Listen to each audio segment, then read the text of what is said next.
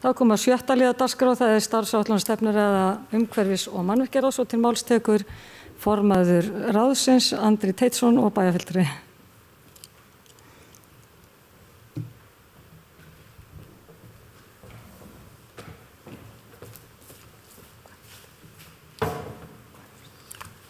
Forseti, ágætu bæjarfulltrúar.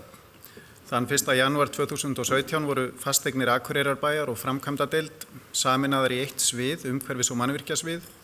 Sviðinu skipt upp í 4 deildir, það eru nýframkvæmdir, viðhald mannvirkja, umhverfismál og sorphirða saman og loks slökkvilið og brunavarnir. Á sviðinu í heild eru áætluð stöðugildi 106 manns, sami fjöldi og 2018. Þó hafa orðið breytingar á milli deilda sviðsins þar sem fjölgun á skrifstofu umhverfis- og mannvirkjasviðs og hjá slökkviliði en fækkun hjá umhverfismiðstöð á móti. Stöðugildin skiptast þannig að 33 eru hjá umhverfismiðstöð, 18 hjá strætisvögnum og ferliþjónustu, 28 hjá slökkviliði, 22,5 hjá skrifstofu umhverfis- og mannvirkjasviðs, 3 í Listigarði og 1 hjá leiguíbúðum Akureyrarbæjar. Deildirnar. Nýframkvæmdadeildin heldur utan öll verkefni sem snúa að nýframkvæmdum sem eru eignfærð. Viðhaldsdeildin heldur utan allt viðhald mannvirkja, gatna og stíga sem Akureyrarbær á og hefur í sinni umsjá. Umhverfisdeildin heldur utan öll umhverfismál og rekstur af ýmsum toga sem og sorphirðu og sorpeyðingu, dýrahald, listigarðin og fleiri verkefni. Slökkvilið, undir það fellur slökkvistarf, björgunarstarf, eldvarnir, sjúkraflutningar og almannavarnir. Svo stoðþjónusta sem vinnur þvert á deildir. Það eru rekstrardeild, hönnun og mælingar og umhverfismiðstöð. Rekstrardeildin heldur utan allt bókhald og rekstur sviðsins, starfsmannamál, fundi, umhverfis- og mannvirkjaráðs, skjalamál, samningagerð, yfirumsjón með útboðum, samræmir vinnu milli deilda, sér samskipti við bæjarbúa og notendur ásamt fleiri verkefnum. Hönnun og mælingar eru grunnverkefni hönnunardeildar. Stór þáttur í starfi deildarinnar að halda utan umferðarljósin, umferðarteljara og verkefni þeim tengd. Deildin útbýr og viðheldur kort og kortagrunni bæjarins ásamt svokölluðum mæliblöðum. Umhverfismiðstöð sér umhirðu bæjarlandsins en þá átt við götur og gangstéttir, garða og opin svæði. Meðal verkefna hreinsun, snjómokstur og hálkuvarnir, auk viðhalds og minniháttar nýframkvæmda og ýmissa tilfallandi verkefna vegna þjónustu við bæjarbúa, stofnanir og fyrirtæki bæjarins. Rekstur strætisvagna Akureyrar heyrir einnig undir umhverfismiðstöð með ferliþjónustunni og rekur áhaldahús með öllum tækjum sem bærinn á og notuð eru af umhverfismiðstöðinni. Þá slökkviliðið. Slökkvilið Akureyrar rekur eldvarnaeftirlit, slökkvilið og björgunarþjónustu samkvæmt lögum brunamál. Starfsvæði nær yfir 4 sveitarfélög, það Akureyrarbæ, þar með talið Hrísey og Grímsey, Eyjafjarðarsveit, Hörgársveit og Svalbarðsstrandarhrepp. Rekstur slökkviliðs utan Akureyrar byggir á samningum við sveitarfélögin 3 og formlegt samstarf við slökkvilið Grýtubakkahrepps, slökkvilið Þingeyjarsveitar og Ísafía á Akureyrar flugvelli. Íbúafjöldi á starfsvæðinu rúmlega 20.000 og stærð þess meira en 2.800 ferkílómetrar. Samkvæmt samningi við Sjúkratryggingar Íslands þá sinnir slökkviliðið sjúkraflutningum á landi frá Ljósavaskarði í Þingeyjarsveit, út á Grenivík, upp á miðja Öxnadalsheiði og að Fagraskógi. Nú eftir opnun Vaðlaheiðarganga munu sjúkrabílar frá slökkviliði Akureyrar verða kallaðir til í auknum mæli í bráðatilfellum austur í Kinn, Bárðardal og jafnvel Reykjadal. Að auki sinnir slökkviliðið flutningi sjúklinga frá sjúkrahúsinu á Akureyri, austur á Egilsstaði og vestur á Hvammstanga. Á ársgrundvelli gert ráð fyrir 2600 sjúkraflutningum á landi. Í samstarfi við Mýflug þá sendir slökkviliðið sjúkraflutningamenn í öll sjúkraflug. Stöðug aukning hefur orðið í fjölda sjúkrafluga og þau voru 806 talsins árið 2018 og með 882 sjúklinga. Það að segja að það eru rúmlega 2 flug á dag að jafnaði allt árið. Stærsta einstaka fjárfesting sem við stöndum frammi fyrir hjá slökkviliðinu endurnýjun á körfubíl. Núverandi bíll 32 ára gamall. Það hefur verið reynt að finna nothæfan uppgerðan bíl, ekki of gamlan, og eru 50 milljónir á áætlun. En slíkir bílar reynast ekki fáanlegir. því virðist nú ekkert annað til ráða en að kaupa nýjan bíl. Helst horft til að fá stigabíl sem fljótari að athafna sig heldur en bómubíl.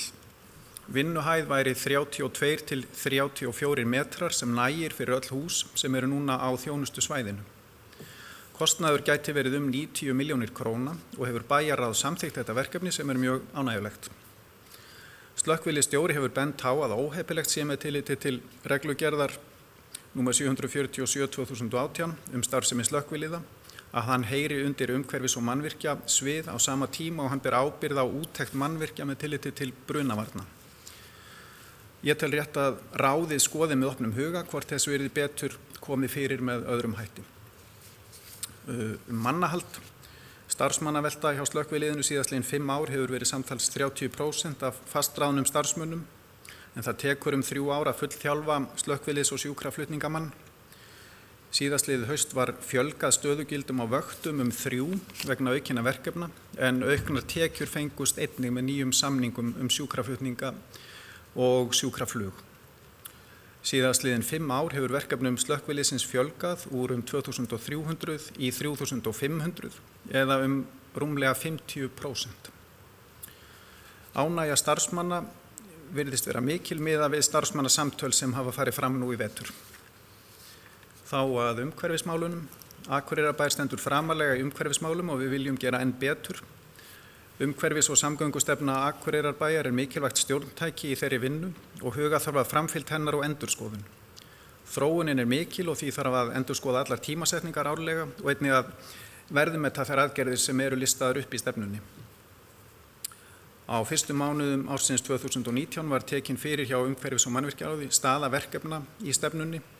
Nokkrum telst lokið á meðan áherslu í öðrum verkefnum eða ábyrgðar aðila verður breytt og endurskoðuð stefna verður væntanlega tilbúin til kynningar í öðrum ráðum núna á næstu vikum. Akureyrarbær vinnur að því að innsigla samkomulag við Vistorku margvíslegt samstarf í umhverfismálum, meðal annars fræðslu og hvatningu. Við endurnýjun ökutækja hjá Akureyrarbæ stefnt að því að aðeins skuli keypt ökutæki sem geta gengið á hreinum innlendum orkugjöfum. Í raunveruleikanum lendum við í því að það eins sem komið lítið framboð af notuðum hreinorkubílum. Þannig að valið stendur kannski notaðan bensínbíl á 1 milljón eða nýjan rafbíl á 4 milljónir. Þetta kom til dæmis upp hjá slökkviliðinu og þá úrvöndu að ráða. Nú á dögunum tókum við hins vegar á móti 3. strætisvagninum sem gengur fyrir metani úr heimabyggð og til að efla almenningssamgöngur og auka þjónustu við bæjarbúa strætisvagnar á Akureyri gjaldfrjálsir. Til að hækka enn frekar hlutfall bifreiða sem ganga fyrir vistvænum orkugjöfum hefur Akureyrarbær skilgreint svokölluð græn bílastæði í bænum. Þau hugsuð fyrir bíla sem uppfylla kröfur vistvæna orkugjafa og auðkenndir sem slíkir. Óhætt að segja sú stefna sem við settum okkur að sveitarfélagi væri í forystu á landsvísu í sorp- og úrgangsmálum miði vel áfram. Eitt af markmiðum umhverfis- og samgöngustefnunar að auka vitund íbúa verðmæti hluta og þau verðmæti sem geta leynst í úrgangi. Á síðasta ári var framlengdur samningur við gámaþjónustuna til 4 ára með möguleika á uppsögn eftir 2 ár. Og síðasta haust var skipaður hópur framtíðarsýn í sorpmálum Akureyrarbæjar og miðar vinnu hans ágætlega. Það hins vegar einnig í gangi á vegum Eyþings og SSNVAF svipuð vinna og standa vonir okkar til að það takist að skapa sameiginlega framtíðarsýn á Norðurlandi metnaðarfullar lausnir í sorp- og endurvinnslumálum. Svifryksmælir sem keyptur var með Umhverfisstofnun var fluttur í Strandgötu í upphafi síðasta árs og upplýsingar svifryk í andrúmslofti aðgengilegar á rauntíma í hverju sinni á heimasíðu bæjarins. Starfshópur til að skipuleggja aðgerðir til að draga úr svifryksmengun á Akureyri kom saman í fyrsta sinn í nóvember síðastliðnum. Í hópnum aðilar frá Akureyrarbæ, Heilbrigðiseftirliti Norðurlands, Eystra og Vegagerðinni. Svifryk hefur nokkrum sinnum að undanförnu farið yfir heilsuverndarmörk sem við teljum óviðunandi. Það virðist óhjákvæmilegt að auka áróður gegn nagladekkjum, nota betri og harðari hálkuvarnarefni, þvo göturnar betur og oftar. Og kannski þarf Akureyrarbær sjálfur að eignast meiri tækjabúnað til þess. Loks spurning hvort við ættum að huga því að nota sterkara malbygg eða jafnvel steypu á umferðargötur nálægt miðbænum. Í nóvember 2017 gaf umhverfis- og auðlindaráðuneytið út skýrslu sem ber heitið Hreint loft til framtíðar, áætlun loftgæði á Íslandi 2018 til 2029. Í kafla aðgerðaráætlun í loftgæðamálum kemur fram að fyrsta markmið sé að fækka árlegum ótímabærum dauðsföllum af völdum loftmengunar úr 80 árið 2013 í færri en 5 fyrir árið 2029. 80 ótímabær dauðsföll á ári vegna loftmengunar. Maður kippist við, maður heyrir svoleiðis tölur á Íslandi. Umhverfisátak var unnið síðasta vor í samstarfi umhverfis- og mannvirkjasviðs og heilbrigðiseftirlits Norðurlands. Iðnaðarhverfin voru sérstaklega tekin fyrir sem og einnig voru svokallaðir plokkhópar duglegir að tína rusl og fengu frá bænum bæði poka og hanska. Bærinn sá að sækja ruslið og farga því. Gert var stór átaki að fjarlægja númerslausar bifreiðar sem stóðu hér og þar í bæjarlandinu, en mikið af bifreiðum í misjöfnu ástandi var að finna, sér í lagi inn í iðnaðarhverfum. Á tímabilinu maí og fram í byrjun nóvember var límt á og síðan dregnar í geymsluport að undangengnum fresti 75 bifreiðar í bæjarlandinu. Það var í heildina límdin miðar á yfir 300 bifreiðar á tæki. Árleg hreinsunarvika var í maí og voru hesthúsahverfin hreinsuð í samvinnu við léttismenn líkt og undanfarin ár.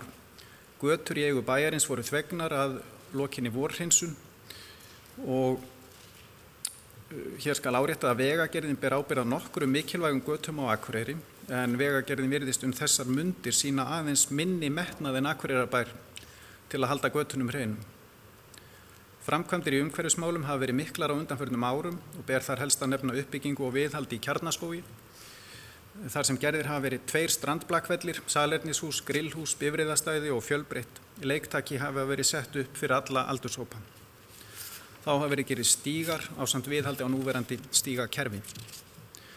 Stemt á að loka tjaldstæðinu við Þórunnarstræti eftir sumarið 2020, enda aðstaða þar mjög takmörkuð.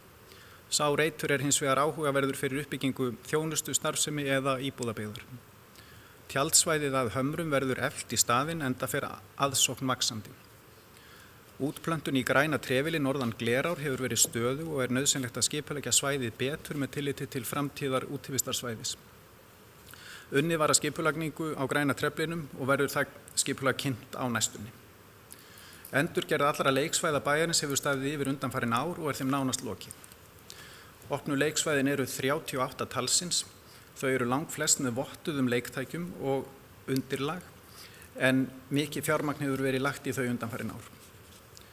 Vöktun á fuglalífi í Krossanesborgum hefur verið framkvæmd á 5 ára fresti og vöktun á fuglalífi í Naustaflóa á 2 ára fresti. Báðar voru gerðar 2018. Hverfisráðin í Hrísey og Grímsey fá í ár 15 milljónir eftir á að taka ákvörðun ráðstöfun í samráði við hverfisráðin. Síðust ár hefur verið unnið að mörgum verkefnum í Lystigarðinum. Síðasta sumar var núverandi lækur þéttur, auk þess sem unnið var að ýmsum viðhaldsverkefnum. Rekstur Kjarnaskógar, Naustaborga og Eyrarlandsháls í höndum Skógræktarfélags Eyfirðinga. Miklar framkvæmdir hafa verið í skóginum og hafa starfsmenn félagsins unnið við þær ásamt verktökum og starfsmönnum Akureyrarbæjar. Núverandi samningur við Skógræktarfélagið rennur út í lok þessa árs og unnið að nýjum samningi. Alheimshreinsunardagurinn fór fram í fyrsta sinn á Íslandi 15. september síðastliðinn og það talið að 17 milljónir manna í 158 löndum hafi tekið þátt. Akureyrarbær tók þátt í Evrópsku nýtnivikunni í fyrsta sinn síðasta haust með fjölbreyttri og skemmtilegri dagskrá. Eitt af stóru umhverfisvænu verkefnum Akureyrarbæjar Molta sem stofnuð var árið 2007. Molta tekur við lífrænum úrgangi og framleiðir jarðvegsbæti með miklum umhverfis ávinningi. Í dag fæst Moltan endurgjaldslaust og hvet ég íbúa til að nýta sér það. Vistorka tók til starfa árið 2015 og eitt af þeim verkefnum sem við erum virkilega stolt af. Markmið Vistorku að halda utan öll þau umhverfisvænu verkefni sem eru í gangi, meðal annars stuðla að framleiðslu umhverfisvæns eldsneytis með sjálfbærri nýtingu hráefnis sem fellur til á svæðinu. Auk þess kannar félagið möguleika á nýtingu á þeim hliðarafurðum sem framleiðslunni tengjast og með hvaða hætti nýting og samspil þeirra getur stutt við markmiðið. Í desember 2016 skrifaði bæjarstjóri undir yfirlýsingu sem ber heitið Compact of Mayors að ræða sameiginlega yfirlýsingu borgarstjóra heim allan vilja sinn til að draga úr losun gróðurhúsalofttegunda, birta tölulegar upplýsingar frammistöðu viðkomandi borga í loftslagsmálum og setja markmið enn betri frammistöðu. Niðurstöður vegna ársins 2018 voru kynntar í umhverfis- og mannvirkjaráði fyrr í vetur. Á síðasta ári voru gerðar skoðanakannanir ýmsa þjónustu sviðsins eins og leiðakerfi SVFA, sorphreinsun, snjómokstur og hálkuvarnir, hreinsun gatna og svifryksmengun. Saman dregið má segja íbúar séu nokkuð sáttir við það þjónustu sem bærinn býður upp á. Þá er komin að viðhaldsmálum. Viðhaldsáætlun 2019 hjá umhverfis- og mannvirkjaráði gerir ráð fyrir 380 milljónum í viðhald á árinu. Það er sama fjárhæð á 2018 en það ár endaði þessi liður í 430 milljónum og 436 árið á undan. Þetta fjármagn er í lægra lagi miðað við umfang og aldur og ástand eigna en þess ber þó að geta að fleiri verkefni sem eru í raun viðhald bætast við þetta en lenda á öðrum liðum í bókhaldinu. Þannig til dæmis með Glerárskóla eins og ég kem að síðar í kaflanum nýframkvæmdir. Fastur og ófyrirsíður kostnaður í viðhaldi fasteigna er 50% af áætluðu fjármagni til viðhalds.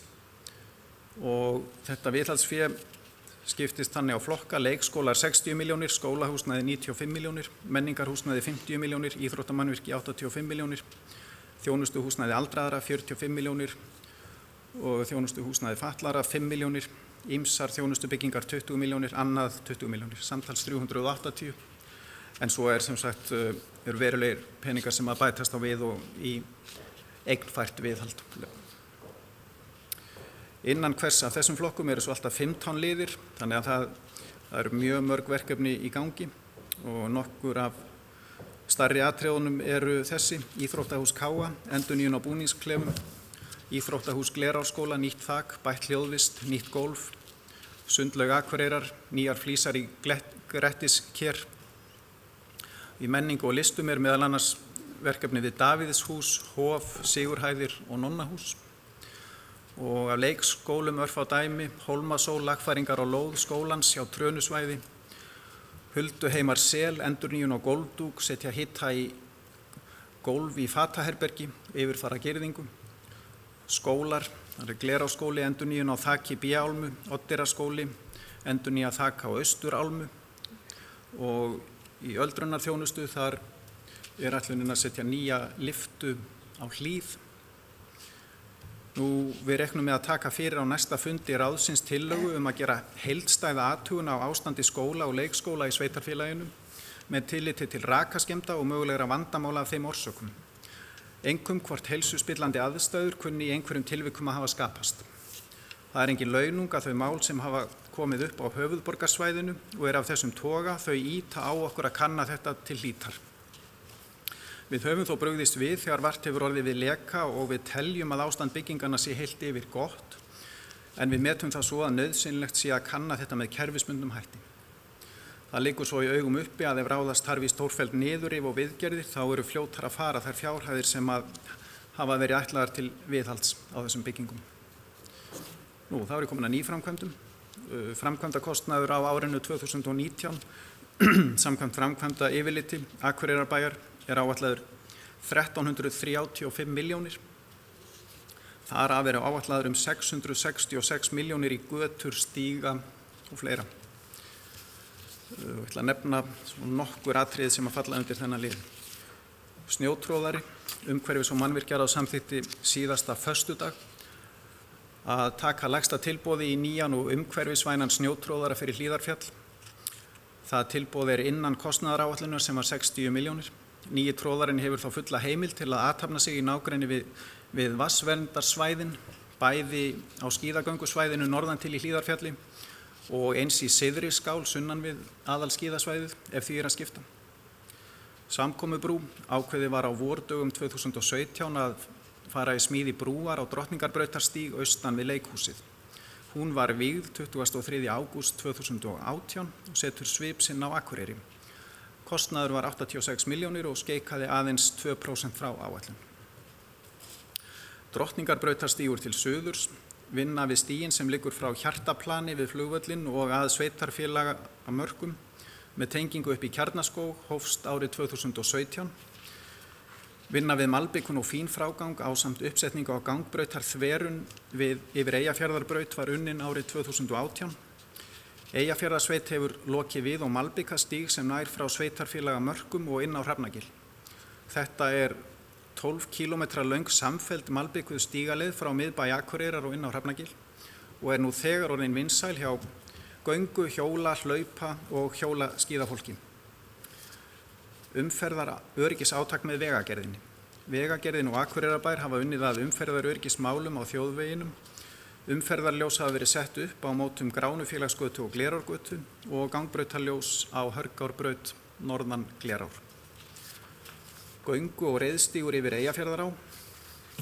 Isavia vinnur nú að því að setja upp nýjan aðflugsbúnað við Akureyrarflugvöll sem mun vonandi auka öryggi og glæða áhuga á millilandaflugi til og frá Akureyrar.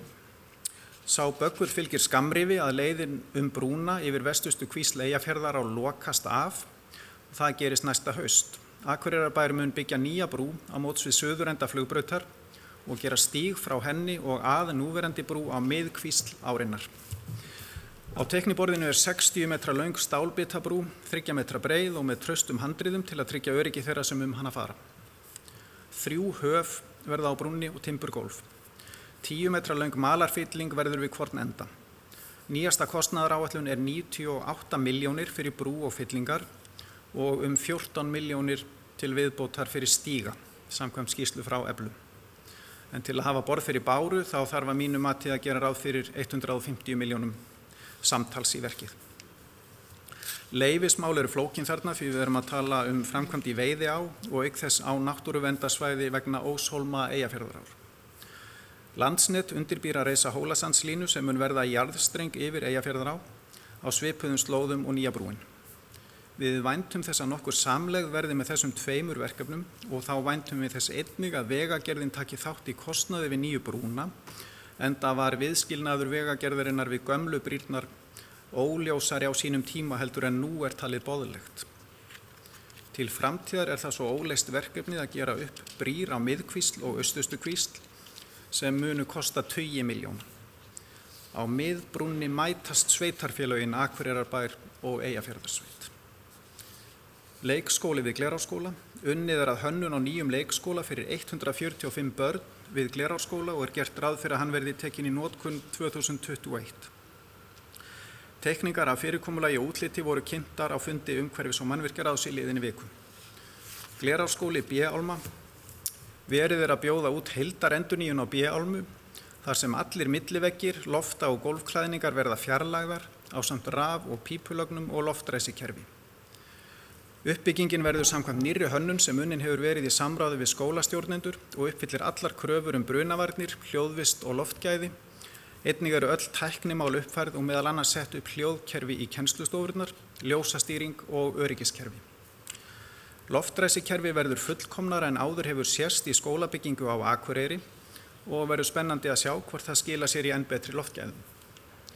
Endurnýja þarf jafnframt þakklæðningar, þakrennur og einangurinn á þaki á sama tíma en leki hefur verið viðvarandi frá þaki.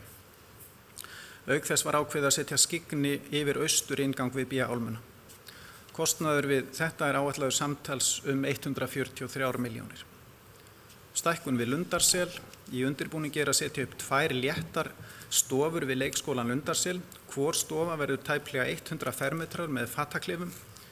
Þær munu rúma samtals alltaf 45 börn. Jafnframt á að bæta í leiðinni eldhús og starfsmanna aðstöðu. Markmiðið er að taka þetta í notkun strax næsta haust. Kostnaðaráætlun er 120 milljónir. Og ég tel rétt að nefna að það var ekki samstaða þessa lausn í umhverfis- og mannvirkjaráði sem er óvenjulegt því að í langflestum málum sem koma inn á borð ráðsins hefur náðst góð samstaða í kjölfar málefnalegrar umræðu.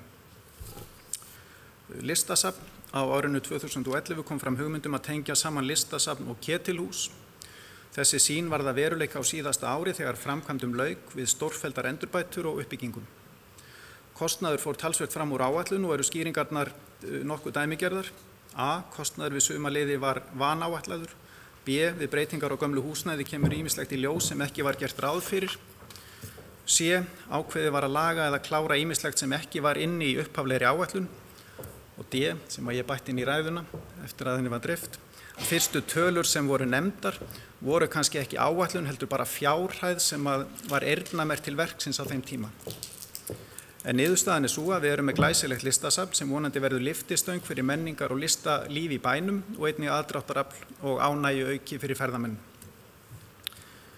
Nökkvi þjónustuhús, uppbyggingarsamningur var gerður á milli Akureyrarbæjar og Siglingaklúbbsins Nökkva árið 2014. Samningurinn tók til uppbyggingar og framkvæmda á félagsvæði Nökkva við Drottningarbraut á Akureyri og gerði ráð fyrir einföldu bátaskýli. Fjárhæð samningsins var 75 milljónir og hefur verið keyptur ýmis búnaður til Nökkva á grundvelli hans. Ákveðið var svo að stefna á að byggja veglegra hús enda ljóst að þetta hús verður mjög áberandi í bæjarmyndinni. Þá núna komið á daginn að undirbúningur lóðarinnar til að hindra sig muni kosta 20 milljóna króna.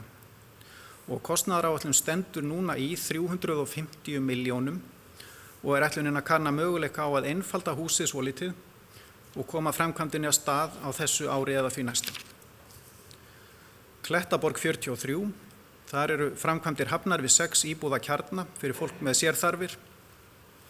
Jarðvegsframkvæmdum og færslu lagna lokið og nú á dögunum voru opnuð tilboð í smíði hússins. Þau voru mjög nálægt kostnaðaráætlun. Lægstbjóðandi sagði sig frá verkinu, næst lægsta boð frá BB byggingum að fjárhæð 235 milljónir og verður tilboði hans tekið. Þá hef ég lokið að fara yfir þetta, hraða yfirferð, stikla á stóru. Takk fyrir. Það er bæjarfulltrúi Andri Teitsson lokið málsins, næstektum máls bæjarfulltrúi Sóley Björk Stefánsdóttir.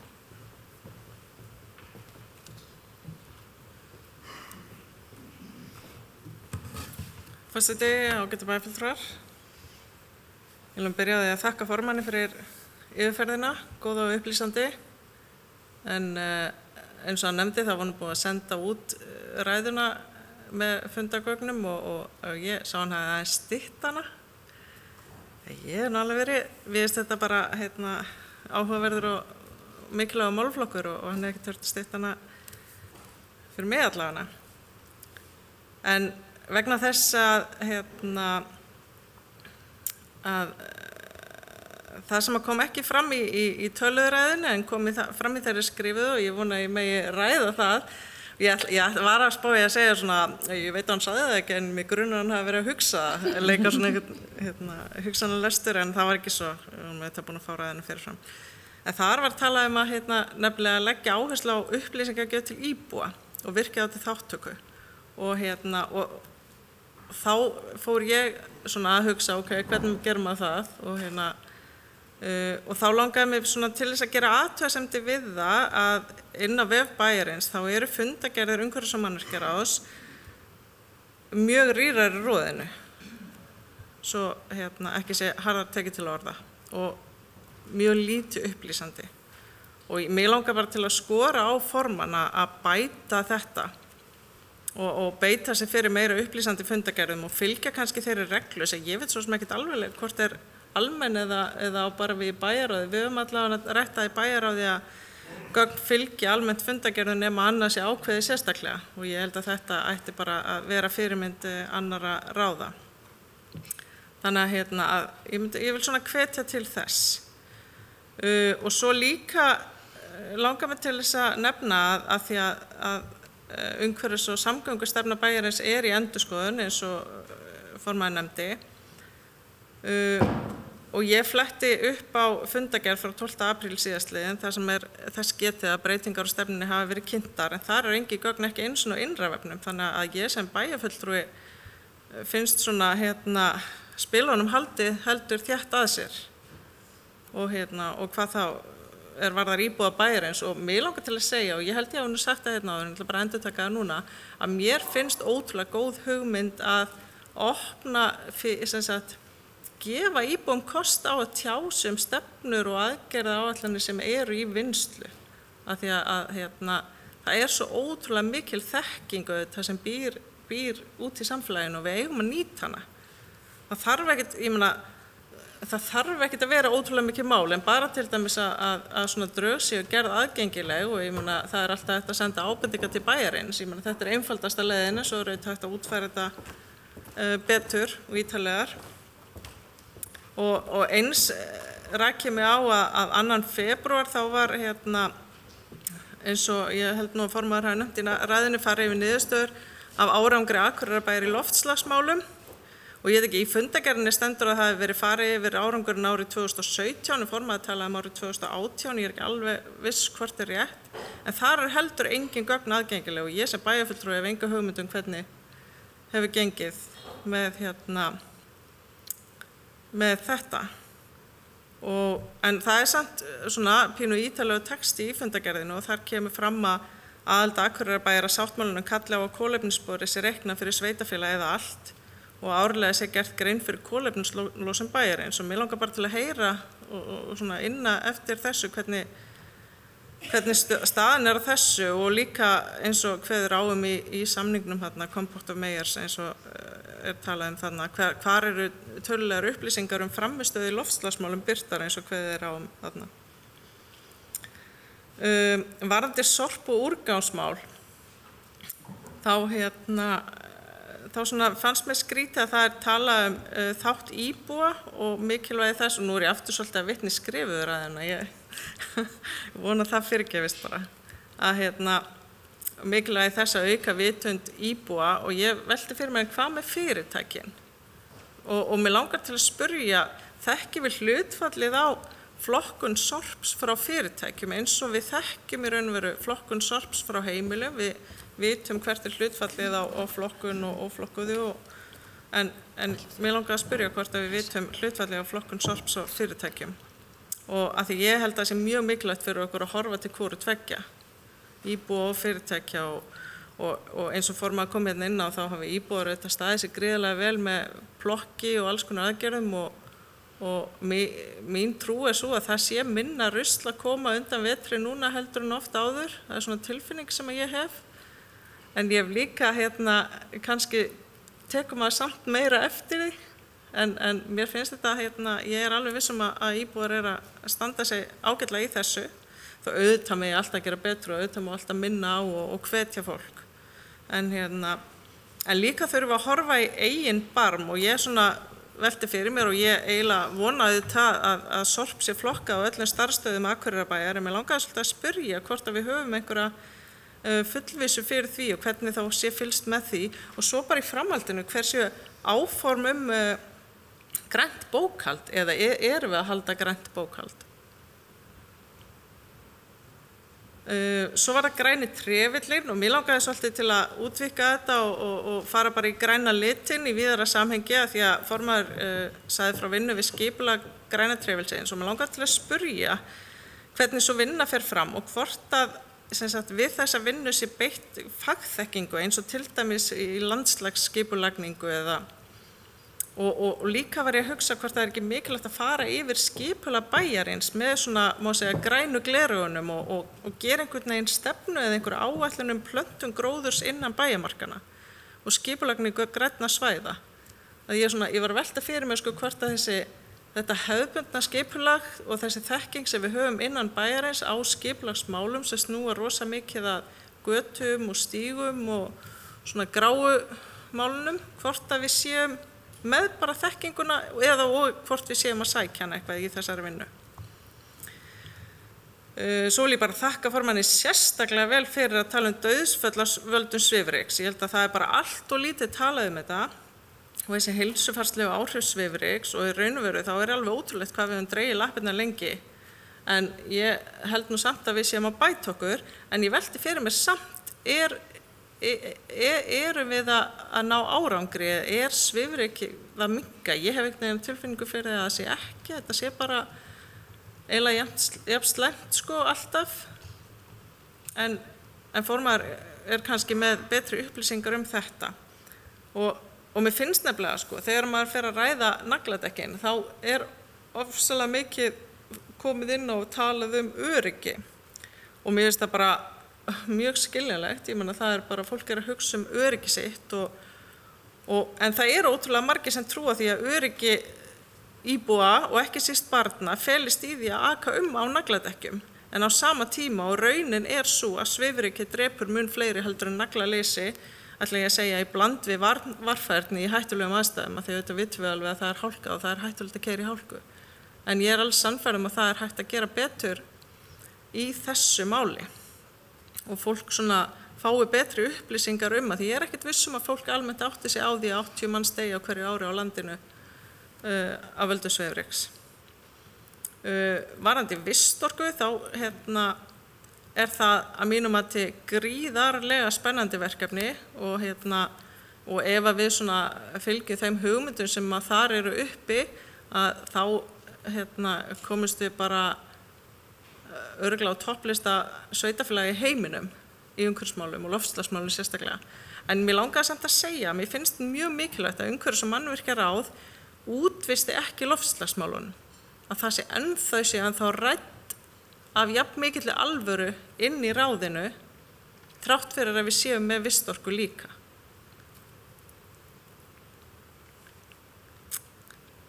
Þetta skrifa þetta allt niður.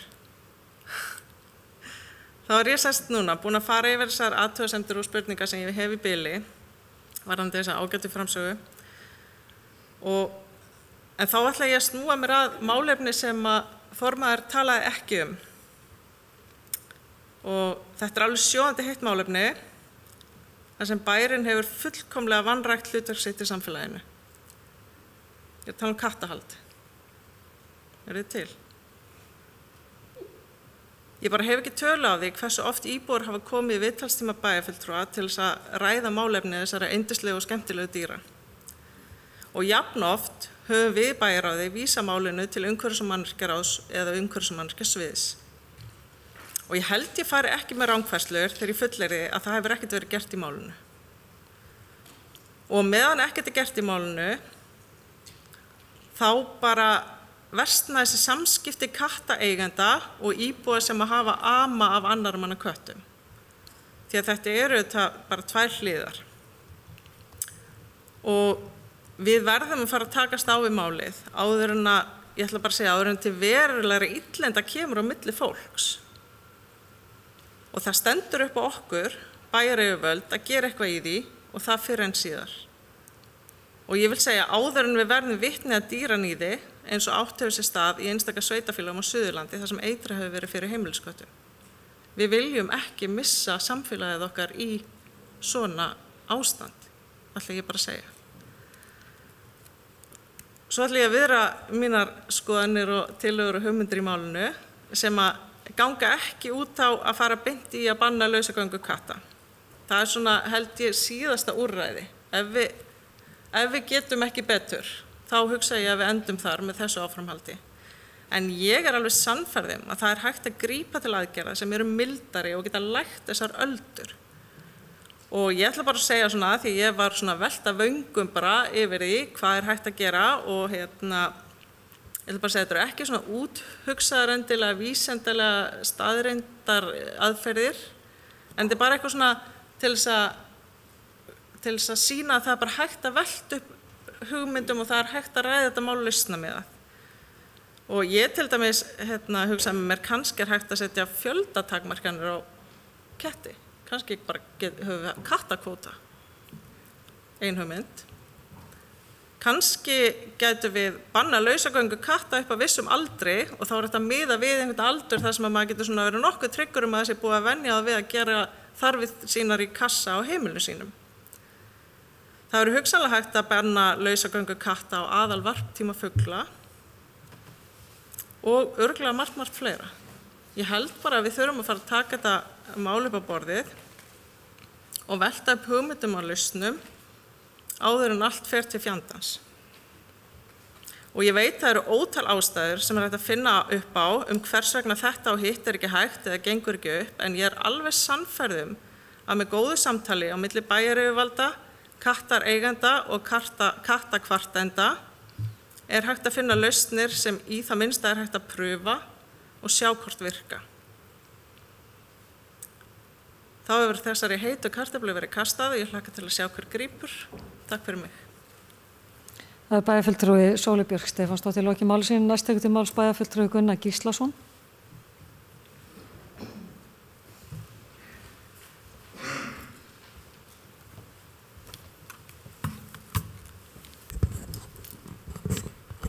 Forseti ágætu bæjarfulltrúar.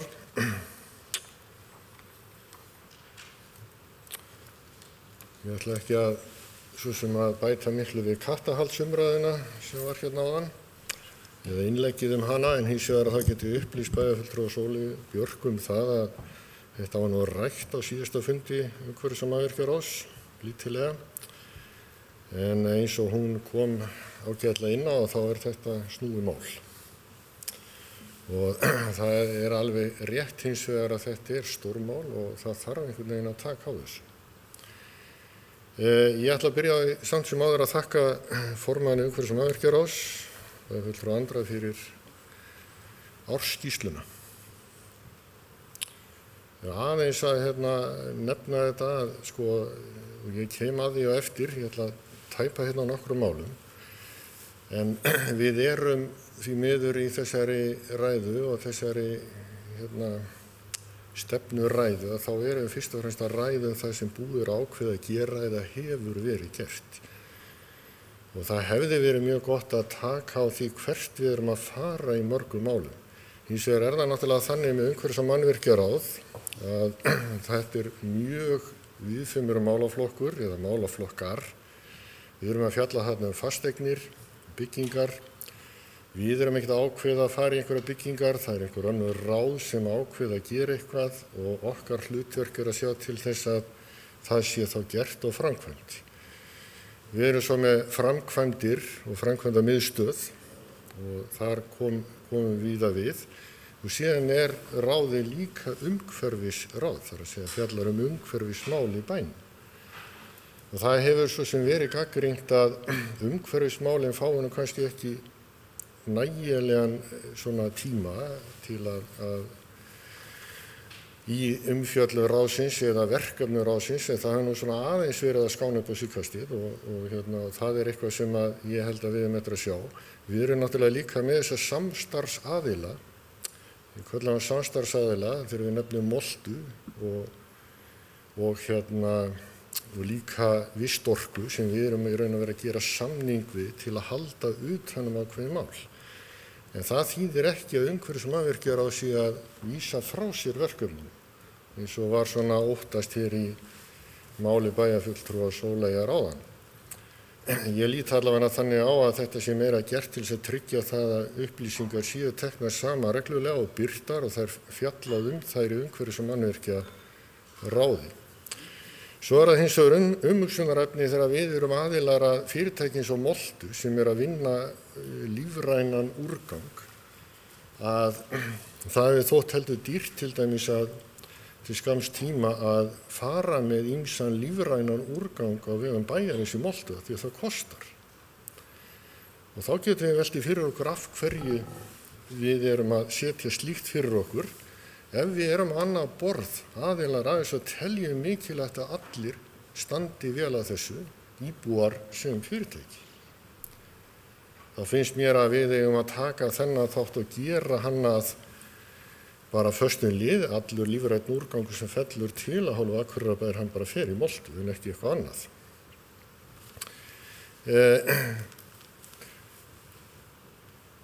Síðan það náttúrulega með svifryksmálin og kannski þessi mál sem að snúa helsu íbúana hérna. Við erum á þeim stað núna, virðist vera, miðað við það veðurlag sem verið hefur.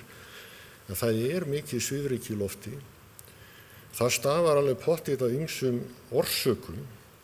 En þegar maður að gangi í svona vind eins og í dag, að þá rýkur rykið upp hér af plönum og götum og allstaðar.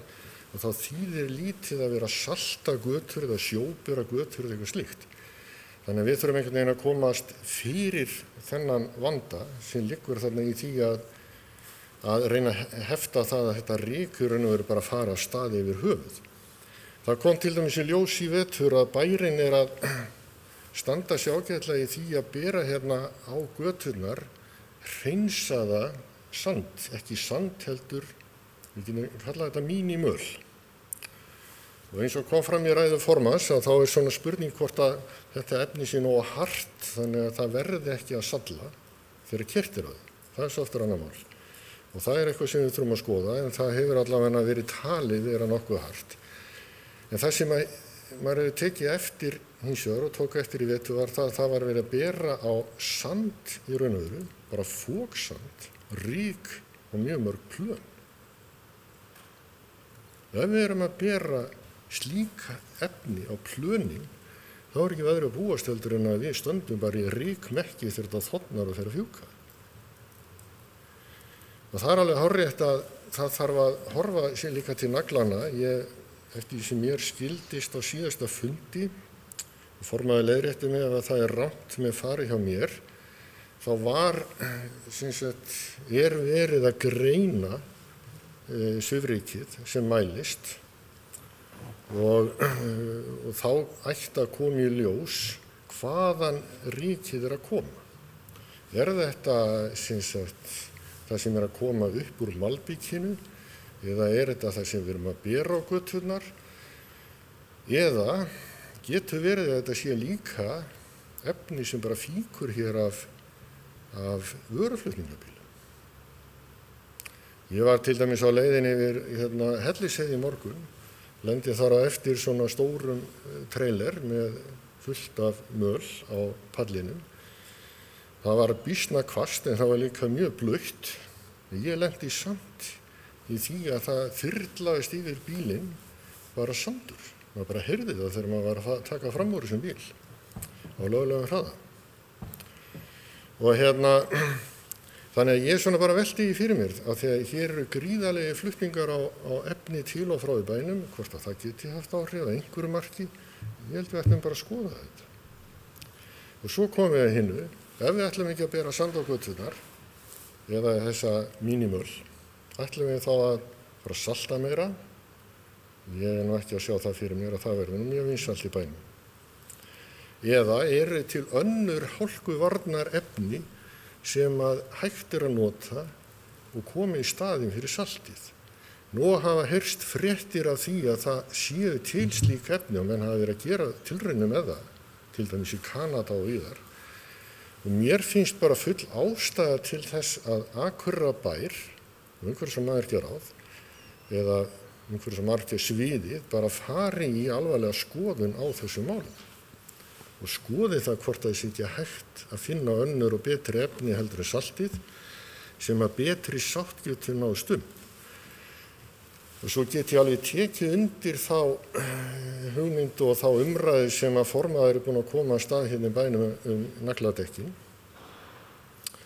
Ég ekki sjálfur nagladekkjum og auðvitað þarf maður að gæta sín, en ég veit að það eru margir sem treysta sér ekki til annars en að vera á nagladekkjum og allt í lagi.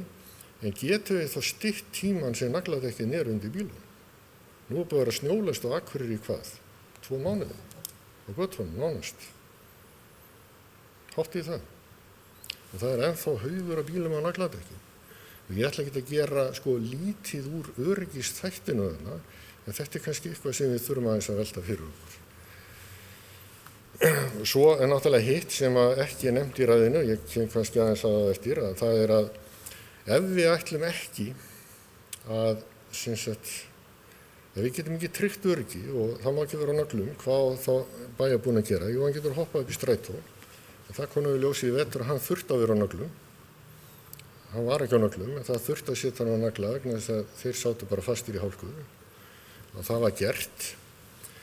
Og en þá þurfum við líka að veltaði fyrir okkur hvort að þetta kerfi okkar að þjóna þeim tilgangi að geta mætt aukinni notkun og hvort það hvetur til aukinna notkunar á almenningssamgöngum í bænum. Ég alveg harður á því að svo ekki. Það náttúrulega, svo við snúum við svo aftur að umhverfis- og mannvirkjasviðinu sjálfu, það hefur verið heilmikil ég geti sagt, það búið að vera mjög mikið rót vegna endurskipulagningar á sviðinu eftir sameiningar og það hefur tekið sinn toll, það alveg að hreinu. Hins vegar eru margir þættir þar sem að lagast. Einn af þeim sem má batna betur og verulega það sem að bæjarfulltrúi Sóley kom hérna inn á áðan og snýra fundagerðum, aðgengi og upplýsingum. Þetta hefur rætt ítrekað á fundum en það hefur nú ekki mikið gerst. Ég tel að það þurfa að vera miklu annarkvort þurfa bókanir að vera ítarlegri eða þá inngangurinn ítarlegri og bókunin þá í samræmi við það. Og það bara allt í hið góða. Þetta hefur þýtt það að hefur búið að flytja fólk dálítið mikið á milli svona lykla í kerfinu og menn telja þarna að það dálítið erfitt að átta sig á því hvort að við erum að tala fjölgun starfa eða ekki. Það nú kannski ekki mikið allavega í heildina nema þá hjá slökkviliðinu. Þar hefur stöðugildum fjölgað en þeirri fjölgun hefur verið mætt og hún tilkomin vegna aukina verkefna sem aðri greiða fyrir. Þannig að það í sjálfu sér bara eðlilegt. Aðeins að nýframkvæmdunum. Nú að svona koma mynd á leikskólan við Glerárskóla. Það svo sem deiliskipulagsbreytingin ekki komin í gegn vegna þeirra staðsetningar sem ákveðið var að taka eftir því sem ég best veit og við myndum að sjá hvernig það fer. Það hafi verið svona óánægja með aðkoma leikskólanum. Leikskólinn að taka á sig ákveðna mynd þarna. Það hefur kannski ekki verið hægt að leysa öll þau verkefni sem tilstóð að leysa vegna ýmissa ástæðna. En þarna náttúrulega stór og mikil bygging að fæðast og ekki á ódýrtæginu, það nú alveg á hreinu en vonandi þjónar sínum tilgangi. En það sem mig langar bara minna á það að það ekki gert ráð fyrir því miðað við það sem kom fram á fundum daginn að það verði hafin bygging á leikskólanum á þessu ári. Þá dregst það yfir á næsta og þá spurningin nú að opna leikskólan 2021 og þennan leikskóla átti að opna 2018 eða 19 upphaflega, ef ég man það rétt. Og þetta í raun vinnubrögð sem koma umhverfis- og mannvirkja sviðinu og ráðinu kannski ekki beint við. Þetta náttúrulega pólitísk ábyrgð hvernig þetta gengur fyrir sig. Og þarna þurfum við aðeins að velta fyrir okkur stefnumörkum bæjarstjórnar og þá meiri hlutans í sjálfu sér. Vegna þess að nú stendur til að fara að bæta við lausum stofum við Lundarsel. Þá kemur upp krafa það að stækka stofurnar. Það kemur upp krafa að gera ákveðnar breytingar hér og þar til að geta gert þetta og haldið þannig áfram. Nú hefur það legið fyrir alveg frá því að ákvörðun var tekin að byggja leikskóla við Lundarsel, við Glerárskóla og færa Pálmholt, starfsemi Pálmholts þangað að næstu leyti, að það yrði að koma einhver framtíðarlausn í Lundarhverfi. Það alltaf legið fyrir. Og mér finnst það sorglegt, ég búinn að segja það hérna í þessum ræðustól áður, mér finnst það sorglegt að horfa upp á það og það sé verið að fara í þessa framkvæmd núna sem raun og veru neyðarbrauð, ég ætla bara að orða það þannig, þetta bara neyðarbrauð vegna þess að það hefur ekki verið sýnt svo framsýni sem þarf og stefnufesta að koma þessu málum í lag. Þarna verður að rísa hvort nýr leikskóli á einhverju tímapunkti. Og halda því fram að það sé ekki fjármuni fyrir þessari framkvæmd, þá segi ég, þá bara forgangsröðum við öðruvísi. Og við erum náttúrulega að fara núna vegna þess að það neyðarbrauð í brú yfir Eyjafjarðará sem mun kosta einhvers á bílinu 110, 20, 30 milljónir í heildina. Hvort sem við fáum einhverja aðkomu að því frá öðrum, það veit ég ekkert en ég meina við stökkum bara það eins og ekkert síðan. Við erum að fara í framkvæmdir þarna við þennan leikskóla upp á, ég ætla að segja 150 til 200 milljónir þegar upp eru staðið. Ég ætla bara að nefna þær tölur og ég þá bara get hárn að höfði mínu ef að það stenst ekki. Ég veit það. Og en málið það að mér finnst þið vera að kasta fjármunum þarna á vissanhátt á glæ. Við hefðum geta gert þetta mun skipulagar og betur. Og það kannski þetta sem mér finnst vanta í ræðu formanns hérna áðan, hvaða sýn höfum við á þessi mál. Ég veit að það er raun og veru ekki framkvæmda aðilans að hafa þessi sýn, það ætti að vera þá fræðsluráðs að hafa sýnina, en samt sem áður, hún ætti að birtast hérna í þessari ræðu, segi ég. Ég er búinn að minnast á brúna sem er bara neyðarbrauð sem við þurfum að stökkva á og gera eitthvað í. Það er Nökkvi þjónustuhúsið. Það er eiginlega sorglegt að það við þurft eitthvað upphlaup til þess að koma því máli aftur á dagskrá. Því að það átt að vera á dagskrá. Og mér langar til að fá upplýsingar um það hjá formanni ef hann hefur þær upplýsingar. Að það var gert ráð fyrir því þegar við þessar teikningu og þessi hönnu var lögð fyrir okkur í umhverfis- og mannvirkjaráði fyrir 1,5 ári síðan, frekar en 2. Allt húsi myndi kosta 235 milljónir eða mann rétt, frekar en 250. Af því að það var við að tala að fara í fyrsta áfanga upp á 120-30 milljónir og svo átt að taka næsta áfanga. Nú er þetta 350 milljónir, erum við þá að tala um það að grunnurinn og fyllingin sem er búið að setja þarna út séu að kosta okkur 100 milljónir. Umfram það sem áætlað var. Og svo legg ég bara áherslu á það að hérna eins og við hefur komið fram og kom fram hérna á bæjarstjórnarfundi unga fólksins að það verði sjósunds aðstæða þarna, ég held að það sé, og við erum flest held ég og mörg hver allavega inn á því.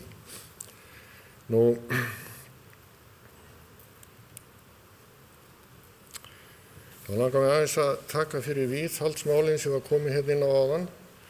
Á þessu ári áætlað einhverja 380 milljónir í viðhald fasteigna og það þar fyrir náttúrulega stærstu hlutinn í viðhald grunnskóla. Við erum átt okkur að því að á síðustu árum að þá hefur þessi upphæð yfirleitt endað í einhverju 430 til 440 milljónum. Og það bara vegna þess að reynslan hefur sýnt okkur það, eða reyndin að það hefur bara viðhaldið orðið að vera meira.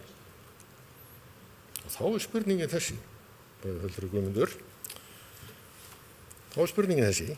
erum við átt okkur á því að við fórum í gríðarlega fjárfestingar á árunum 2000 til 2010-11 og margt af þessu húsnæði er þess vegna að verða núna í dag alltaf 15-20 ára gamalt og það alveg gefið mál að þegar að húsnæði komið á þennan aldur þá það farið að kalla á viðhald.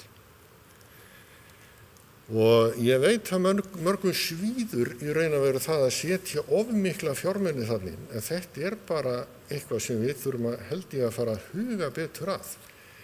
Vegna þess að ég man ekki betur en að það komið fram á síðasta fundi í ráðinu að það stefni í það að þessi upphæð, hún kom ekki til með að duga vegna þeirra verkefna sem bíða. Og þá spurningin ef að þá færa fleiri verkefni sem við erum að gera með Glerárskólann, því það bara viðhald sem við erum að gera þar. Það bara dýrt viðhald. Þannig að það eitthvært. Og ég vil taka undir það með formanni ráðsins, bæjarfulltrúa og andra, að þar verið að skoða leiðir til þess að, og ég vona að það verði að veruleika, að hugsa loftræstinguna í húsinu með öðrum hætti heldur en gert hefur verið. Því að við hefum verið að setja upp mjög stór kerfi sem að þjóna mjög mörgum ólíkum rýmum og þetta hefur bara ekkert virkað og kostar okkur augun úr, bæði í rekstri og stofnkostnaði. Þannig að það svona spurning hvort að þarna þurfi ekki að bregðast í og ég vil bara ítrekka það sem formaðurinn kom inn á áðan að það verður lögð fram tillaga eftir því sem ég best veit um það að fara í athugun á öllu skólahúsnæði Akureyrarbæjar með tilliti til þess hvort þar þurfi að grípa til einhverja aðgerða. Við getum ekki setið hjá og horft fram hjá því að það verið að kvarta undan nokkurum byggingum hérna, skólabyggingum á Akureyri og við þurfum bara að fara í þessa skoðun með hlutlausum aðilum og fá það bara hreint hvort að þetta ekki bara í lagi. Ef þetta ekki í lagi, þá betra að grípa inn í fyrr en seinna. Því ef við fyrir seinna og horfum fram hjá hlutunum, þá náttúrulega kostar þetta augun úr. eins og hefur orðið reynslan í nokkurum sveitarfélögum og ég nefni bara til dæmis Þórshöfn sem dæmi þar sem menn eru að nánast að hreinsa allt út úr húsinu og byggja upp nýtt. Og þar á búið að kvarta undan húsi mjög lengi. Þannig að sko við getum heldur ekki beðið eftir því að fólk hrynji niður í veikindum einhverju slíku og förum þá að bregðast við. Og ég ekki að mála skrattan á veggi ég held bara það sem að formaður innbæjarfulltrúi Andri kom inn á áðan var bara einfaldlega þetta að það verður að skoða þetta til að búa til ákveðin frið þessi mál og við þurfum líka að vera alveg pottþétt á því að við séum að með heilsusamlegt húsnæði fyrir öll þessi börn sem við erum að hýsa stóra hluta dagsins og veturnar og fram á sumar.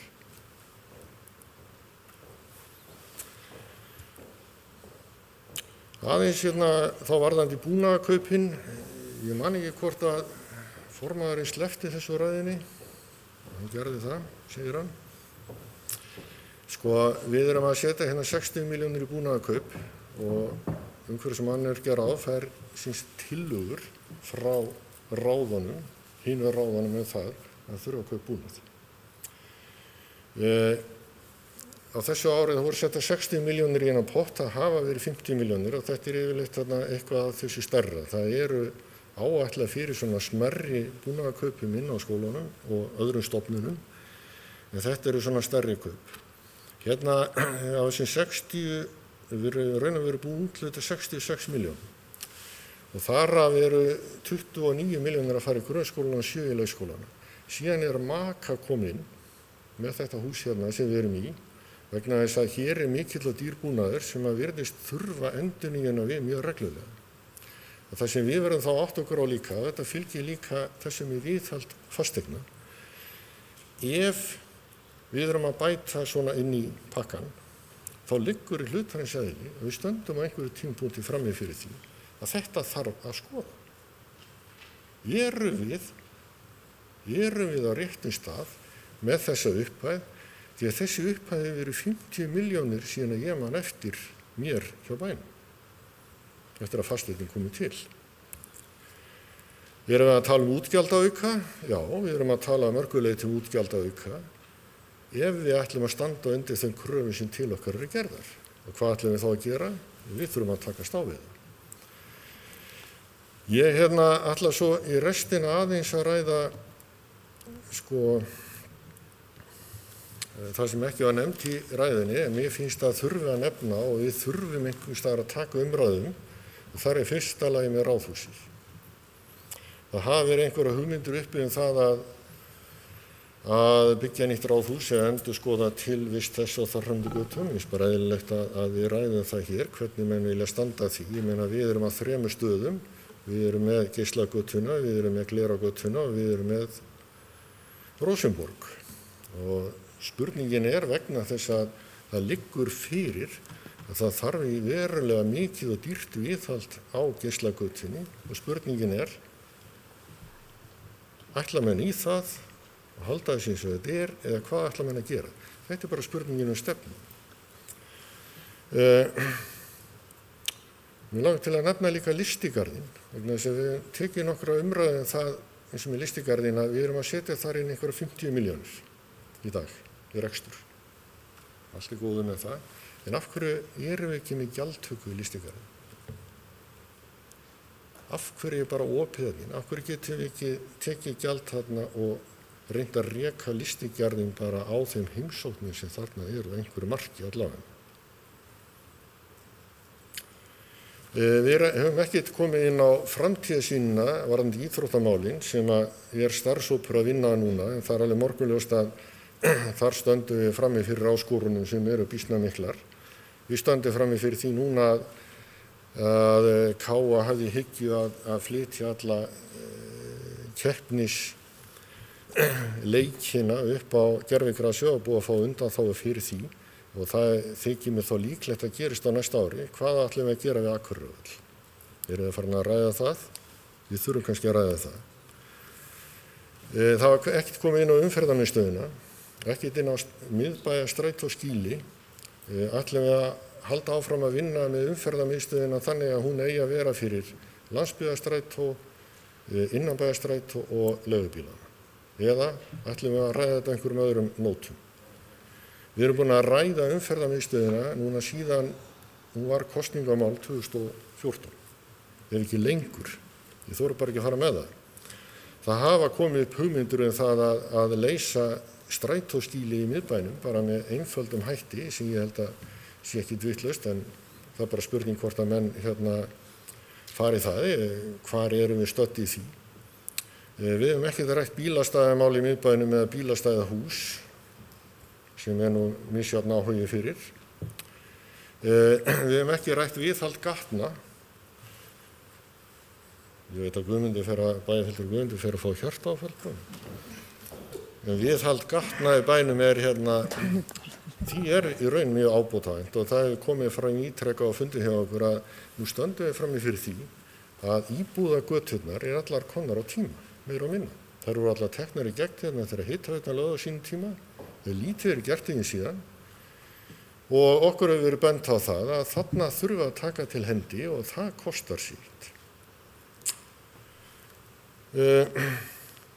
Síðan spurningin þessi, hvaða framtíðarsýn höfum við, og það kannski velferðarás í sjálfu sér, en það eitthvað sem þarf að hugsa gagnvart skipulagi, það þarf að hugsa gagnvart staðsetningum, hvar ætlum við að koma fyrir íbúðum fyrir fatlað.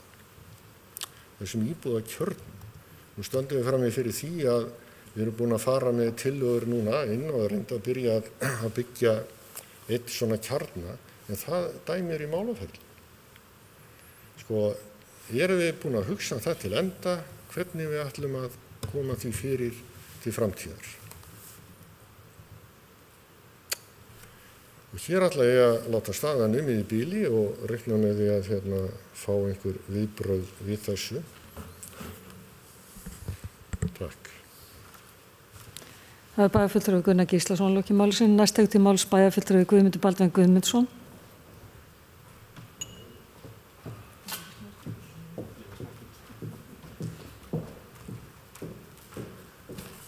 Forseti, ágætu bæjarfulltrúar.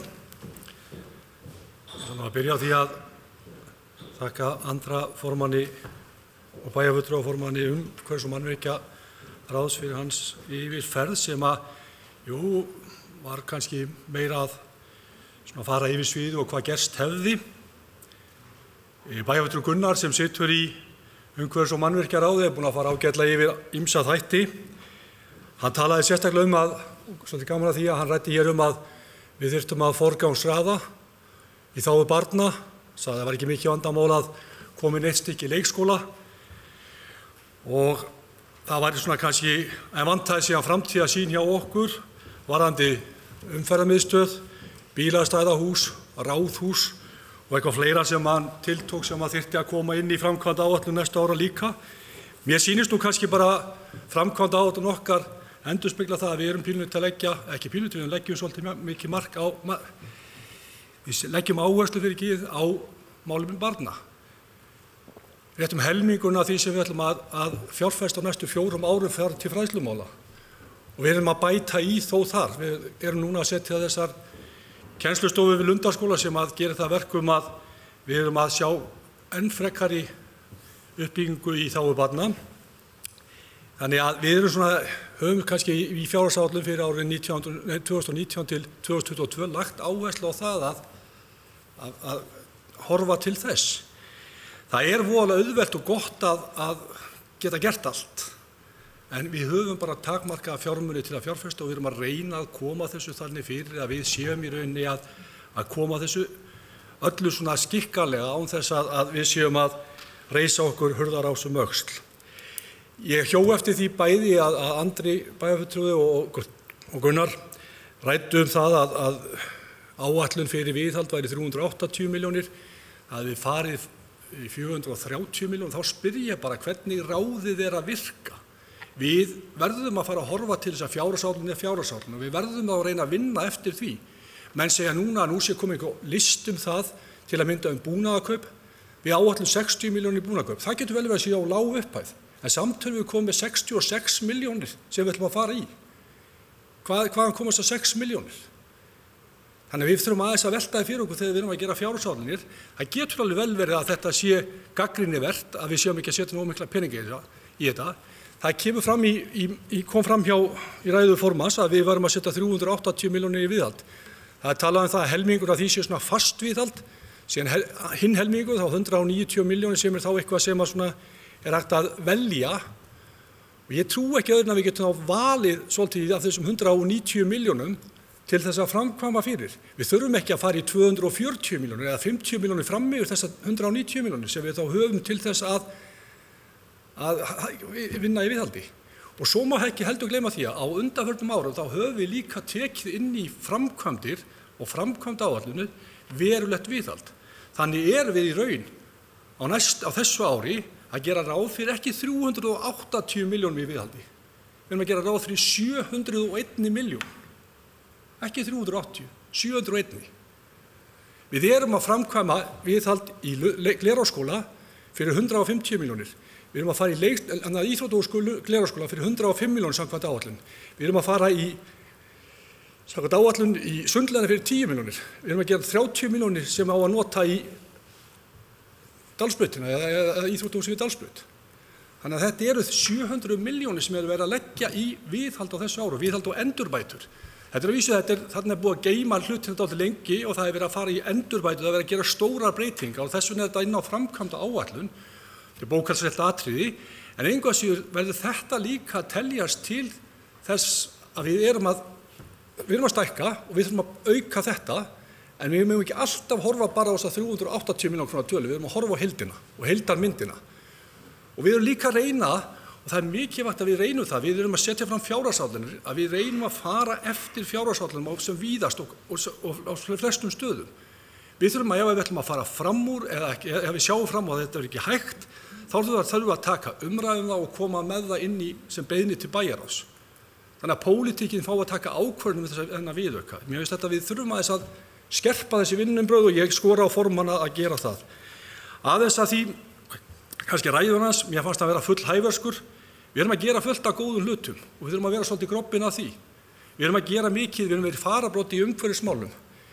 Ég var bara staddur fyrir sunnan daginn á fundi þar sem við erum að tala um að Akureyrarbær er stór og gildandi í þessum málum og sveitarfélög vilja horfa til okkar. Bæði á umhverfisráðstefnunni sem haldið var á vegum sambandsins, þá vorum við með 2 innlegg, annars vegar frá Vistúk og hins vegar frá Ásthildi bæjarstjóra. Þau vöktu bæði athygli þessi innlegg og ekki síður var innlegg Höllu Bjarkar bæjarfulltrúa á heimsmarkmiðaráðstefnu sem að fólk tala og var mjög athyglisvert. Þannig að við höfum sýnt það að við erum í fararbroddi, við erum að gera góða hluti og við erum bara töluvert langt á undan öðrum sveitarfélögum. En við þurfum að halda því og við þurfum að halda áfram að vinna í þessum málum. Þá kem ég líka kannski aðeins að því að mér fannst í ræðu formanns vanta kannski hvað við erum að gera á þessu ári. Það var kannski í skrifuræðinni, ég kannski ekki tekið eftir að hann bætti inn í talamál, en til að mynda, hann talaði um plokkið og hann talaði um umhverfisátaki og hann talaði um samgönguviku og fleira. Við ætlum að gera þetta áfram og við þurfum að blasta þessu svolítið og gera meir úr þessu. Reyna að fá íbúa með okkur og þess vegna datt mér í hug þessi skemmtilega hugmynd af því við erum núna bæjarfulltrúar að fara í bæjarstjórnarviku dagana 13. til 17. maí, að við myndum bara kannski enda á því á laugardeginum eftir bæjarstjórnarviku að bara blása þetta svolítið upp, bæjarstjórn og bara flokkarnir sem standa í bæjarstjórn tækjum sér bara til saman og við bara tækjum plokk á þessum laugardegi. Þetta er auglýst, við myndum reyna að fá fólkið sem í okkar liði til að taka þátt og bæjarbúa. Þannig að þetta er svolítið áberandi og við bara værum öll. Það er ekki bara það að við séum að gera þetta fyrir kosningar, heldur gerum þetta líka eftir kosningar. Það voru öll framboðin í plokki fyrir kosningar. Ég held að það sé mikilvægt að við gerum það líka núna eftir kosningar. Þannig ég legg þetta til og lagði þetta til á formannafundi okkar í meirihlutanum daginn og ég trú á því að forseti bæjarstjórnar sem að skipuleggja þess ágætu bæjarstjórnarviku komið þessu einhvern veginn inn.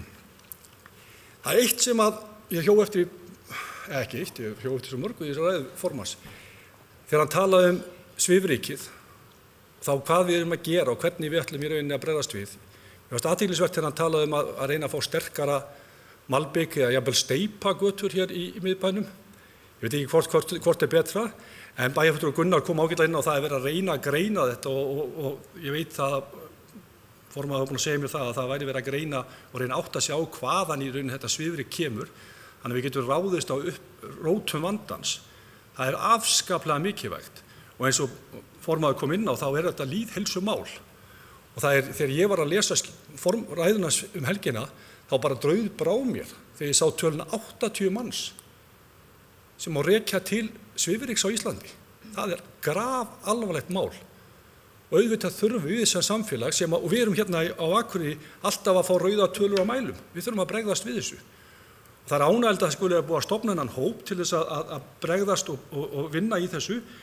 En ég held að þetta sé brýnasta málið okkar, mjög brýnt mál í okkar samfélagi. Það er það að reyna að finna grunnorsök þessa.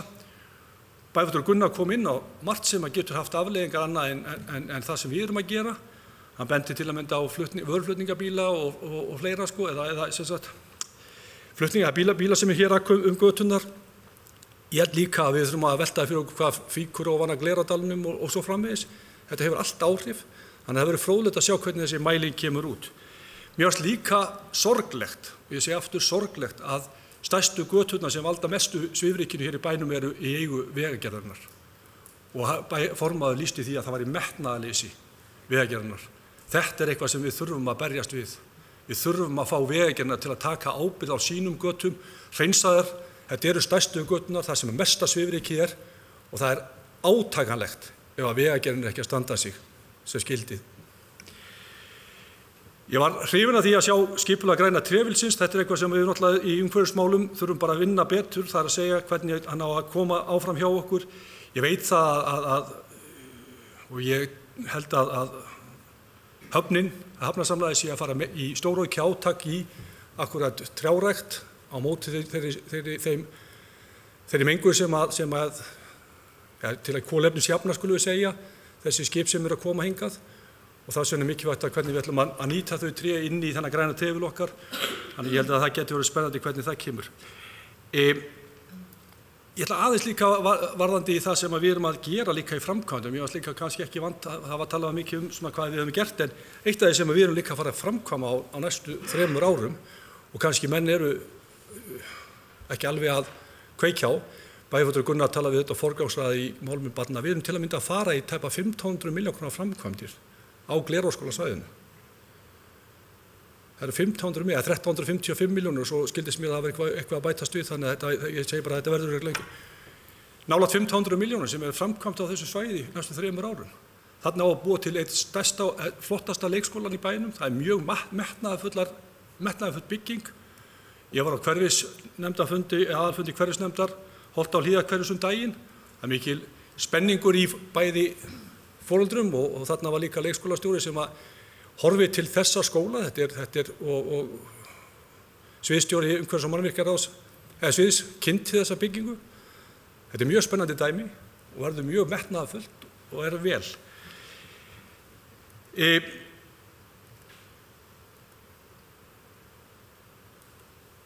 Ég ætla ekki að skal ég segja ykkur það sem að kannski mér fannst líka kannski og ég mig langar aðeins að ræða aftur. Ég byrja á því að ég var pínu æstu þegar ég kom í pontu varðandi það sem bæjarfulltrúi Gunnar sagði með forgangsröðun. Auðvitað viljum við öll sjá hlutina gerast hjá okkur. Við höfum verið að ræða bílastæðahús, það er ekki gert ráð fyrir því per se, en við höfum líka verið að ræða umferðarmiðstöð, henni verið frestað aftur og maður veltir alltaf fyrir sér hvað eru menn að tala með þegar rætt umferðarmiðstöð. Bæjarfulltrúi Gunnar benti á það var spurning hvort það væri hægt að gera skýli hér í miðbænum með öðrum hætti. Ég held svona umferðarmiðstöð hér í miðbænum kannski ekki rétt. Kannski ættu menn að horfa frekar til lengri tíma og að þessi samgöngumiðstöð væri nær flugvöllunum vegna þess að, og þá höfum við líka rætt það að ríkið kæmi inn í þessa byggingu og þeir hafa meira að tala það. En það kemur einhvers staðar fram í áætlunum hjá þeim að þeir komi inn í þessar samgöngumiðstöðum sem snúa að almenningssamgöngum, hvenær sem það verður nú. Ég tók líka eftir, ég skrifaði þetta hjá mér á blað, varðandi það sem að bæjarfulltrúi Gunnar kom inn á, það er náttúrulega, og ég hef tekið eftir því bara í kringum Glerárskólann, að þar eru efni sem að verið að bera á plönin Maður velti því fyrir sig hversu mikið svifryk þau valda, hvaða efni verið að bera þar, hvort að þetta sé eitthvað annars konar efni heldur en við erum að bera á göturnar. Manni finnst eiginlega að þetta verða meiri svona, hálfgerð drulla, en þetta eitthvað sem ég held að við ættum að reyna að samræma og það ætti að gera kröfu til verktaka að þeir séu að nota efni og þannig erum við að tala svifryk og ryk við hliðin á mannvirkjum skólum. Og þarna mjög mikilvægt að menn gerir nú svolítið bragarbót á að mínu mati. Þannig ég held að við ættum að skora á formanna að reyna að það verði unnið í því að koma þarna samræmingu á. Ég held að það sé líka varðandi það sem ég rósa formanni fyrir það að hann kom hér í viðtal í sjónvarpinu daginn og talaði nagladekkin og ég held að við þurfum bara allsstaðar að vera að tala að fólk taki nú nagladekkin undan, að manni svíður þegar maður lappar eftir götunum núna eða hjóla eins og maður gerir núna þessa dagana, nota bene, að manni svíður það að heyra bílana á nöglum. Það allt og margir ennþá á nöglum, fólk það ekki allir að fara í langferðir og það löngu komið tími fyrir þá sem að hafa ekki hyggju að fara út fyrir bæjarmörkin að taka þessi ágætu nagladekk undan. Þannig ég skora nú bara alla að taka þetta til sín. Varðandi það sem hefur líka verið rætt þetta, varðandi nökkvamálið, við leggjum áherslu á það, ég legg áherslu á það að við reynum að finna lausn á þessu. Þetta var náttúrulega upphaflega var gerður samningu við Nökkvi upp á 75 milljónir uppbyggingu. Það fór nú allt fyrir ofangar og neðan og mestur hluti af þessum peningum hefur farið í að fergja svæðið þarna og láta það síga. Þannig það þarf að finna lausn á þessu. Þetta er náttúrulega viðkvæmur staður í bænum. Það er að framkvæma fallegt og einfalt hús og ég treysti nú að formanni til að fylgja því eftir og hann hefur verið ásamt forseta bæjarstjórnar verið að vinna í þessu máli að finna lausn á þessu. Þannig ég er nú bjartsýnn að það takist. Svo vil ég eitt varðandi það sem að bæjarfulltrúi Sóley kom inn á. Það er náttúrulega gögnin í umhverfis- og mannvirkjaráði. Það vond þegar maður að skoða aftur í tíman. Það töluvert mikið ef má segja bara að það hefur algjör vöntun á fylgiskjölum inn í fundagerðum umhverfis- og mannvirkjaráðs og meira þess að þannig að það líka vöntun á að mínum mati inn í fundargáttina þar sem að bæjarfulltrúar hafa aðgang að kannski gögn sem eiga ekki að fara til opinberra birtingar af því að þau bara drög eða minnisblöð. En mér finnst stundum að þau vanti bara hreinlega inn á fundargátt þannig að við getum átt á hvernig málinu stödd. Þannig ég held að ég sé hérna að fólk í umhverfis- og mannvirkjaráði kinka kolli þannig að ég ekki á neinum villugöttum. Svo finnst mér alltaf, þegar við erum að tala umhverfismál, þá finnst mér bara að við eigum alltaf að tala vistorku og vera svolítið ánægð með okkur þar. Við erum núna að búið að samþykkja að gera 5 milljón króna samning til viðbótar við það sem til þess að auka þeirra starfsemi sem bara hérna góða. Sá samningu verður væntanlega undir að ta næstu vikum þegar menn hafa tíma til að setjast niður og skrifa nafni sitt en ég held að þetta sé eitt af því sem við eigum að halda á lofti. Vistorka okkar svona, hvað ég segja, rós í hnappagatinu sem við eigum að láta sjást og bera á. Takk fyrir. Það er bæjarfulltrúi Guðmundur Baldvin Guðmundsson lokið máli sínu, næst tekur til máls bæjarfulltrúi Rósa Njálsdóttir.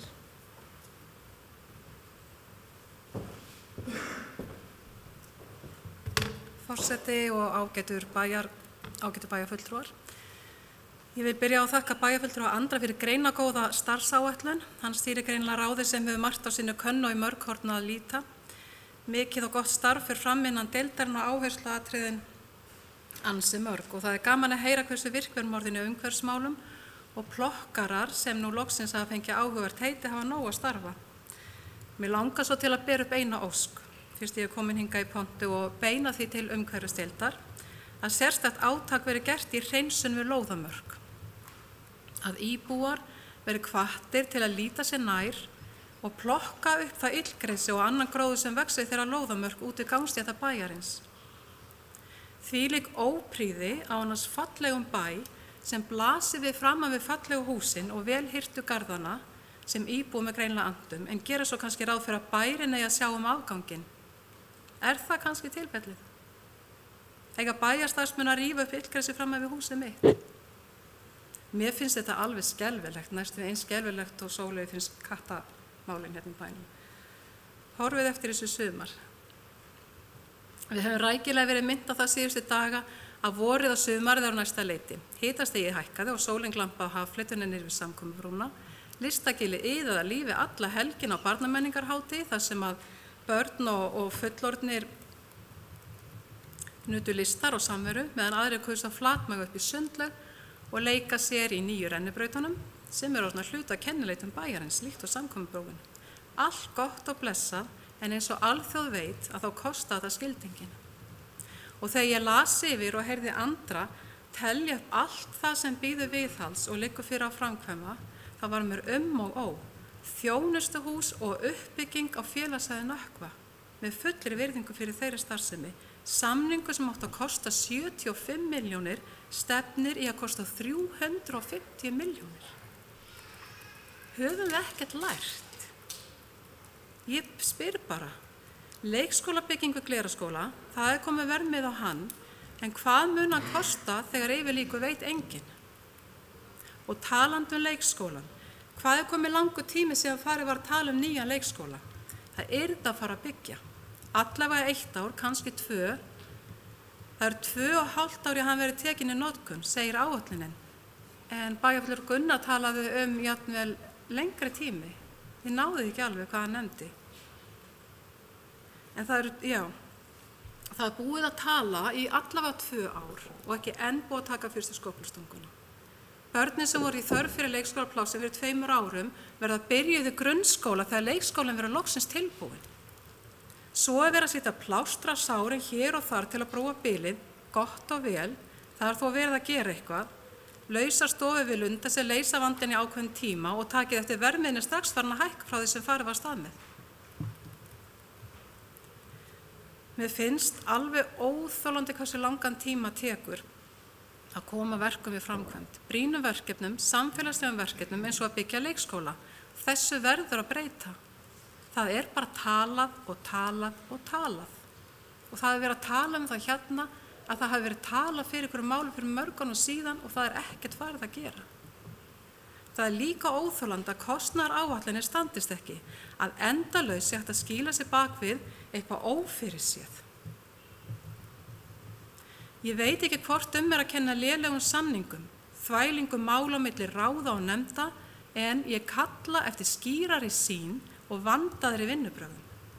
Ég veit að þarf að viðhalda fasteignum og sína framsýni.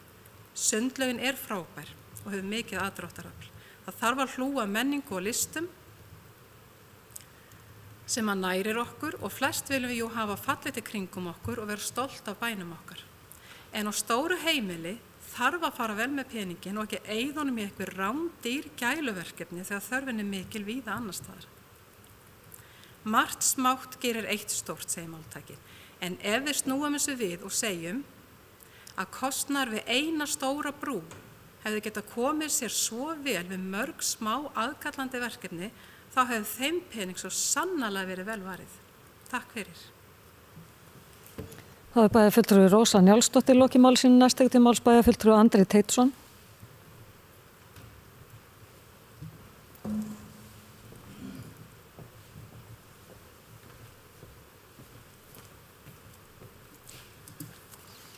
Forseti, ágætu bæjarfulltrúar.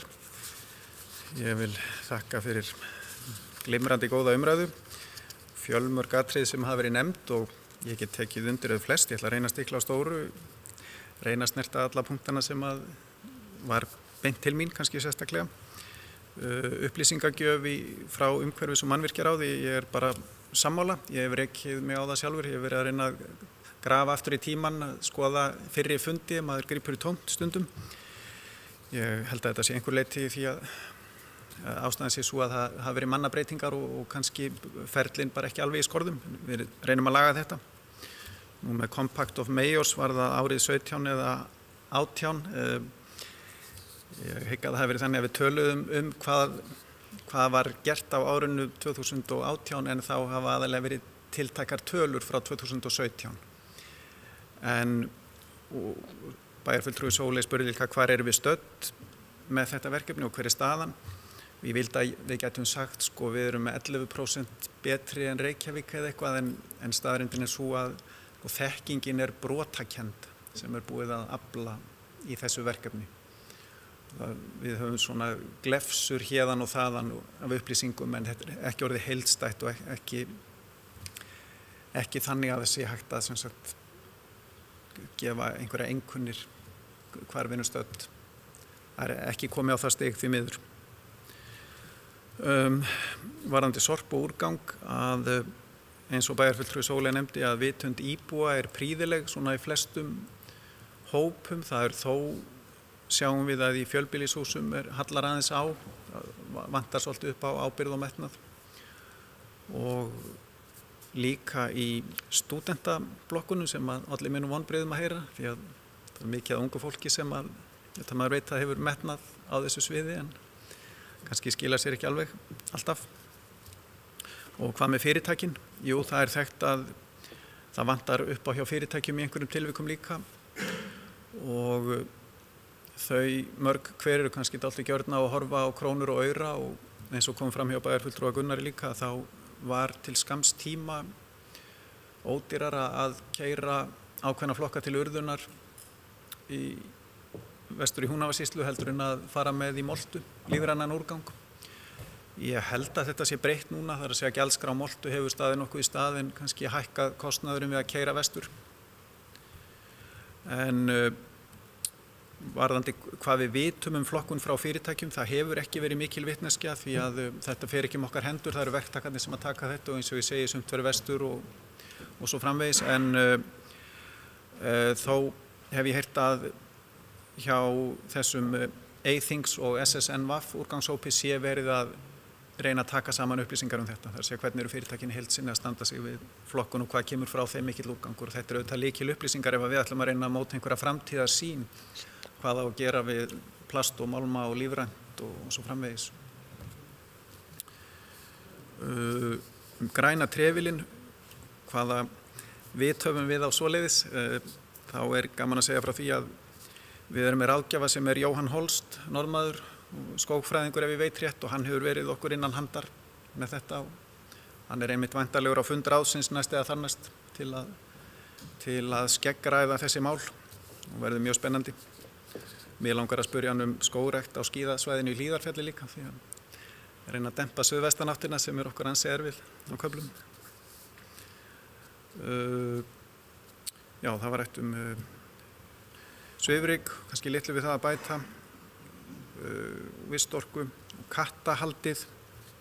Ég tek bara heilsugar undir það að við þurfum að stíga skref varðandi það, hvort sem að væri til dæmis takmarkanir á lausagöngu á varptíma fugla. Ég held að það gæti verið eitt skref og svo þarf einhver sólarlags ákvæði hugsanlega og eitthvað svoleiðis.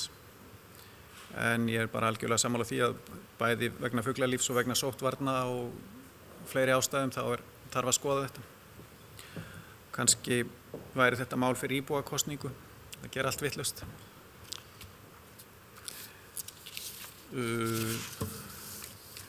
Bæjarfulltrúi Gunnar sagði réttilega að ræða formanns fjallaði talsvert fortíð, hefði mátt vera meir framtíð en svo svaraði hann sjálfur líka hvers vegna það er óhjákvæmilega í eðli sínu svolítið þannig. Það er að segja að það kemur í hlut annarra ráða að marka ýmsa stefnu eins og velferðarráðs og fræðsluráðs og svo umhverfis- og mannvirkjaráðs að uppfylla þær óskir með mannvirkjum. En hins vegar eru líka á okkar könnuðu þetta svið þar sem að við erum í bílstjórasætinu eins og umhverfismálin og slökkvilið og fleira. Já, það var töluvert rætt svifrykið og kom fram svo seinna að það er væntanleg greining einmitt á innihaldi þess og það mun segja okkur talsvert.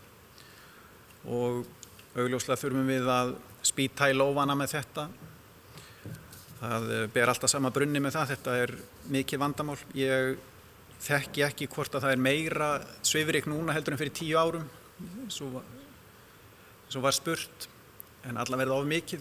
Hérna á árum áður þá bara stundum var bara moldrok og það var bara þannig, maður sá alla milli húsa, moldrok af Glerárdal, það var bara svona einhver staðreind og það var ekkert hvarflaði ekki að neinum að reyna að gera eitthvað í því, bara hundsbit, en nú erum við kannski farin að hugsa öðruvísi. Já, bæjarfulltrúi Gunnar ræddi nýframkvæmdirnar og að Lundarsel væri neyðarbrauð. Ég tel að það sé reyndar, ég tel að það verði prýðileg lausn. Auðvitað er hún komin fram svona í tímahraki en þetta er sveigjanleg lausn og ég held að hún verði prýðileg fyrir börnin og fyrir starfsfólk. Og við höfum rekið okkur á það núna á undanförnum áratugum að það er mjög erfitt að horfa ár eða áratugi fram í tíman þegar við erum að skipuleggja skólabyggingar eða leikskóla. Og ég hef nefnt sem dæmi að ég var í Glerárskóla þegar að var verið að byggja hann upp og allt sem hefur breyst síðan þá, og það er kjallari sem að þykir ekki boðlegt í dag. Þar er engin matsalur, þar er engin samkomusalur, þar er hljóðvist, eldvarnir, loftræsing, þetta er allt úrelt á 40 árum, 30-40 árum. Þannig að sveigjanleikinn er góður og kröfurnar breyta sífellt. Þannig að ef við ætlum að byggja meitla í stein skóla í dag til 50 ára, þá er rosalega erfitt að hafa hann þannig að hann henti áratugi.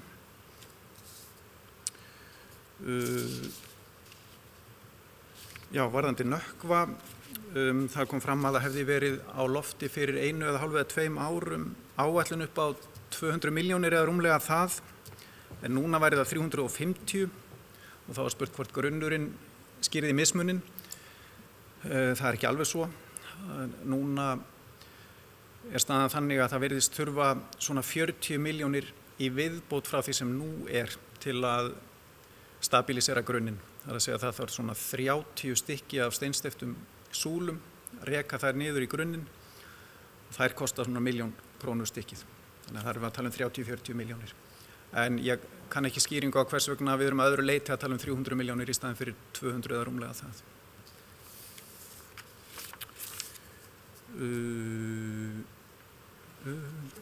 Já, það var eitt raka, engu við það að bæta. Búnaðarkaupin sem var nefnt að væru núna að sigla í 66 en hefðu verið 60 í samþykktri fjárhagsáætlun. Að skýringin á því er að það eru þarna 2 liðir, klukka í Káaheimili og hjólabraut við Oddeyrarskóla sem við vorum með tölur á, en svo á lokametrónum hækka þær og það eru þó hvort og ekki verkefni sem við töldum ótækt að slá út af borðinu eða fresta. Þannig að þess vegna lendum við þeirri stöðu að fara fram yfir þessar 60. Ráðhús, framtíðarsýn, og þá vísa ég kannski aftur í 50 ára framtíðarsýnina grunnskóla starfað. Ég held að við ekki að stefna á risavaxið ráðhús sem hýsi alla starfsemi bæjarins, heldur kannski frekar að huga að táknrænu ráðhúsi sem myndi hýsa skrifstofu bæjarstjóra, fjármáladeild, starfsmannadeild eða stjórnsýslusvið. En láta hugsanlega umhverfis- og mannvirkjasvið vera annar staðar skipulagssvið og þau svið sem í dag eru ekki í ráðhúsi. Gjald í listigarðinn, bara góð hugmynd. Framtíðarsýn í íþróttamálum, það mun dálítið snúast Akureyrarvöll og núna það falla þau vött til Dýrafjarðar að Káa sé á leiðinni upp eftir og Akureyrarvöllur sé að losna, kannski eftir næsta sumar. Þannig að við þurfum að huga því hvernig við ætlum að nýta hann. Umferðarmiðstöðin eins og umræðan núna, þá er kannski aðal áhuginn í þeirri umræðu að rýma til í miðbænum til að geta haldið áfram uppbyggingu þar sem að strætó er núna og þar sem að leigubílastöðin er núna, og það er nefnt að störfum til að vinna í því að finna nýjan stað fyrir strætó, innan bæjarstrætó sérstaklega.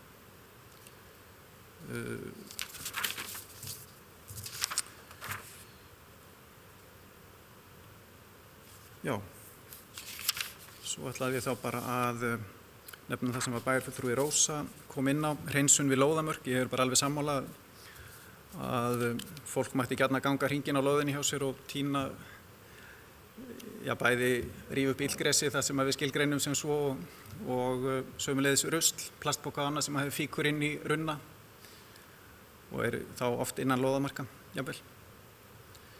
Og svo þetta með hvernig 75 milljónir urðu að 350, það náttúrulega tvær stærstu skýringar á því, annars vegar að við erum að tala um allt annað verkefni heldur en að fóra af stað í upphafi og svo má spyrja hvers vegna það og svo hins vegar þá þessi vinna við grunninn sem sagt að kosta 20 milljóna en við höfum kannski ekki séð fyrir. Takk. Það bæjarfulltrúi Andri Teitsson lokið máli sínu og ég ætla að gera örstutt hlé á fundi.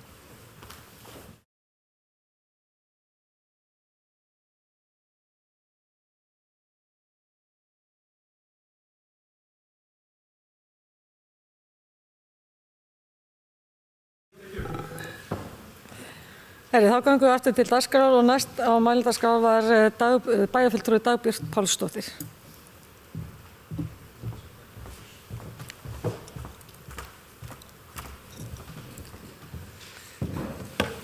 Forseti, ágætu bæjarfulltrúar. Mér langar náttúrulega bara að byrja því að þakka bæjarfulltrúa og formanni umhverfis- og mannvirkjasviðs Andra Teitssyni fyrir bara mjög góða og greinargóða stefnuræðu. Og mér langar bara að segja hvað ég er rosalega ánægð að heyra hvað var mikið umhverfismál, eða mikil áhersla á umhverfismál í stefnuræðinni. Og mér hlakkar bara mjög mikið til að sjá þessi nýju drög að endurskoðaðri umhverfis- og samgöngustefnu. Og ég tel að það sé bara mikilvægt fyrir okkur sem samfélag við séum sammála mikilvæga flokkunar í okkar daglega lífi. Mikið og gott starf hefur verið gert í skólum bæjarins og eru börn manns yfirleitt framar í flokkun en við fullorðna fólkið. Og það veit alveg hvert hlutirnir er að fara í endurvinnslunni og þeim er ekkert sama hvað verður umbúðirnar. Allflestir leik- og grunnskólar Akureyrarbæjar eru þáttakendur í grænfánaverkefni Landverndar ásamt MA, VFMA og Háskólanum á Akureyri sem eru einnig þátttakendur. Og með því tel ég að það hafi verið unnið bara gríðarlega gott starf þar sem að nemendur læra að flokka og hugsa vel umhverfið sitt. Og ef við tölum áfram bara flokkunina, hún skiptir bara óbúslega miklu máli þegar við getum minnkað í raun og veru sorpið sem fer til urðunar hjá okkur og hafa tölurnar bara sýnt á undanförnu að við höfum pínu slakað aðeins á klónni auk þess að neysla okkar hefur aukist. Kannski með komu eins og stórverslanir eins og Costco sem að við förum að kaupa inn í meira magni og sem skila sér í raun og veru bara í fleiri umbúðum og ef þú vill óhugnarlega að matarsóunin hefur líka aukist. Og ég til bara að skipti máli ef við séum duglega að koma því þá í réttan farveg þannig að þetta lendi ekki sem landuppfylling. Og þar kemur einmitt vistorka inn. Þar sem hún hefur meðal annars unnið að verkefninu leifarnar með veitingahúsum hér í bæ til að bregðast við matarsóuninni. Auk þess sem grunnskóla bæjarins hafa verið mjög öflugur í því verkefni við að vigta matinn og annað og í keppnum innbyrðis innan skólana. Og það er bara ákveðin hugfarsbreyting sem er að vera hjá almenningi í umhverfismálum og margir hverjir eru farnir að skilja umbúðirnar eftir í verslunum og ég tel að það megi alveg hrósa þeim verslunum sem bjóða upp á það, til dæmis Bónus við Lyngholt sem hefur boðið upp á það að með þeim breytingum að það er neytendum gert að skilja í raun og veru eftir, eða umbúðirnar eftir. Þetta er í raun og veru, það er ekki nóg að neytendurnir, við tökum okkur saman, heldur vera líka bara framleiðendurnir og verslunareigendur að hugsa máli upp á nýtt. Og í raun og veru bara að gera kleift að koma hugmyndir að breytingum. Og hver eru betri í það en neytendurnir og í raun og veru sjálfur. Umhverfismáli skipta okkur máli og ég vil bara hvetja ykkur til að gera bara enn betur því að við getum alltaf gert betur þó svo við séum að gera vel. Varðandi sem kom fram á hann að Akureyrarbær fari alls eitt í moltu eins og bæjarfulltrúi Gunnar Gíslason kom inn á. Þá get ég alveg tekið undir það. Mér finnst að við eigum að tala fyrir því að allir sjá sinn hag í því að fara með lífrænan úrgang inn í moltu. Fyrirtæki og sveitarfélög hér í kring og það hefur kannski bara verið þungur róður þar sem að það er bara ódýrara að fara með í raun og veru úrganginn í urðun heldur en inn í moltu. Og það að til mun alltaf vera. Það í raun og veru dýrara að fara þessa leið heldur en í urðun, hversu sorglegt sem það er. En þetta bara mikilvægara og við þurfum bara að tala hátt fyrir því að hver umhverfislegi ávinningurinn okkar að fara þessa leið, því að til framtíðar mun það klárlega skila sér. Við þurfum líka bara að vera duglegir að nýta okkur moltuna eða þann jarðvegsbæti sem í raun og veru búinni til í moltu. Bæði sveitarfélögin og íbúarnir. Kannski það aukin auglýsingaherferð sem þarf innan moltu til þess, en við erum stór eigendur moltu og við getum gert okkar til að reyna að styðja og sýna að við erum framarlega í umhverfismálum með því að nýta okkur moltu sjálf í okkar sveitarfélagi til fulls. Aðeins Parísarsamkomulagið eða Compact of Mayors sem kom inn á. Það náttúrulega bara að setja skyldur á sveitarfélagi að minnka kolefnissporið sitt. Og ég tel bara að vera mjög stórt skref hjá Akurabæ, bara í okkar framlagi sem í raun og veru skógræktin og lífræni úrgangurinn. Og það var nefnt með græna trefilinn, en það var náttúrulega hugmynd sem kom upp fyrir ansi mörgum árum síðan. Og að bara utanum byggður þessi skógur, sem sagt þessi græni trefill, en hann mikið nýttur og hann að binda 3000 tonn á hverju ári í CO2. Þannig að mér finnst það bara gífurlega mikilvægt að koma fram. Og einnig hefur Vistorka verið í samstarfi við Akurakaupstað, Skógræktarfélag Eyjafirðinga og Hafnasala Norðurlands við að bjóða fyrirtækjum og farþegum skemmtifræðskipa að kolefnisjafna ferðalagi. Með því að planta 2 trjám fyrir 500 krónur þá ferðin Akureyri kolefnisjöfnuð á 15 árum. Ég myndi líta svo á að hlutverk sveitarfélagsins gagnvart íbúum bæjarins sé að innleiða lausnir svo hver og einn hafi sem best tækifæri til að lifa eins umhverfisvænum lífstíl og mögulegt Íbúar geta í dag flokka allan úrgang og skila á endurvinnslustöðvar og lífrænn úrgangur nýttur í moltu eða Orkey. Ferðast frítt í metanstrætó, keypt metan eða rafmagn á bílinn og planta trjám í flugskóginn til að kolefnisjafna flugferðir innanlands. Markmið Akureyrarbæjar að sveitarfélögin nái markmiðum Parísarsamningsins sem skellur á okkur á fullum þunga árið 2030. Í lokin langum að taka undir bara hversu jákvætt það að við sem að fara í þessar færanlegu kennslustofur við Lundarsel til að bregðast við aukinni í raun og veru íbúaþróun og aldurssamsetningu sem hefur verið á því svæði. Og þetta bara góð lausn. Þetta eitthvað sem tekur ekki langa tíma og við þeim vanda sem við höfum verið að glíma við að fjölga leikskólarýmum. Þetta bara eitt af þessum skrefum í okkur að minnka aldur smá saman sem við getum tekið inn í leikskólana. Og það búið, hef ég heyrt, að samþykkja teikningarnar fyrir í raun og veru leikskóla og breytingu fyrir glerskóla, svo nú getur sú vinna loksins fara af stað. Og það verið náttúrulega bara glæsilegur leikskóli sem þörf á þessu svæði og með honum ásamt nýjum byggingum á svæðinu verða til þess að aldurssamsetningin á svæðinu muni breytast og ungt fólk sjá náttúrulega bara sinn hag að búa á því svæði þar sem að í því nær umhverfi bara alls sem til þarf. Og alveg í allar lokin, bara af því að það hefur verið komið að setja inn á kattahald eða hvernig við að bregðast við lausungöngu katta. Þá tel ég alveg nauðsynlegt að við förum bara í að taka þá umræðu alvarlega, hvort sem að gera það í skrefum eða með sólarlagsákvæðum hvernig sem við förum að, þá tel ég bara brýnt að við tökum það umræðu því þetta vandi hér í bæ og það fólk sem með ónæmi, það óanægt og annað og ég bara tel ég styð þá fullkomlega að fara í þá umræðu af fullum þunga. Takk hérlega. Það bæjarfulltrúi Dagbjört Pálsdóttir lokið máli sínu. Næst tekur til máls bæjarfulltrúi Ingibjörg Ísaksen.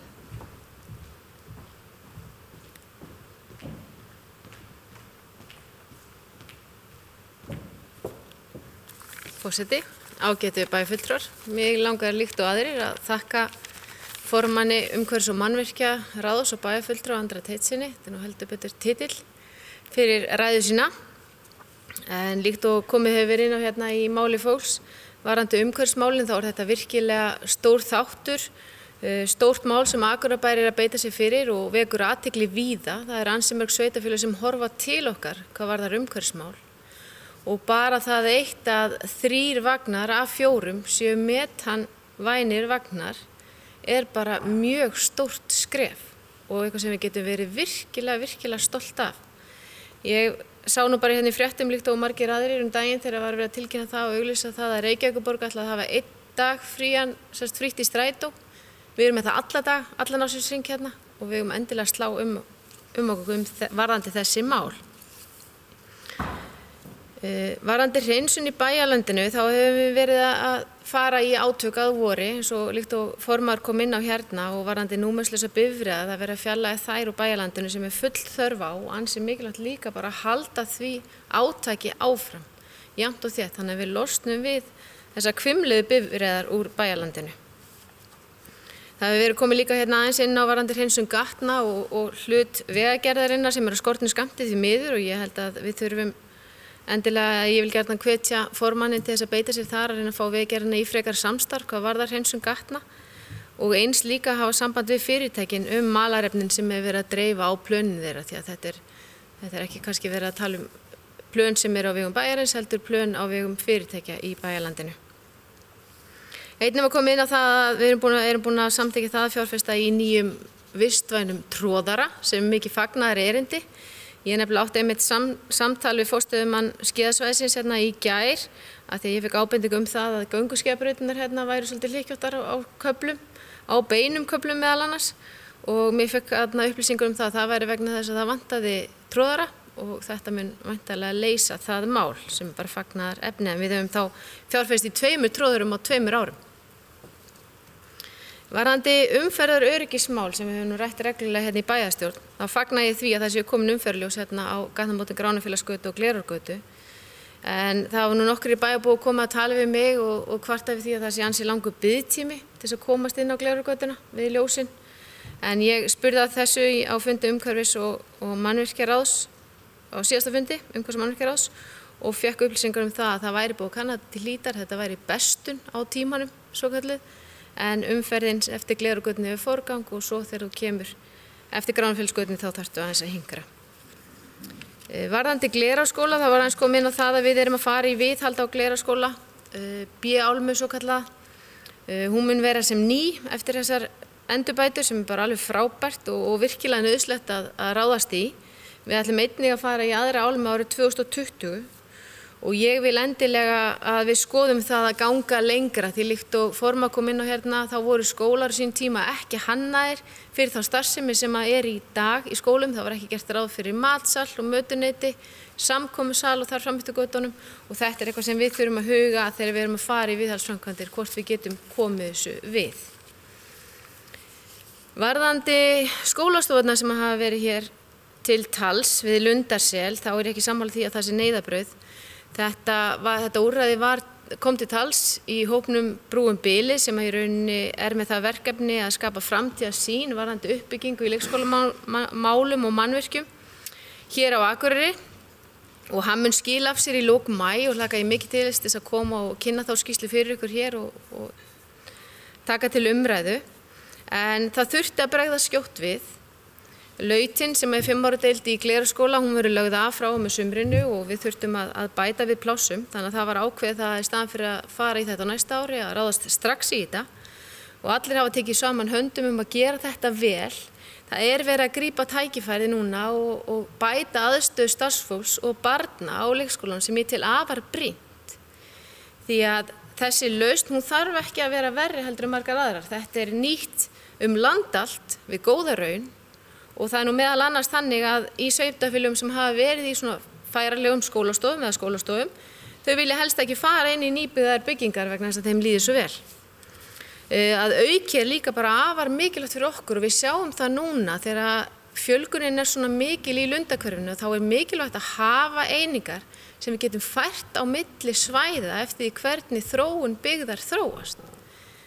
Vegna þess að það getur komið upp að kannski við síðuhverfi þurfum að bregðast við og þá eigum við einingar sem við getum nýtt og fært á milli. Fyrir utan það líka að við erum að sjá það því miður hér á Akureyri að börnum að fækka. Fæðingartíðnin lægri núna heldur hún hefur verið á undanförnum árum og við viljum ekki standa uppi með tóma byggingar. Við erum búin að byggja fullt af nýjum leikskólum og vera með það hálftóma í bænum. Þannig að við þurfum að skoða þetta, við þurfum að greina þetta. Vissulega þetta allt byggt á spám út frá því hvernig þróunin hefur verið í fæðingartíðinni. En þessi hópur sem í gangi sem ég vitnaði áðan sem Brúum bilið, hann að vinna þvert á svið. Hann að vinna með umhverfis- og mannvirkjasviði, hann að vinna með skipulagssviði, auk þess sem við erum líka með ráðgjafandi teymi með okkur sem fagráð leikskólastjórnenda, auk þess sem við höldum upplýsingafundi með dagforeldrum. En varðandi það orð bæjarfulltrúa Gunnars Gíslasonar það að þetta veri 120 milljónir og þetta ætti klárlega eftir að vera dýrara, já við vitum það. Það er rauninni alveg sama hvar við komum niður leikskóla í dag, hvort sem það er nýbygging, skólastofur eða viðbygging við annan leikskóla, þá þurfum við alltaf að huga að bílastæðamálum. Það er aukinn kostnaður. Við þurfum alltaf að huga því hvernig aðbúnaðurinn því að taka inn yngri börn þá þarf að breyta aðbúnaði, bæði innandyra sem og líka á lóð. Og þetta er eitthvað sem þarf að greina og þetta er sem hópurinn að skoða. Og bara vera að vinna mjög vel með starfsfólki Lundarsels. Með þessum lausnum eins og með þessum skólastofum sem ég er búin að vera að nefna hérna, þá ætlum við líka að gera Árholt aftur að leikskóla sem er mikið fagnaðarerindi. Og svo er það líka nýji leikskólinn sem kom fram áðan, þá voru teikningarnar samþykktar á síðasta fundi fræðsluráðs, þannig að það er hægt að halda áfram með þá vinnu. Og það er enn og hefur verið núna undanfarið ár, alltaf á döfinni að taka hann í notkun haustið 2021 og við bregðum ekkert frá því og stefnum ótrauð áfram í þá átt. En þegar þessar 3 lausnir eru allar komnar inn þá hefur okkur tekist að fjölga leikskólaplássum á Akureyri 130 til 140. En að auki þá líka til þess að bregðast við á þessum uppbyggingartíma, þá ætlum við núna frá og með haustun að taka upp jöfnunargreiðslur.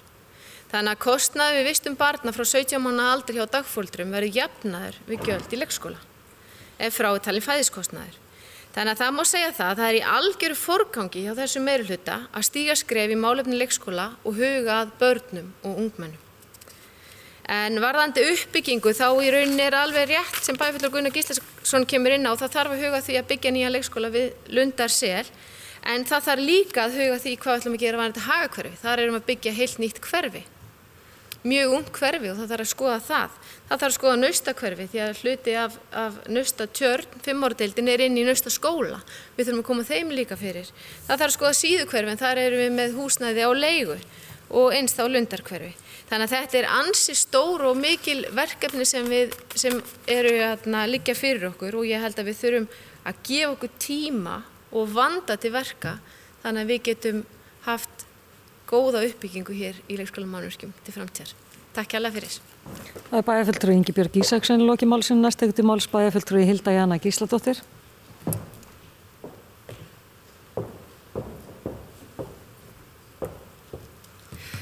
Forseti, ágætu bæjarfulltrúar, gaman að vera með ykkur eins og alltaf. Takk bæjarfulltrúi Andri fyrir þessa stefnuræðu. Það voru nokkur atriði sem að mér langaði að ræða. Það er í fyrsta lagi langaði með að segja ykkur frá starfshópi sem er að vinna hjá Eyþingi, sambandi sveitarfélagi Eyjafirði og Þingeyjarsýslum, sem að bæjarfulltrúi Halla Björk hefur setið í fyrir hönd Akureyrarbæjar. En þar er verið að vinna í og er vinnan í fullu gangi sem er sem sagt styrt úr sóknaráætlun svæðisins. En þar er sem sagt markmiðið að leysa meðhöndlun og förgun úrgangs og sorps á Norðurlandi með hagkvæmum og umhverfisvænum hætti. Og þar er verið að greina mögulega leiðir til aukið samstarf sveitarfélaga á Norðurlandi hvað varðar förgun á sorpi. Og ég held að það sé lykilatriði að við horfum til samstarfs á öllu Norðurlandi, bæði samtaka sveitarfélaga Norðurlandi vestra og Eyjafirði og Þingeyjarsýslum, þegar við erum að skoða það sem framundan er þar.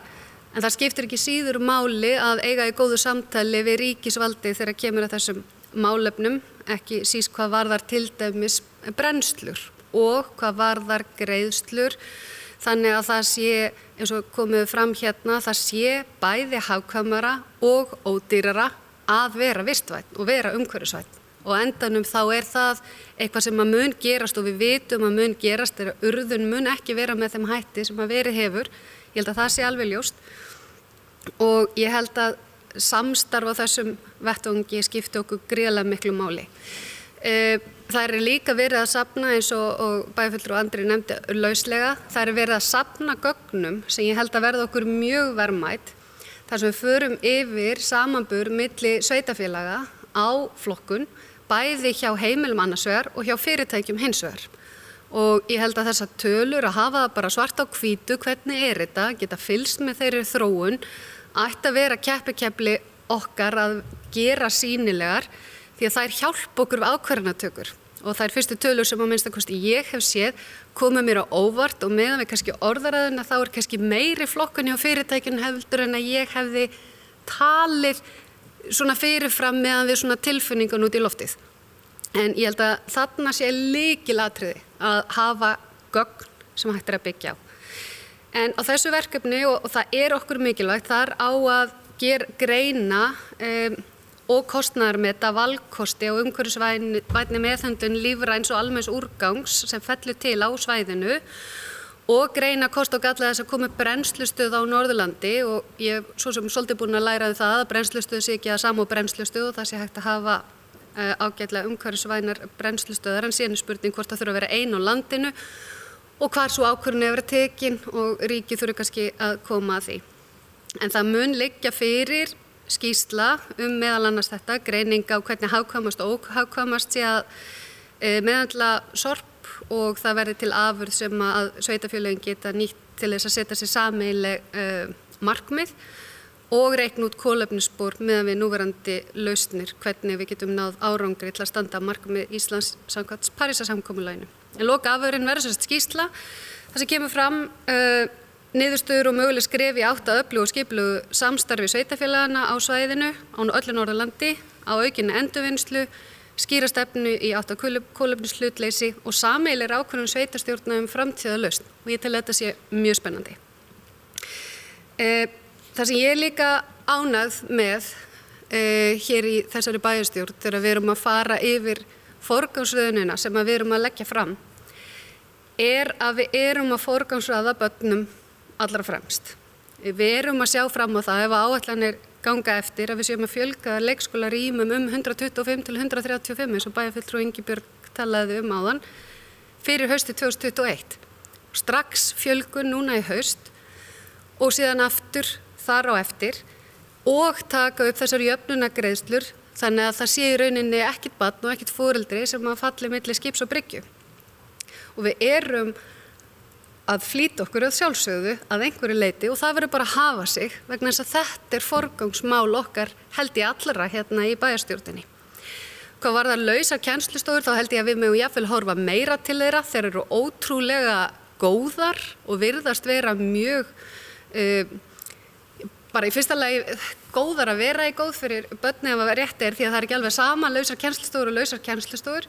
Þegar þú ert að tala lausar kennslustofur sem eru þess eðlis að þær uppfylla allar kröfur en eru þar að auki færanlegar, þá hljóta þær að vera frábær valkostur fyrir okkur til að sveiflujafna þegar að íbúðaþróun með þeim hætti. Svo tel ég að við þurfum líka og höfum aðeins rætt hvernig við getum nýtt byggingar bæjarfélagsins enn betur. Kannski ekki síst hægt að kanna möguleikana bæði varðar skólastarf og starf frístundar og síðan verkefni með samfelldum degi barna, hvernig menningarhúsnæðin okkar og íþróttahúsin geta nýst enn frekar. Og þegar það rætt hvað sé í forgangi og hvað sé ekki, þá skulum við heldur ekki gleyma því, eins og við öll vitum, að lang stærstu hluti af þeim fjármunum sem að við verjum til málaflokka eru til fræðslu og velferðarmála.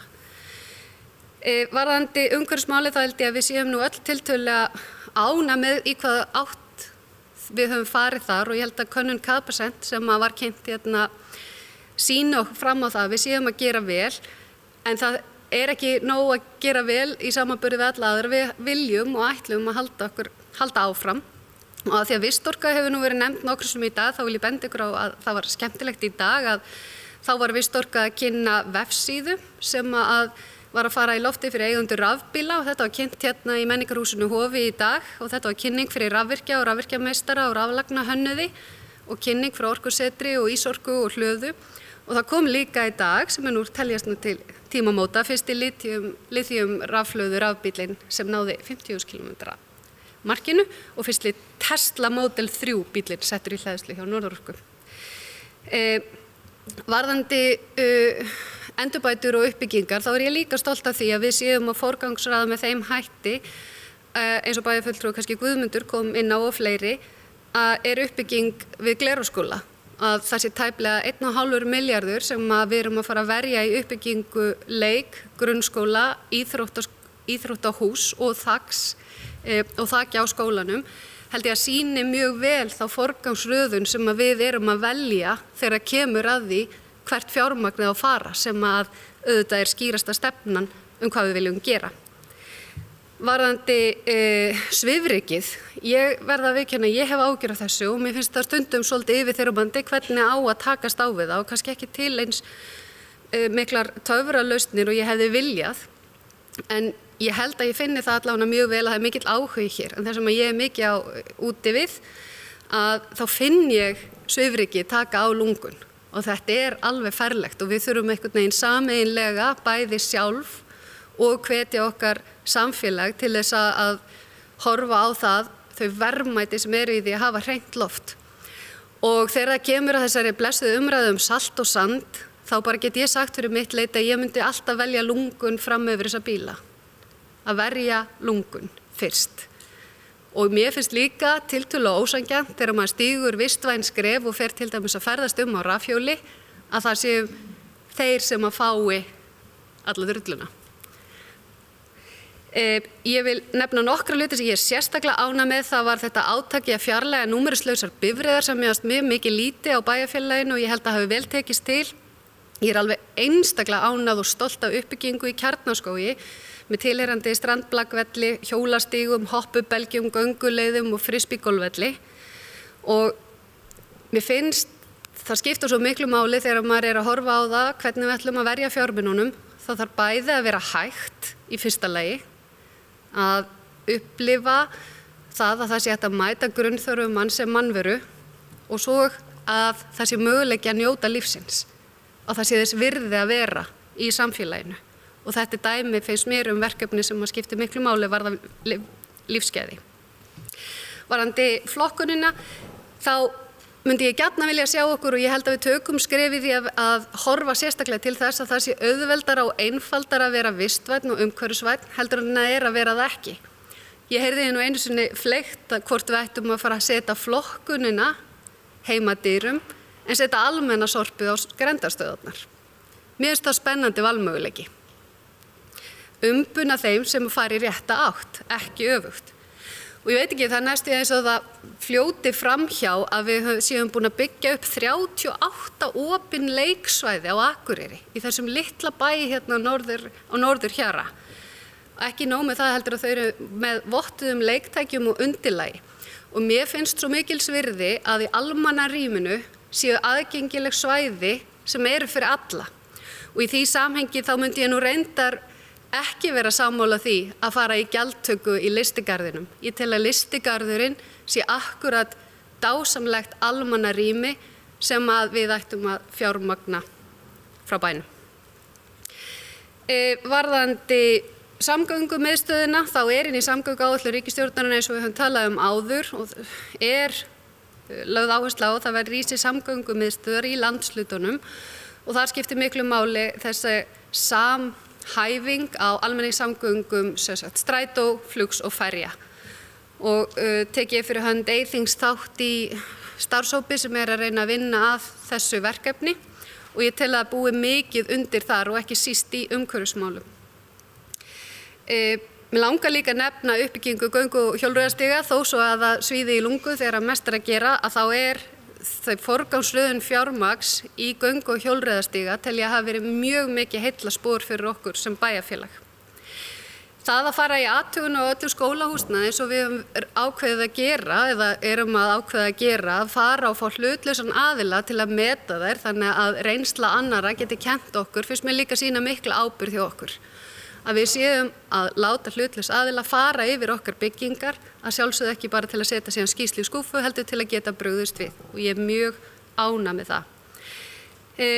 Ég spennt fyrir framtíðarsýnin í íþróttamálunum og þegar maður tekur þetta allt saman á heimasíðu bæjarins núna hægt að fá fría moltu, það nýtnivika, það alheimshreinsunardagur, það Evrósamgönguvika og það grænfánaverkefni meðan við þá áherslu í umhverfismálum. Þá held ég að við getum verið stolt og þurfum að halda áfram.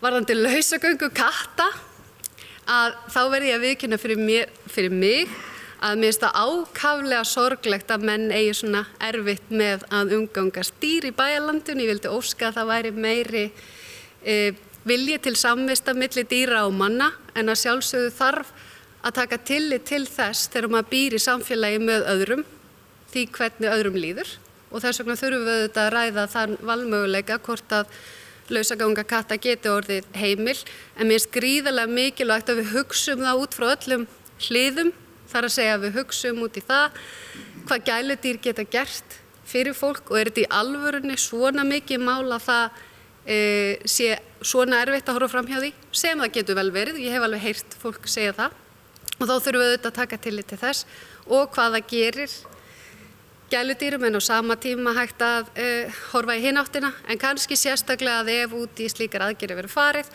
að þá verður horft til sólarlags ákvæðis, þar að segja með þá kettir sem eru vanir því, þá finnst mér það helst til harkalegt að fara að setja þá inn eftir að hafa verið að ganga lausir. En þar sem ég bý í samfélagi, þá vil ég bera virðingu fyrir skoðunum annar og skoðunarkannanir hafa sýnt að það töluverður vilji meðal bæjarbúa til þess að takmarka lausagöngu katta, og það þýðir ekkert að horfa fram hjá því þó maður sé ósammála. En takk fyrir góðar umræður og takk enn og aftur Andri og þið hinn sem sitið í umhverfis- og mannvirkjaráði hér, bæjarfulltrúi Gunnar og bæjarfulltrúi Ingibjörg, að það gott að taka þessa umræðu hér. Það er bæjarfulltrúi Hilda Jana Gísladóttir loki málsinn, næst tekur til máls bæjarfulltrúi Eva Hrund Einarsdóttir.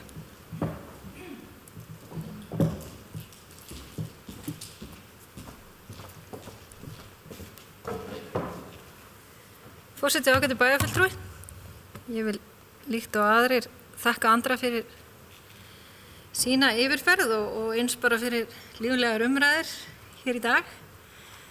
Þegar maður kemur svo seint þá er nú oftast búið að koma inn á flest atriði sem allan þau atriði sem við erum sammálum. En mér langaði samt aðeins að koma inn á varðandi upplýsingagjöfina. Að það bara vill svo til að ég í námi og akkurat núna í áfangar sem heitir sjálfbær stjórnun. Þannig að síðustu dag ég búin að flétta örugglega í gegnum tuginn allana að umhverfis skýrslum fyrirtækja.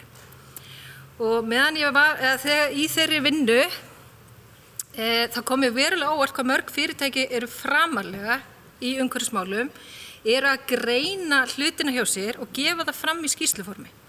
Og það sem kom mér á óvart að það eru ekki mörg fyrirtæki sem ég rakst á hér á Akureyri sem að gera þessa hluti, og líka það að við erum ekki að gera þessa hluti. Við erum að standa okkur mjög vel í umhverfismálum, en við erum ekki að setja það fram á greinargóðan hátt, við erum ekki að setja það fram í tölulegu formi, þannig að við séum að taka upplýstar ákvarðanir þegar við erum að taka ákvarðanir, eins og bæjarfulltrúi Hilda Jana benti hér á varðandi flokkun hjá fyrirtækjum, að hún sé meiri heldur en að þú hefði búist við. Það væri bara rosalega gott fyrir okkur bæjarfulltrúa að vita það.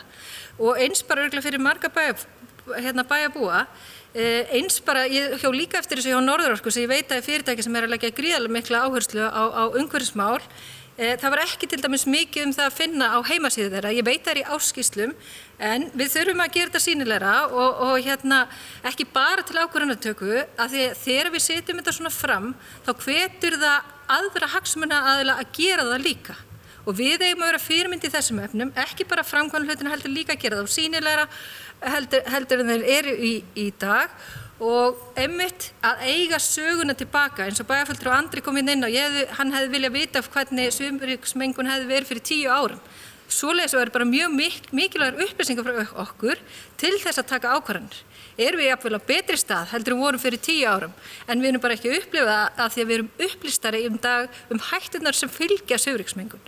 Þannig að bæjarfulltrúi Sóley kom inn á grænt bókhald, ég held að við ættum bara verulega að fara að skoða það, og það til fullt af flottum kerfum sem er hægt að taka upp, og eins og ég segi mörg íslensk fyrirtæki að gera þetta í dag. Þannig að ég hveti ykkur bara til að skoða hvað verið að gera, og við ættum að því ég er ekkert viss að kostnaðurinn við að taka svona grænt bókhald upp eða að setja þetta tölur fram muni kosta okkur mikið til lengri tíma litið, því ég held þetta hugsanlega geti leitt til sparnaðar að því að þá erum við að taka kannski ákvarðanum frekari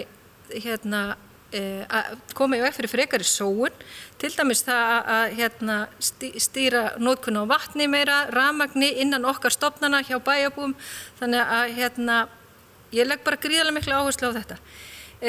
Eins varðandi sorpmálin, við höfum aðeins rætt það, við erum að gera góða hluti, en við rættum líka hérna á bæjarráðsfundi daginn að nú eru önnur sveitarfélög að taka þetta upp hjá sér. Mér finnst rosalega mikilvægt eins og við rættum á bæjarráðsfundi að við komum þeir skilaboðum áleiðis til sambandsins eða ríkisins að það yrði samræmt yfir landið, eins og við tölum af því að það bara mikilvægt þegar við erum að ferðast sjálfur landið eða þegar ferðamenn að fara að það séu sömu vinnubrögð viðhöfð allstaðar. Við rættum þetta inn á lokum fundi okkur. Mér finnst mikilvægt að við komum þessum skilaboðum áfram, hvort að bæjarstjóri gerir það eða einhver annar mikilvægt að taka ákvörðunum. Varðandi viðhald á skóla eða að taka út skólan. Ég vil bara þakka bæjarfulltrúa Gunnar að koma með það ábendingu að gera það núna strax, að við förum í það áður en að skaðinn skeður, að við sáum það að Reykjavíkurborg var að lenda í slæmu málum með skóla hjá sér, að ég er mjög ánægð með að við ætlum að gera úttekt með óháðum aðila hvað þetta varðar. Varðandi lystigarðinn, nú verð ég aðeins að taka undir með bæjarfulltrúa Rósu. Það rosa mikið oft talað og ekkert gert, því miður. Af því að þessi umræða gjaldtöku lystigarðinn var örugglega fyrir 3 árum fyrst. Og þá var komin lending sem við vorum nokkuð sammála allan sem við ræddum nokkur, að fara millileiðina. Af því að það alveg aðilar sem fara í lystigarðinn sem vilja alveg borga eitthvað. Fullt af útlendingum sem alveg tilbúnir, jafnvel að gefa frjáls framlög, og það hægt, en það mjög óaðgengilegt í lystigarðinn. Þannig að ég held að lausnin væri svo að setja upp í rauninni bara svona sjálfsala sem þú bara ræður hvort þú borgar í eða ekki. Þannig að þá erum við að fara millivegin, þú þarft ekki alltaf að borga, en það erum við með kaffihúsarnir miðið í lystigarðinum, en það fólk sem alveg tilbúið að borga og myndi alveg borga þó að það væri ekki skylda. Ég held að þetta sé til dæmis verkefni sem kostar ekki mikið og við myndum í rauninni græða á til lengri tíma litið, það bara þarf að framkvæma.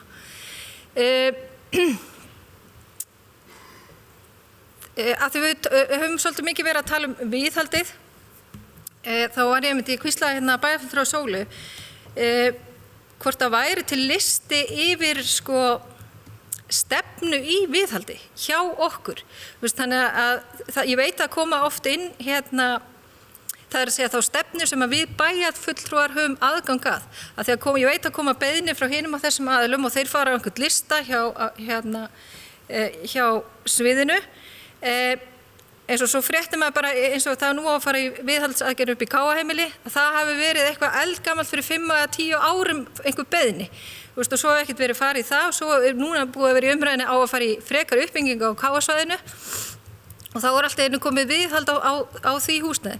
Þannig að ég held að vera mjög mikilvægt að þetta veri sýnilegt okkur bæjarfulltrúum og þá líka við værum svolítið að forgangsraða fram í tíman. Við værum kannski með 5-10 ára áætlun og röðum upp, auðvitað færist eitthvað til fram og tilbaka og þetta fer náttúrulega allt eftir hvernig fjárhagsáætlunin hverju sinni. En þetta eitt af því sem mér finnst þurfa að vera sýnilegra. Eins varðandi framkvæmdir, mér finnst þið rosa mikið vera að ræða og ekki taka neina ákvarðanir. Mér finnst frekar við eigum bara að setja svolítið framtíðarplan í þessum efnum og taka ákvörðun. Bara taka þá ákvörðuna, við ætlum ekki samgöngumiðstöð strax, hún á að vera flugvelli. Ég held að það sé betra heldur en sem endalaust að ræða það fram og tilbaka, að við tökum einhverja lendingu í málinu, það þá hægt að endurskoða það á sínum tíma. Þá ég líka að segja hvar hún eigi að vera. Já, þú varst að koma, bæjarfulltrúi Guðmundur reyna að læra þetta mig En heyrðu, síðan varðandi svifryksmengunina, bæjarfulltrúi Andri koma inn á að hugsanlega þyrftum við að bæta í tækjakost í þeim efnum og ég er bara alveg tilbúin að skoða það. Ég held að það væri vel þess virði. Ég er mjög ánægð að sjá og ég heyri þá á mörgum bæjarbúum að hreinsitækin hafa verið mun sýnilegri núna á þessu ári heldur en oft áður og það vel. Ég held að það sé gríðarlega mikilvægt. Og varðandi við vegagerðina, þá langar mig bara að spyrja Andri, er búið að taka samtali við þá, með að þeir geti bætt sín vinnubrögð og hvernig hafa þá móttökurnar við það samtal verið? Gæti það líka kannski leyst aðeins úr málum að þeir gerðu bara samning við okkur að við myndum sjá hreinsun og þeir borgi fyrir það, hvort að það gæti verið einhver lausn? Og bæjarfulltrúi Rósa, Glerárskóla, leikskólinn, hann er búin að vera í umræðu síðan held ég allan á 2015. Við rættum þetta á fundum daginn, þannig við erum ekki bara að tala 2 ár, við erum að vera að tala að það sé verið að koma 5 ár. Þannig að ef að næsti leikskóli mun taka jafn langa umræðu, þá er eitt að víst að við þurfum að byrja undirbúning á því strax. Og með ljósin, hver komið það? Bæjarfulltrúi Ingibjörg held ég. Fyndi og skildi minnast á það. Ég lenti á þessu ljósum daginn og ég var næstu búin að snúa við og ætlaði að fara upp á Akureyrarskristofu og láta vita að þau væru biluð. Án gríns. Ég veit ekki hvort að ég var svona mikil hræðferð en bara fyndi, ég var að nefna það fyrst þú myndist á þetta. Og varðandi lausagöngu katta, við höfum mikið rætt þetta innan okkar flokks að við þurfum að fara að taka umræðuna og taka ákvörðun í þessum málum hvað við ætlum að gera, því að ég tek undir með bæjarfulltrúi Sóleyju. Mér finnst ástandið orðið alvarlegt, bæði í samskiptunum og líka bara hvernig bara hversu margar kvartanir að koma, þannig að það er eitthvað að, og við getum ekki forðast þess að heitu kartöflu endalaust, þannig að ég bara vil þakka þér fyrir að taka þetta til umræðu og ég vil í rauninni bara hvetja til þess að við tökum bara umræðu hér í bæjarstjórn þessi mál, hvað við viljum gera og með hvaða hætti og það fyrir en seinna. Auðvitað vonast maður til að við náum árangri með mildari aðgerðum og samtali og ég er alveg sammála því að það ætti að vera fyrsta skrefið, en ef það gengur ekki þá eigum við ekki að hika líka við að taka stórar ákvarðanir í þessum efnum.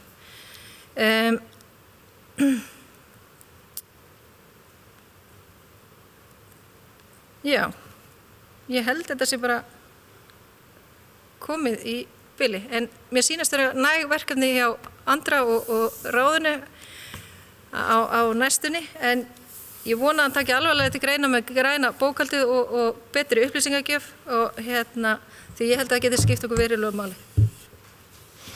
Það er bæjarfulltrúi Eva Hrund Einarsdóttir lokið máli sinni, næst tekur til máls bæjarfulltrúi Gunnar Gíslason.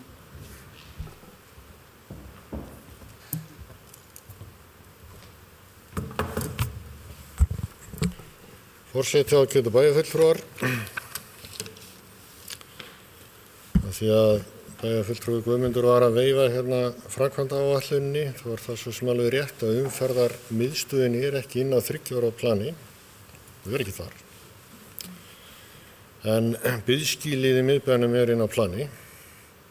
Við höfum hins vegar ekki tekið umræðina til enda. Mér vitalega en að meirihlutinn sé búin að ræða þetta á einhvern annan hátt og það sé þá að koma fram núna að þetta sé bara ekkert inni.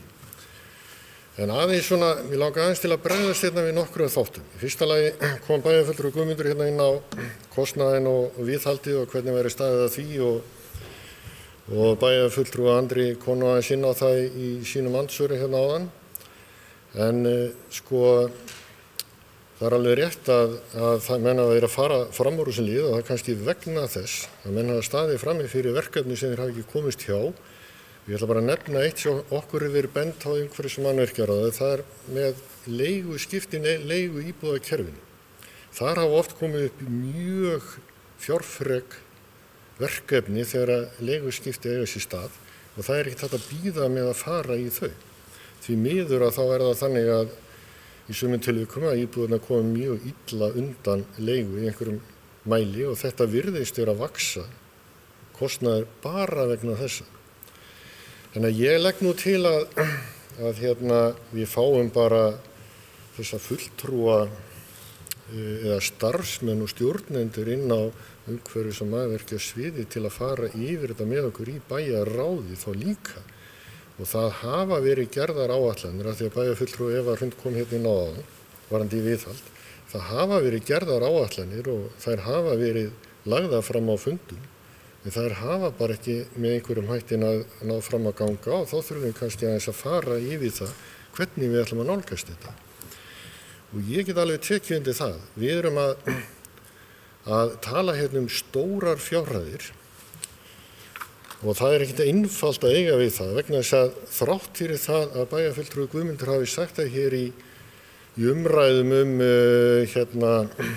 ársreikningin að samstæðan væri rekið með 377 miljón króna afgangi, þá er þetta ekki afgangur rekstri bæjarins. Við erum með 761 miljóni afgangar rekstri Norðurorku og Hafnarsamlagsins, þá fjármuni flytjum við ekki yfir í rekstri bæjarins.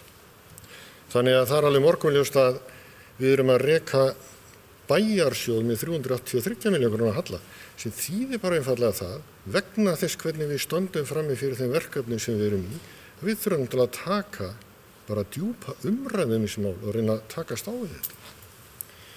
Ég get líka alveg tekið undir það að það er alveg frábær staða hérna á umhverfismálum að mörgu leyti og sérstaklega í samanburði við aðra. Og við höfum verið að gera mjög góða hluti og búið að byggja hérna upp þessa vinnu mjög lengi. Tilkoma vistorku skiptir okkur miklu máli. Við tókum líka ákvörðun hérna 18. september 2018 það að fara í endurskoðun á virkni vistorku, hvernig hún gæti virkað sem ennþá sterkari aðili akkurat inn í þessu verkefni okkar að við stöndum bara fram úr á heimsmælikvarða hvað öll þessi mál varðar.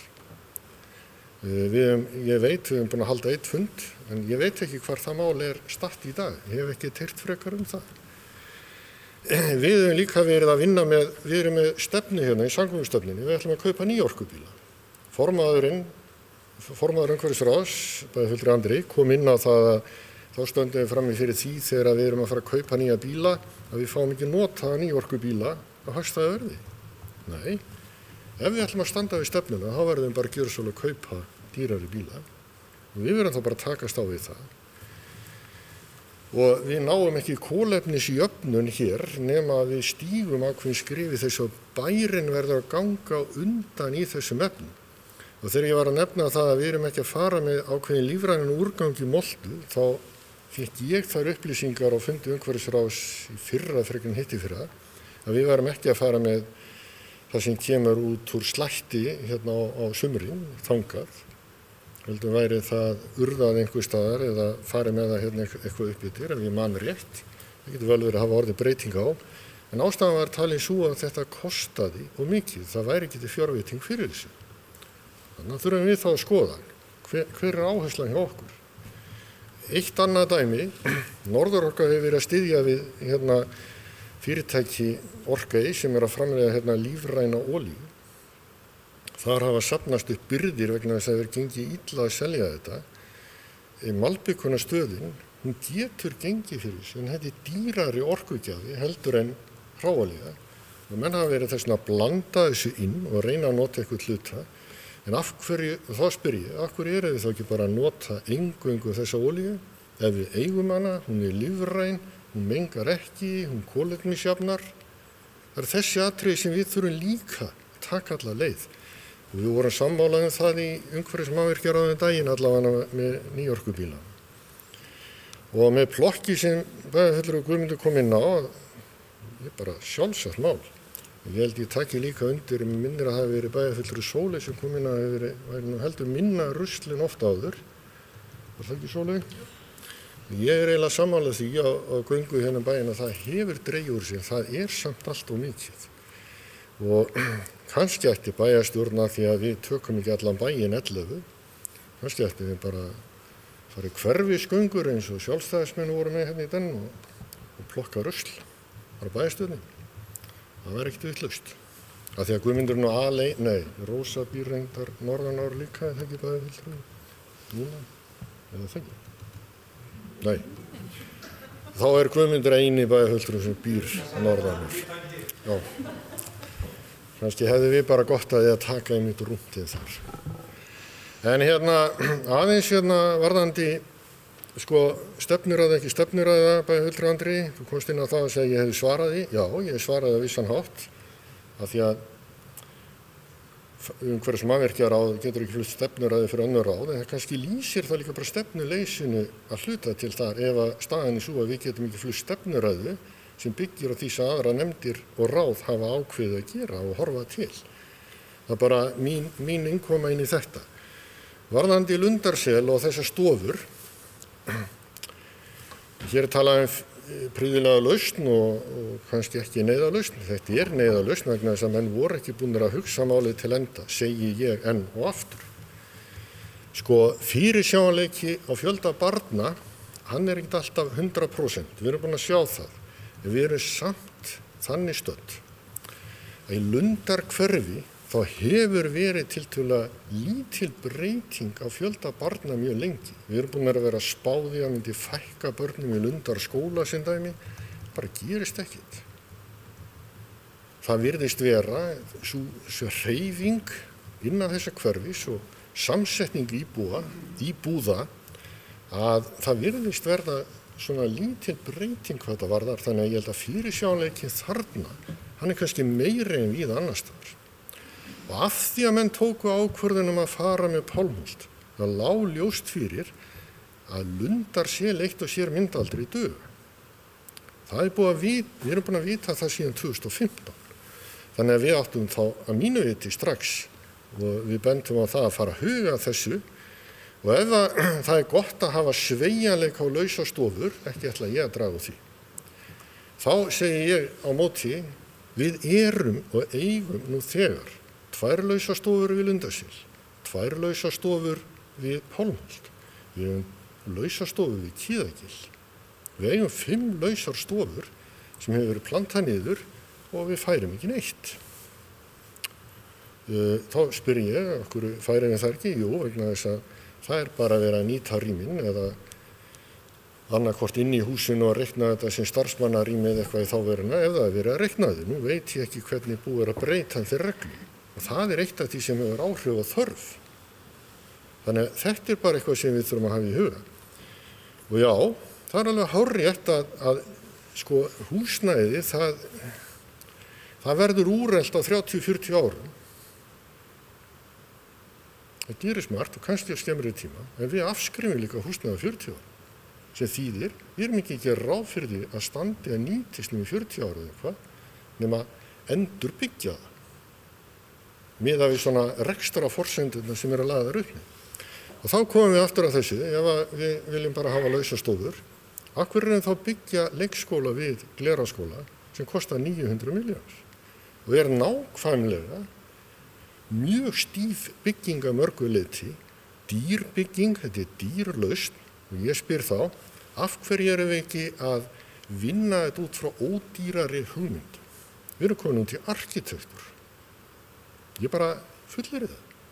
Af hverju erum við ekki að byggja þarna stálgrindahúsi eða eitthvað einfaldara hús sem væri hægt að breyta bara eftir hendinni. Svo oft hefur komið upp í umræðum skólabyggingar, það væri kannski ástæða til að fara að skoða, frekar en að reisa þessi minnismerki eins og oft hefur verið gert.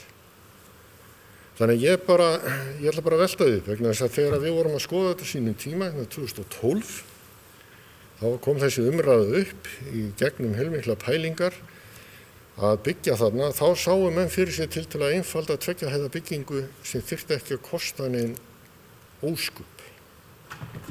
En ég bara kastaði sér inn vegna sem ég finnst þið býta aðeins í skottið og sjálfum okkur í þessar umræðu. Svo finnst mér skrítið að heyra það núna að það ekki að byggja ráðhús sem rúmi alla starfsemi. Ég semst komin einhver umræða stað innan meiri hluta sem við í minni hlutanum ekki aðilar að varðandi pælingar og ráðhús. Bara af því að við vorum að kalla eftir stefnu pælingum þetta, því að þetta inn í myndinni. Ég meina, Það er að leysa þetta með margvíslegum hætti. Þannig að það er alveg að hreinu að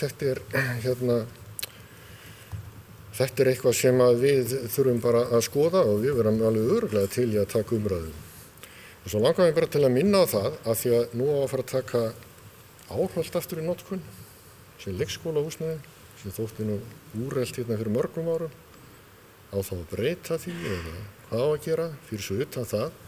Það var samþykkt stefna inn í bæjarstjórn með öllum atkvæðum þeirra sem sátu eftir á fundinum þar sem var samþykkt ákveðin viðmið stærði leikskóla og ýmislegt varðandi það hvernig við sæjum framtíðina fyrir sér.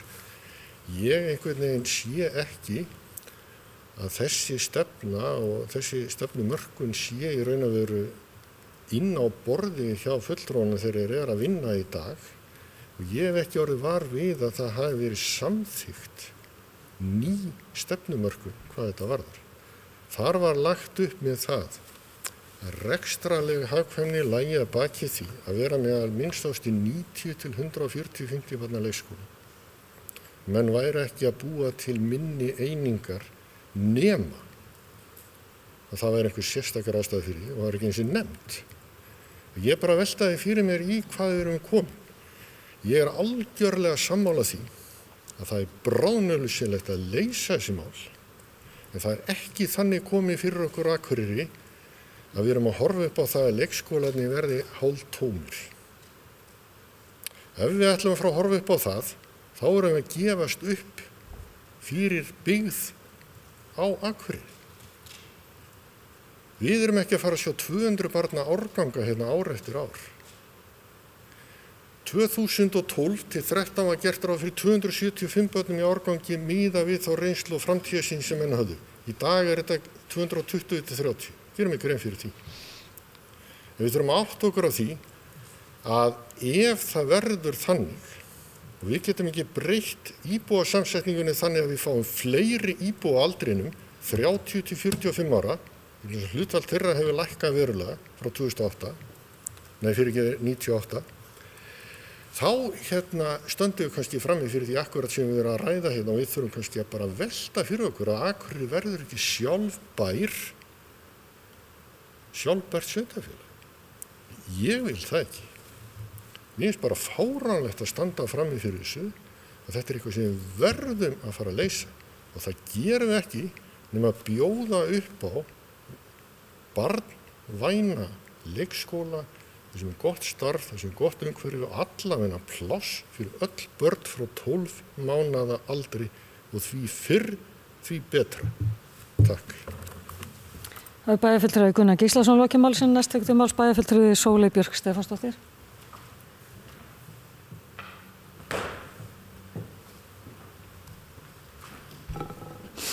Forseti, ágætu bæjarfulltrúar, ég vona að þið séu ennþá í stuði, þetta er uppáhaldsmálaflokkurinn minn, þannig að ég ætla að tala meira. Ég vil kannski svona aðeins byrja á því ítreka spurninguna mína varðandi Compact of Mayors samningin. Að ég var að spyrja í raun og veru ekki stöðuna á því hvernig okkur gengur að kolefnisjafna Akureyri, heldur hvernig gengur okkur á að til dæmis að skipuleggja útreikninga kolefnissporið. Það er að segja hvar erum við bara í þessu sem að birtingu tölulegra upplýsinga og þess háttar. Það er það sem ég var að spyrja Svo vantaði mig líka svar við spurningunni þar sem að ég ræddi græna trefilinn og var bent á þennan skógfræðing sem að tekur þátt þeirri vinnu og ég útvíkkaði spurninguna því ég fór líka að hugsa hvernig við ætlum að skipuleggja græn svæði og plöntun innan bæjamarkana og ég velti fyrir mig hvort skógfræðingurinn líka ráðgjafi þar eða hvort að við ætlum að fara í einhverja, ég veit ekki, landslagsráðgjafi eða eitthvað. Ég er bara að spá í hvað þekkingu við erum að nýta í þessu. Ég fekk í raun og veru ekki svar heldur við spurningunum minni grænt bókhald. Ég skynja það á umræðunum að við séum ekki með grænt bókhald.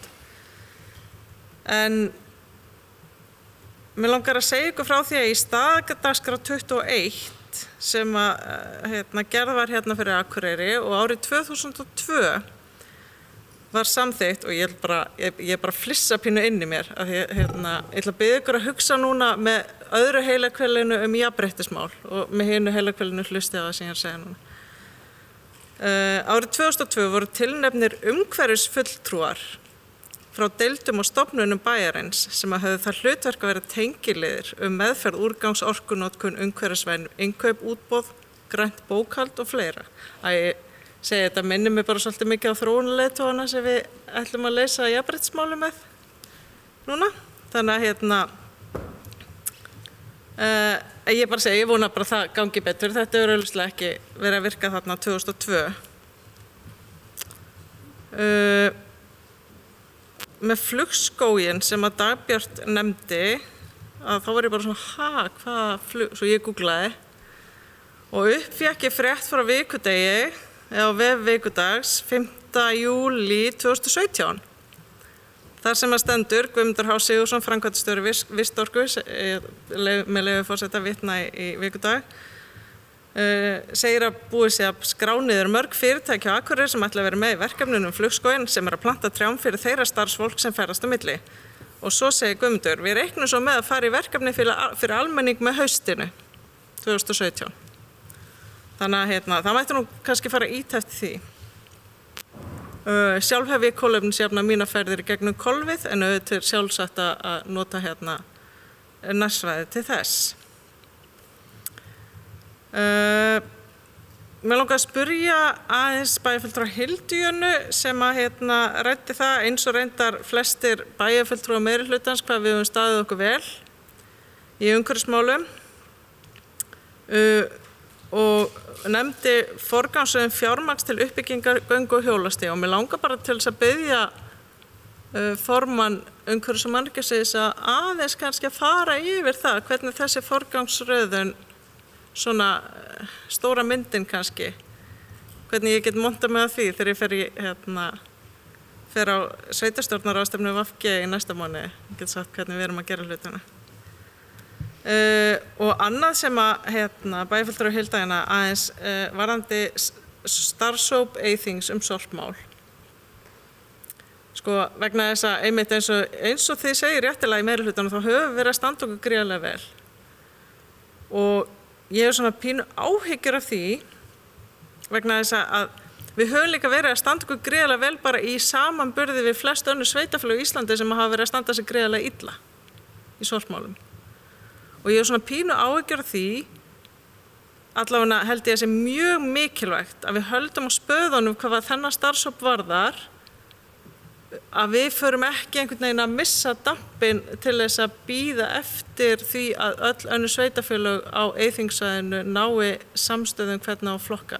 Ég bara svona hef pínu áhyggjur af því að það sem einhvern veginn átti að koma út skýrsla. Skilst mér að var markmiðið af þessum starfshópi. Þannig að ég held bara við þurfum að halda virkilega vel á spöðunum áfram svo við sitjum ekki eftir 5 ár, 10 ár, 15 eða 20 ár og spyrjum áfram okkur þessa sömu spurninga hvað höfum við gert.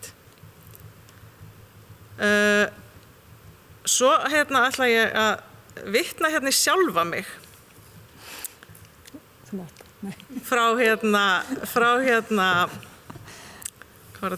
febrúar 2018 með leyfi forseta. Þá var ég að ræða samgöngusamninga.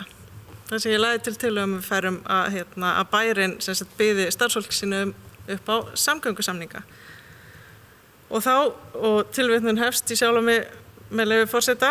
Það er þó ekki bara heilsubót starfsfólksins sem hér undir, heldur það heilsa allra bæjarbúa. Eftir því sem færri bílar aka hér götur því minni verður loftmengunin.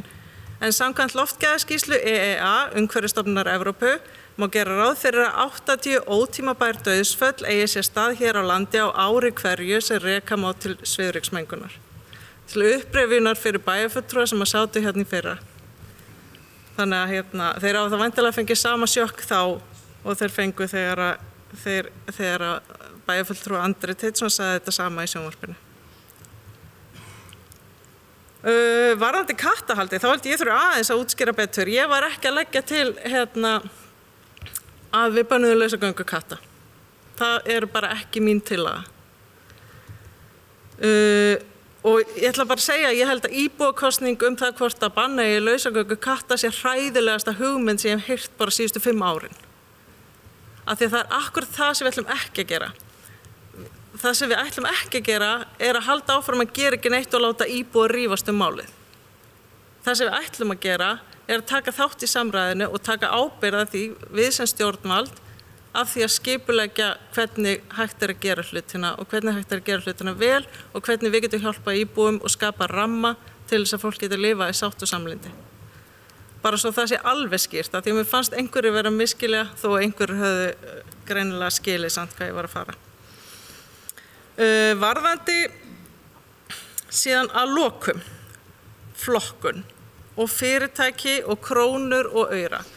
Þá ætlum ég bara að segja að við getum gert miklu meira heldur en að vonast til þess að fyrirtæki sjáu sér hagræna hvata til þess að standa sig í flokkun. Við getum gert alls konar hluti sem geta kallast hvatar eða geta kallast þvingun og aftur, það bara að hugsa í lausnum, koma upp með hugmyndir og finna út hvað virkar. Það sem ég hef einna mestar áhyggjur af vegna þess að það alveg rétt eins og var komið inn á, þetta snýst oft í umræðinni við fyrirtækin, snýst þetta oft lífræna úrganginn. Það því hann svo þungur. Það svona auðveldast til þess að fá fyrirtæki sem þurfa að greiða sérstaklega fyrir losun á úrgangi. Það auðveldar að fá þau til þess að skoða þetta með lífræna úrgangi vegna þess að þungur, það eru peningarnir. Það sem samt áhyggjuefnið plastið. En það skiptir engu máli vegna þess að það kostar eiginlega ekkert af því að það svo létt. En það ætti bara hreinlega að banna að urða plast. Hvert einasta plast sem við setjum út í annað enn í endurreynslu gegnum flokkun, það fer út í lífríki og það veldur skaða. Og aftur ætla ég að vitna í þennan dásamlega sjónvarpsþátt sem RÚV að sýna núna, sem hvað höfum við gert, eins og Stefán Gíslason, umhverfisfræðingur sem við þekkjum vel vegna þess að hann hjálpaði okkur við að gera staðdagskrá 21 og hjálpar okkur líka í Compact of Mayors. Hann sagði það ekki plastið, það ekki plastnótkunni sem vandamál, það hvernig við förum með það og hvað við gerum við það. Og þetta, ætla ég að segja, stóra málið að mínum mati, en hefur ekkert hagrænt gildi í umræðinu fyrirtæki og hvernig þau flokka sorp. En ég vil bara lyfta þessu atriði upp. Þetta snýst ekki bara krónur og aura og þetta snýst ekki bara hvernig hægt að fá fyrirtæki til þess að fara með lífræna úrganginn annað. Ég held ég sé búin að segja það sem ég liggur að hjarta þá í bili. Það bæjarfulltrúi Sóli Björk Stefánsdóttir lokið máli sinni og ætla ég að biðja varaforseta að taka við stjórn fundarins og gefa mér orðið. Bæjarfulltrúi Halla Björk Reynisdóttir tekur til máls.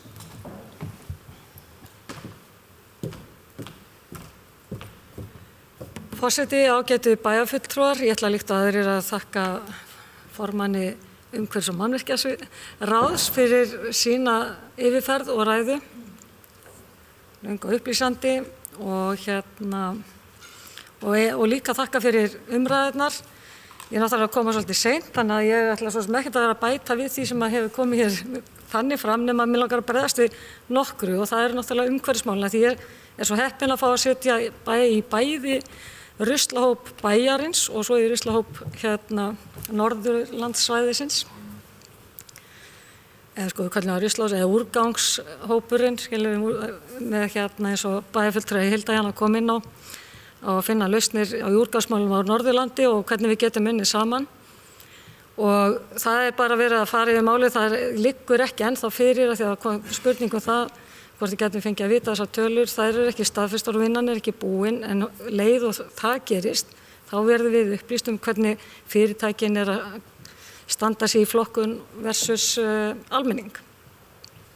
En ég held að eins og hefur komið fram hérna líka að fyrirtæki séu að standa sig mun betur heldur en við gerum okkur grein fyrir og mörg hver bara afskaplega vel.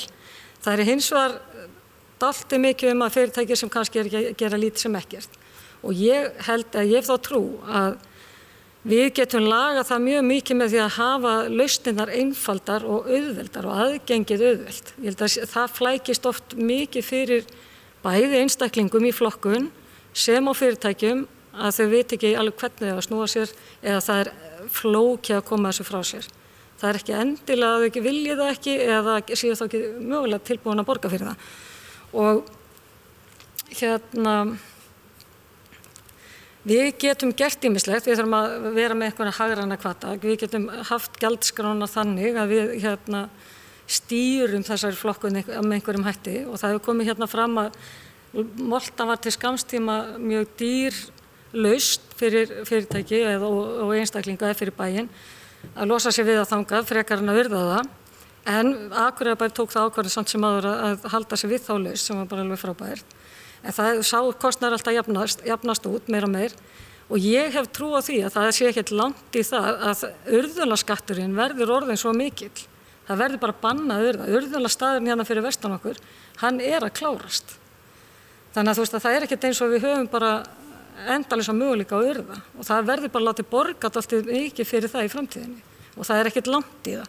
Þannig að ég held að við þurfum að vera að koma með þessa lausn og við höfum einmitt bæjarfélagið okkar verið framsýnt, sett á stað Vistorku sem alveg bara til fyrirmyndar og hefur verið að tala fyrir meiri fræðslu, meiri upplýsingum og nýjum lausnum og óbúðslega starfsmaður þar duglegur að kynna sér allt það nýjasta sem að gerast og upplýsa okkur bæjarfulltrúana það.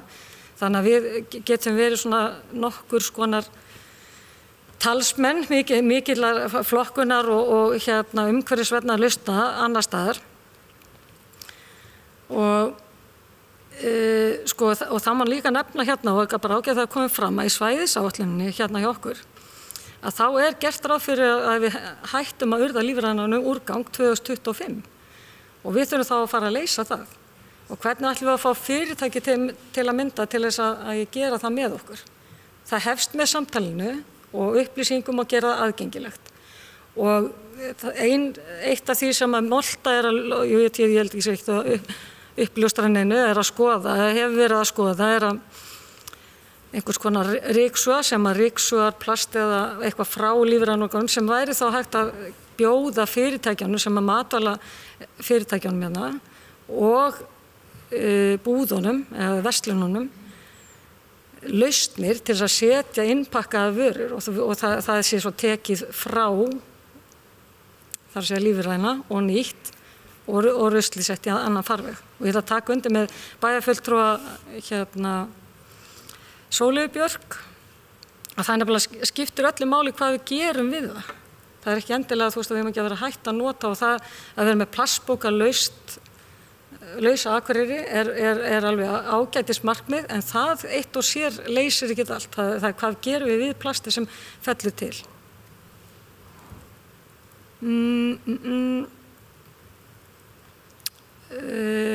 Hvað varðar það kom fram í máli bæjarfulltrúa Hildíunu, held ég, að það sé verið að skoða sorpbrennslur. Og þar getum við hort kannski bara til Grænlands. Það verið í Grænlandi og í Færeyjum verið að setja upp sorpbrennslur sem væri á svipaðri stærðargráðu og það sem Norðurland þyrfti allt saman. Þannig að það bara hægt að fá upplýsingar kostnaðinn og við þurfum ekkert að leita neitt rosalega langt eða fara í miklar rannsóknarvinnu hvað þetta varðar. Þetta ætti alltaf að geta legið fyrir og ég ætla ég er svona að reyna var búin að punkta það sem hefur komið fram í umræðinni. Ég ætla svona að reyna að taka því. Svifrykið, já. Það áhyggjumál sem við erum öll einmitt höfum ágjörð þessu. Við viljum að lofti sé þannig að við getum andaði á okkur og við getum farið út og hjóla og þurfum ekki að vera með grímu fyrir vitunum. En það ekkert alveg einfalt. Þó að við sópum og þrýfum götur þá það bara eitt. Og eins og að bæjarfulltrúi Andi kom alveg ágætlega inn á, það kom bara í den moldrokið en ofan úr Glerárdal eða bara hálendinu og ég bara í vinnunni hjá mér í dag því að það verið að setja niður ILS-búna sem við börðumst bara hatranlega fyrir að þá bara verktakarnir þar og þar heilt flughlað sem stendur opið sem ekkert yfir Þar verið að keyra stíg meðfram allir flugbrautinni sem bara moldarhaugur og bara gusaðist hérna yfir bæinn okkar. Þú veist, án þess að væri verið að gera neitt í því. Og þessir bílar, ég keyrði það eftir einum þeirra og þú veist, þá ekki að gagnrýna þessa framkvæmd eða fyrirtæki eða neitt slíkt. Þetta er bara eitt af því sem við þurfum að huga að. Þá keyrði ég eftir þessum trukk og bara í moldarroki á eftir honum í gegnum allan bæinn og inn á flugvöll. Þannig að eitt og annað svona, þarf ekki nema eitt bíl og þá eru bara allir sem eru hjólaðar í grænákarinu að kafna. Og svifryki mælist yfir öllum mörkum, sko. Þannig að það er svo margt sem við þurfum að huga annað en það að þrífa götuna, þó ég sé ekki að tala, sko, það neitt niður.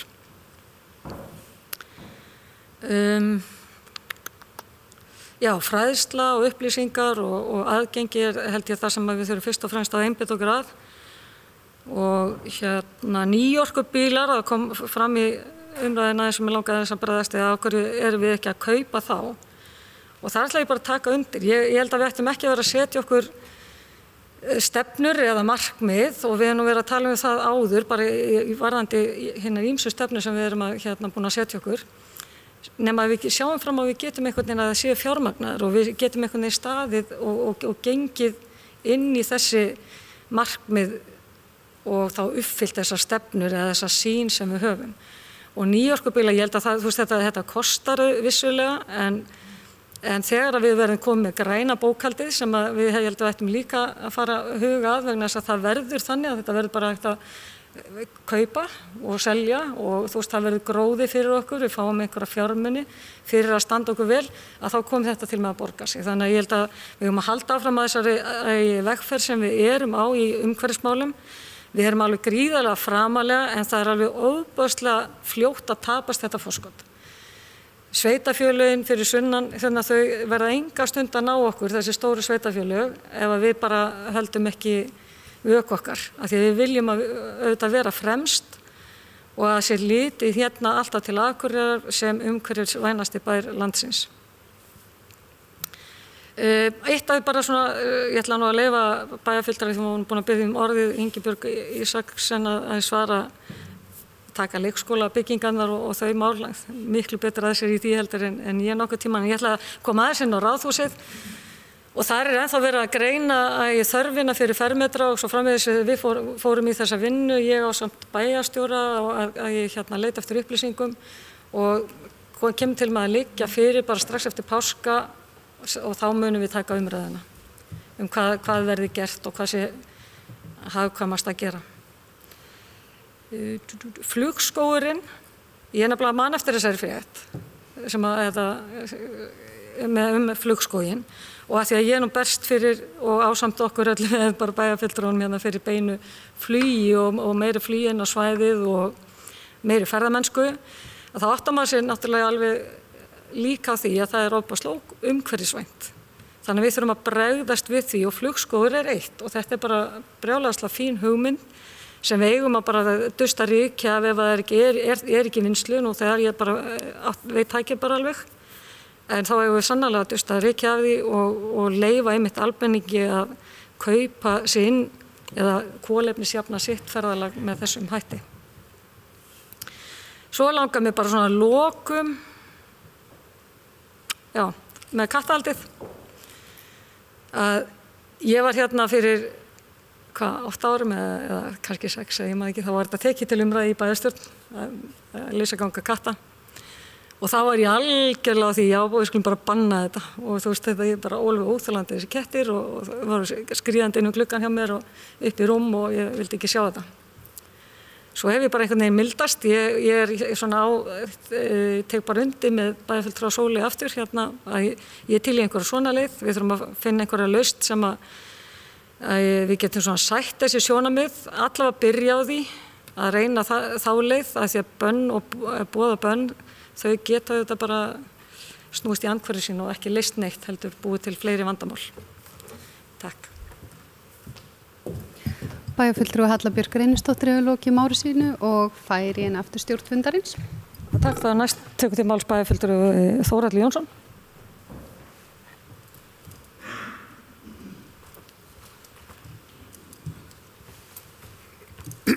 Forseti, ágætu bæjarfulltrúar. ég vil líkt og aðrir þakka Andra fyrir hans yfirferð. Þið náttúrulega, þegar þið fóru að ræða þessa umhverfismiðstöð, þá tókst ykkur náttúrulega 4 upp í mér. Það bara svoleiðis, það búið að ræða þetta í 5 ár og við erum ekkert að fara með hann út á flugvöll. Það bara kjaftaði. Þið hafið ekkert lent einstað þar sem umferðarmiðstöð út á flugvölli.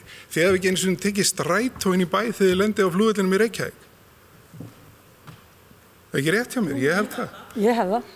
Ok, frábært. Ég hef ekki gert það og ég hef ekki gert það erlendis heldur, þannig að þú veist, auðvitað mega vera almenningssamgöngur út á flugvöll, en fyrir mér eða ætlum að drepa miðbæinn alveg þá skulum við endilega flytja þetta allt út á flugvöll. En ef við ætlum að byggja upp miðbæ, þá skulum við hafa tengistöð inn í miðbæ, það sem að strætó stoppar, það sem að strætisvagnar Akureyrar stoppa, það sem að leigubílar koma, þar sem að túristar eru teknir upp. Ekki láta þetta fólk hanga út á flugvöll í nokkra klukkutíma og koma ekki inn í fallega bæinn okkar. Hann kannski svo svifryksmengaður að það ekki komandi hingað.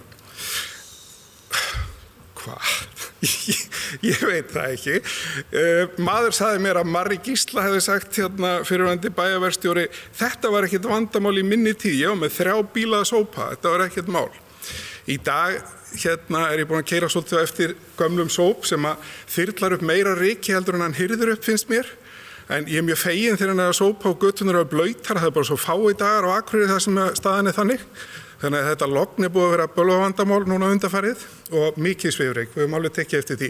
Og sérstaklega þegar við sáum stóru bílana keyra og þeir keyri í kantunum og göttunum og þyrla upp rykinu sem ekki búið að hirða upp, af því að götusópurinn ekki búin að fara með fram kantsteinunum og taka þetta blessaða ryk. Þetta þarf bara að, við þurfum að standa okkur betur og ef það þarf að kaupa bíl til þess, að þá bara verðum við að gera það og nýta okkur nýjustu tækni í þessum málum. Viðhald sem búið að margræða hérna í dag sem bara hið besta mál og forvarning gagnvart myglusvepp og annað sem að geta komið upp í skólum og byggingum. Þetta náttúrulega bara í sjálfsagt mál og við skiljum það að það þarf viðhaldi. Ég var ánægður með Rósu, bæjarfulltrúa Rósu Njáls, hún kom inn á það áðan að bæjarbúar myndu nú hirða kannski fyrir framan kantsteinin hjá sér. Ekki bara inn á lóðinni hjá sér, heldur kannski taka með fram húsinu sínu fyrir framan. Það væri mjög gaman að sjá það. Og ég hef staðið fyrir því inn í miðbæ að labba á milli búða og tala við kaupmenn og fá þá til þess að gera þetta hjá sér og ég hvet okkur til þess að hvetja bæjarbúa til þess að gera slíkt því sama. Þannig að ég fagna því. Varðandi það sem að Andri nefndi hérna áðan, þá gladdi það mig mjög að heyra að það væri verið að fara að tala fyrir uppgræðslu í Hlíðarfjalli. Ég átti samtal við formann vina Hlíðarfjalls í hádeginu í dag, akkurat til þess að ræða þetta mál. Það er mjög skemmtileg tilviljun. Og honum leist mjög vel á þetta. Ég var búin að vera í sambandi við Pétur Halldórsson hjá Skógræktinni fyrr og fá upplýsingar hjá honum og honum leist svakalega vel á þetta mál. Þannig að ég læt ekki mitt eftir liggja í þessu máli ef að við ráðumst í þetta verkefni sem að ég vona að við stefnum á. Nökkvahúsið er eitthvað sem að mér finnst að við verðum að gera svolítið smekklega. Ég vil ekki sjá einhverja skemmu þarna. Ég er búin að segja það ítrekkað hér að ég sé ekki fyrir mér eitthvað gámahús þarna inn á Drottningabrautarreitnum. Við erum búin að gera hana fína stíg og byggja rándýra bryggju. Við getum alveg byggt þokkalegt hús sem að lítur vel út þegar að fólk keyrir hérna inn í bæinn. Mér finnst það bara nauðsynlegt og þegar að ungmennaráð fundaði hérna með bæjarstjórna þá lögðu þau áherslu á Sjósund. Þarna er fínn staður sem að við komum til með að geta nýtt fyrir það og leyst það verkefni mjög vel. Ég stól á það. Já, Vistorkan. Vistorka er frábært fyrirtæki, ég er ánægður með það, mér finnst þau frábært. Við áttum fundarna Vistorku fyrir kosningarnar með Guðmundi og fleirum og bara virkilega fróðlegur og flottur fundur og ég ánægður með það sem hann er að gera, hann er mjög flottur í þessu. Ég sagði þá á þeim fundi að við ættum að setja og vera fremst og ég ætla að vona að Halla og Hilda Jana sem eru í ruslinu sjáu það að það er stórkostlegt tækifæri í að setja upp brennslu á Disneysi og hefja þar með uppbyggingu á Disneysi. Þetta sagði ég á þessum fundi og ég ætla að endurtaka hér enn og aftur. Ég held að þetta sé frábær staður og ég held að þetta sé sem er þess að business. Þannig að eftir nokkur ára þá er þetta fyrirtæki fara að skila okkur tekjum. Koma böndum á katta, lausagöngu katta. ég tel að það sé alveg nauðsynlegt og tímabært. Allavega að setja einhverja reglur og hlífa fuglunum svona á vorin. Mér finnst það alveg must. Takk fyrir. Það er bæjarfulltrúi Þórhallur Jónsson, lokið málsins, næst tekur til máls bæjarfulltrúi Ingibjörg Ísaksen.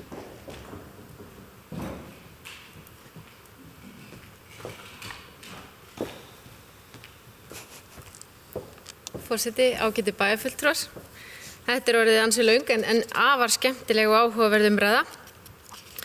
Mér svona persónulega finnst alltaf voðalega gaman að hlusta á bæjarfulltrúa Sólu Björk tala umhverfismál. Hún afar frjó og hugmyndarík og búin að kynna sér þessi mál afar vel.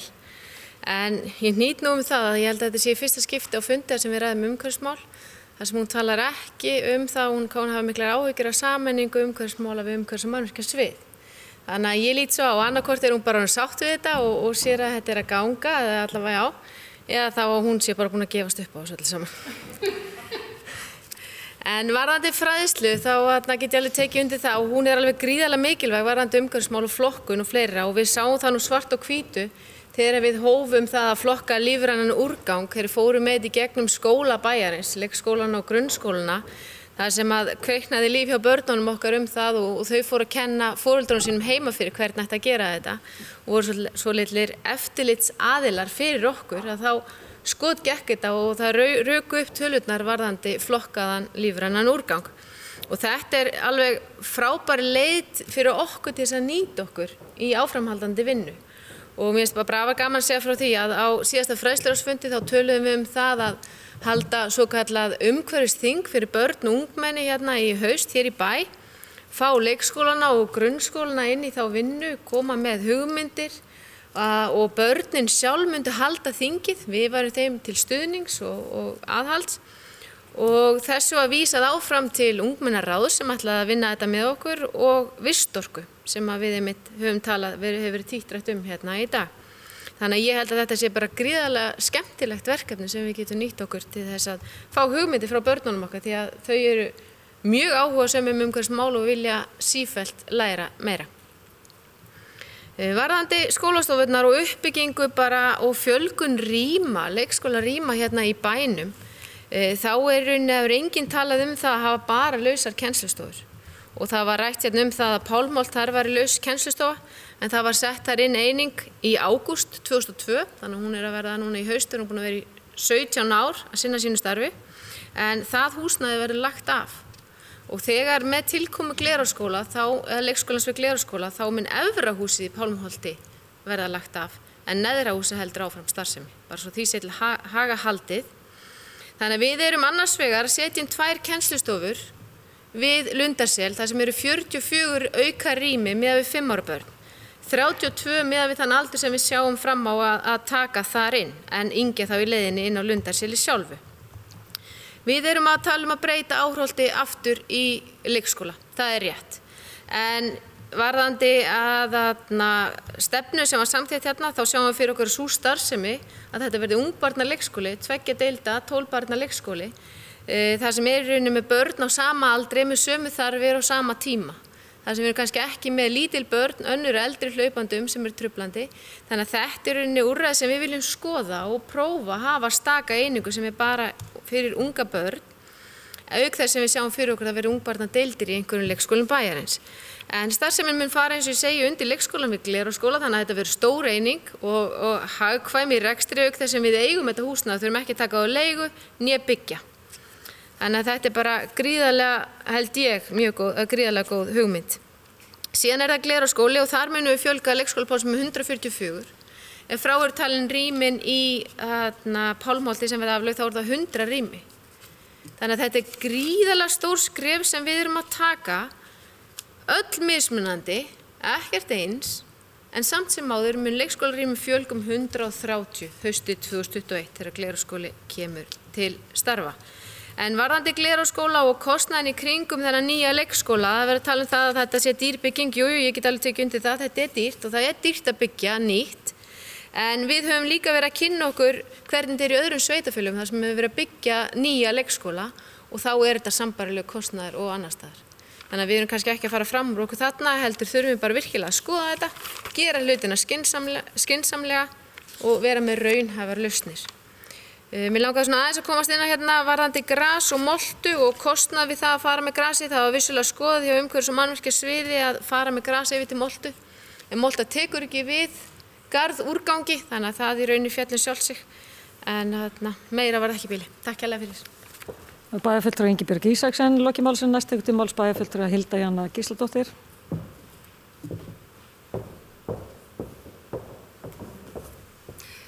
Forseti, ágætu bæjarfulltrúar, þetta skemmtileg umræða og því að það er tala, stundum heyri ég þessu slengt fram að við tölum og gerum ekki neitt. Að þá er það bara alls ekki rétt þegar við horfum á það sem við höfum gert og stundum skiptir gríðarlega miklu máli að við viðrum skoðanir okkar og ræðum saman og ég held að við höfum ekki að vanmeta gildi þess. Hins vegar þá er allt hægt að teygja fram fram í endalausa. Eins og til dæmis varðandi málefni leik- og grunnskóla, stundum þarf bara að taka ákvörðun, við ætlum að gera þetta svona, við ætlum að gera þetta þarna og við ætlum að fjölga þeim þetta mikið. Og kannski er það einmitt, svo ákvörðun liggur fyrir og óþarf að fara að flækja það eitthvað frekar og fresta málinu eða draga á langinn. Ég er allavega ekki hrifin af því af svo komnu máli. Varðandi sorpmálin, finnst þetta mjög áhugaverður málaflokkur og varðandi það sem að bæjarfulltrúi Sóley Björk var að ræða varðandi bara skýrslu að þar til dæmis hefur starfshópurinn verið að funda með mjög mörgum aðilum sem að koma að sorpmálum á svæðinu og eitt sem að vakti athygli mína að því að það var verið að tala að moltan væri svo þung og plasti væri svo létt og svo framvegis en allir, þó þeir væri nú með alveg ótrúlega ólíkar skoðunar á því hvernig ætti að flokka og hvernig ætti að gera hlutina og hvernig framtíðarsýnin yrði og svo framvegis en áhersluefni allra sem kom á málunum var að mikilvægi þess að losna við öll blautefni og matvæli úr hinu sorpinu. Því þá væri svo auðvelt að flytja út sorpi því að í rauninu leið og þú væri komin með öll matvæli úr sorpi, þá væri í rauninu komin næstu í bara flokkanlegt efni. Það er að segja að það væri margar tegundar af plasti og margar tegundar af pappa og þetta væri þægilegt að fá það bara, en það væri næstu hægt að gera þetta ef bara blautefninu væri ekki með. En það fannst mér allavega áhugavert, ég veit ekkert hvort það er rétt en mér fannst það áhugavert. Varðandi skýrsluna og hvort við ætlum bara að sætta okkur við að Eyþing sé með starfandi starfshópa sjálfsögðu ekki. Við erum með starfshóp líka hér og við ætlum ekki að sitja bara og setja hendurna fyrir aftan hausinn. Ég held að það bara sé hægt að sjá það mjög greinilega. Við erum að taka þátt í vinnu 2 starfshópa málið vegna þess að við erum ekki að setja það bara í hendurnar á hvorki Eyþingi né ríkisstjórninni en á sama tíma erum við að taka þátt í öllu. Af því það þarf að gera svo margt og það þarf svo margt að breytast til þess að boltinn eða þetta stóra skip sem þessi umhverfismál breyti einhvern veginn takt. Þannig og í þessari skýrslu samt og ástæð fyrir ég tala hann náttúrulega bara að því ég hjá Eyþingi en það sem kemur þó fram í þessari skýrslu og ávonandi ekki að verða, eða ekkert vonandi, þetta verður ekki skúfuskýrsla, eins og ég sagði áðan, niðurstöður og möguleg skref í átt að öflugu og skipulögðu samstarfi sveitarfélaga og starfssvæði Eyþings og SSNV. Aukin endurvinnslu á svæðinu, skýra stefnu í átt að kolefnishlutleysi svæðisins og aukin sjálfbærni og sameiginlegri ákvörðun sveitarstjórna framtíðarlausn. Og það sem við erum að horfa á þarna hversu mikið á að flytja út af sorpi, hvað hægt að gera mikið í lífrænt, við vitum að við erum hægt að urða á Sölvabakka, hvað ætlum við að gera við áhættuvefi og dýrarhæ, við þurfum brennslu, þarf hún að vera á Norðurlandi, við viljum ekki keyra henni suður, hægt að auka vinnslu úr sláturúrgangi í dýrafóður eða annað, eru aðrir möguleikar og þess vegna verið að teikna upp sviðsmyndir og meðal annars þá líforkuver og aðrar sviðsmyndir. Þannig að það verið að vinna að einhverju sem skiptir í alvörunni máli og það þá byggt á gögnum og tölum hvernig þetta í dag. Þannig að þetta mikilvægt en það fríar okkur að sjálfsögðu ekki ábyrgð og ég held við séum ekki að gera það. Varðandi svifrykið að sjálfsögðu að þarf að kaupa bíl, þá bara að kaupa við bíl en ég hef sammála bæjarfulltrúa Höllu Björk og við þurfum að hugsa uppsprettuna með fræðslu og upplýsingagjöf og áskorunum til samfélagsins, hvort sem það eru fyrirtæki eða einstaklingar, af því að einhvers staðar svifrykið, einhvers staðar það að koma og við getum alltaf hort á upphafið en ekki bara vera að þrífa upp skítinn þegar hann er kominn. Varðandi það sem að bæjarfulltrúi Þórhallur og bæjarfulltrúi Rósa voru að nefna varðandi að hirða í kringu sig. Ég teki eftir þessu niður í miðbæ, bæjarfulltrúi Þórhallur. Mér finnst þetta, það eru margir kaupmenn þar sem eru farnir að hirða mun stærra svæði heldur en bara gluggann sinn. Og mér finnst þetta mikillar eftirbreytni og vera hvetjandi. Varðandi það sem bæjarfulltrúi Rósa var að nefna að hugsa til þeirrar vitundar að þetta er sameiginlegt sveitarfélag og við erum öll þáttakendur í því. Ég tel ekki að við tökum það af einstaklingum að sveitarfélagið sjáum allt og með hvatningu og samtali þá getur það líka skipt máli þó að bæjarfélagið sjálfsögðu beri líka ábyrgð í þeim efnum. Varðandi kattamálið, bara svo það sé alveg hreinu bæjarfulltrúi Sóli, þá er ég hrifin að þinni nálgun. Mér finnst hún vera kattúðleg og mér finnst hún sú nálgun vera mun líklegri til þess að skapa sátt og samlemdi heldur en að búa til annað fylkingar í þessu máli. Varðandi samgöngustyrki, þá man ég nú eftir því að ég tók mig nú til að horfa á bæjarstjórnarfund þegar þú varst að ræða samgöngustyrki á sínum tíma og mér finnst það mjög jákvætt að skoða það, hvað sem öðru líður og mér finnst það spennandi valmöguleiki til þess að vinna með og síðan þannig að ég vona að við getum einhvern veginn skoða það. Varðandi það þegar að vera að tala samgöngumiðstöð og af hverju við erum ennþá að tala samgöngumiðstöð, þú veist að ágætt fara að gera samgöngumiðstöð og 3 ára áætlun. Þannig að í fyrsta lagi vitum við öll að við erum ekkert öll alveg sammála, það bara er þannig í lífinu. Þetta er ekki á 3 ára áætlun. Hins vegar auðvitað breytist aðeins nálgunin þegar ríkisvaldi setur í gegnum samgönguáætlun sína að það eigi að vera samgöngumiðstöð í landshlutunum. Auðvitað breytir það umræðunni og auðvitað breytir það þegar að vera að endurskoða almenningssamgöngukerfið og áhersla á þær. Þannig að það setur þá hugmynd aftur upp á borðið að vissu leyti en ákvörðun liggur ekki fyrir og ekki fjármagn. Þannig að það er ekkert komið lengra en á það stig og við vinnum áfram bara eftir okkar áætlunum þangað til annað kemur í ljós en við eigum að vera meðvituð það sem að ríkið er að hugsa í þessum efnum og vera reiðubúin til þess að láta það tala saman við það sem við gerum hérna innan bæjar. Takk fyrir. Það er bæjarfulltrúi Hilda Jana Gísladóttir í lokimálsinu. Næst tekur til máls bæjarfulltrúi Eva Hrund Einarsdóttir.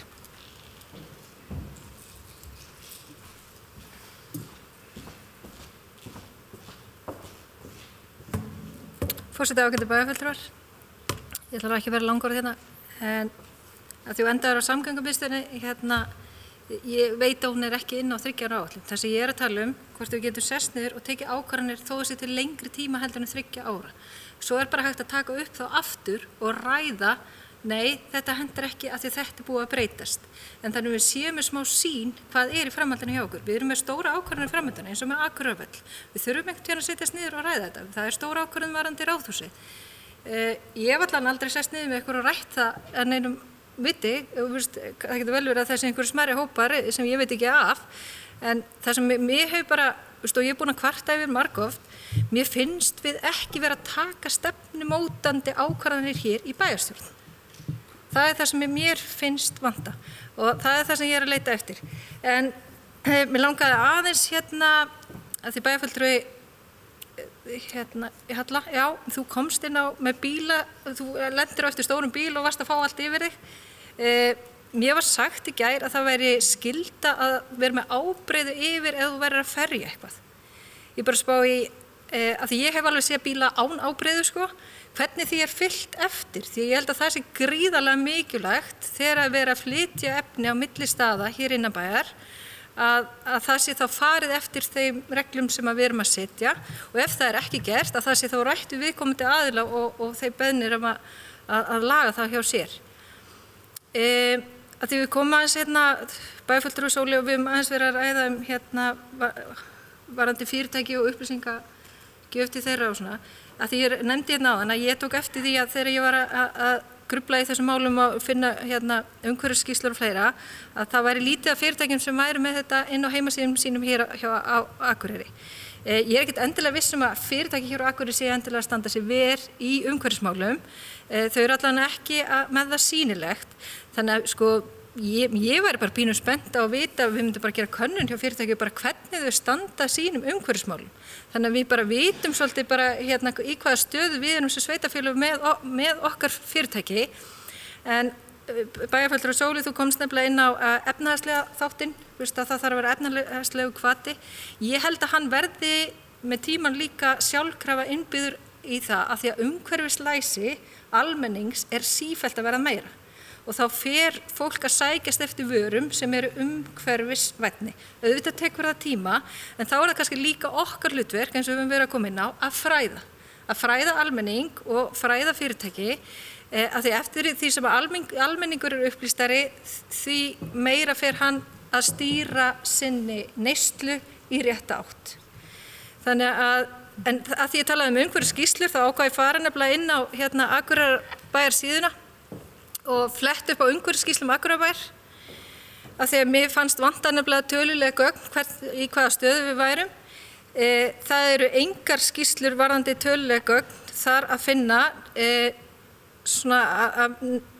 neinu viti finnst mér, nema við erum með mjög margar skýrslur fuglalíf sem gott og vel. Ég held að þær séu 80% af þeim skýrslum sem við erum með yfir umhverfismál. Þannig að mér finnst bara verulega vanta þarna á. Þannig ég vildi bara vekja athygli á því. Jú, það var eitt enn. Varðandi sorpið, af því að það var hafnarstjóri nefndi við mig að nú að finnast meira sorp í höfninni heldur en hefur verið. Og það er bara eitthvað sem við þurfum að skoða, þannig að ég vildi bara að það kæmi upp að ég held að þetta sé ekki stórt vandamál, en við þurfum samt að huga að því ef fólk er að fara rangar leiðir með sitt sorp, að þá er eitthvað sem er ekki í lagi.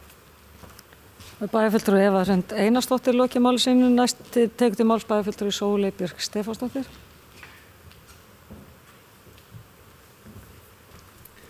Forseti, ágætu bæjarfulltrúar, ég gleymdi að segja ótrúlega mikilvægt atriði sem að ekki er vitað hér í þessum sal greinilega, sem er það að stóri plokkdagurinn er 28. apríl.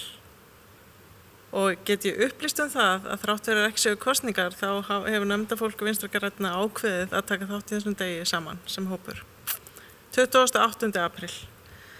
Og svo að því nú konið ákveðið svara líka spurningum sem hafa verið beint til mín, annars vegar með áhyggjur og umhverfismálum, bæjarfulltrúi Ingibjörg, þær eru enn til staðar.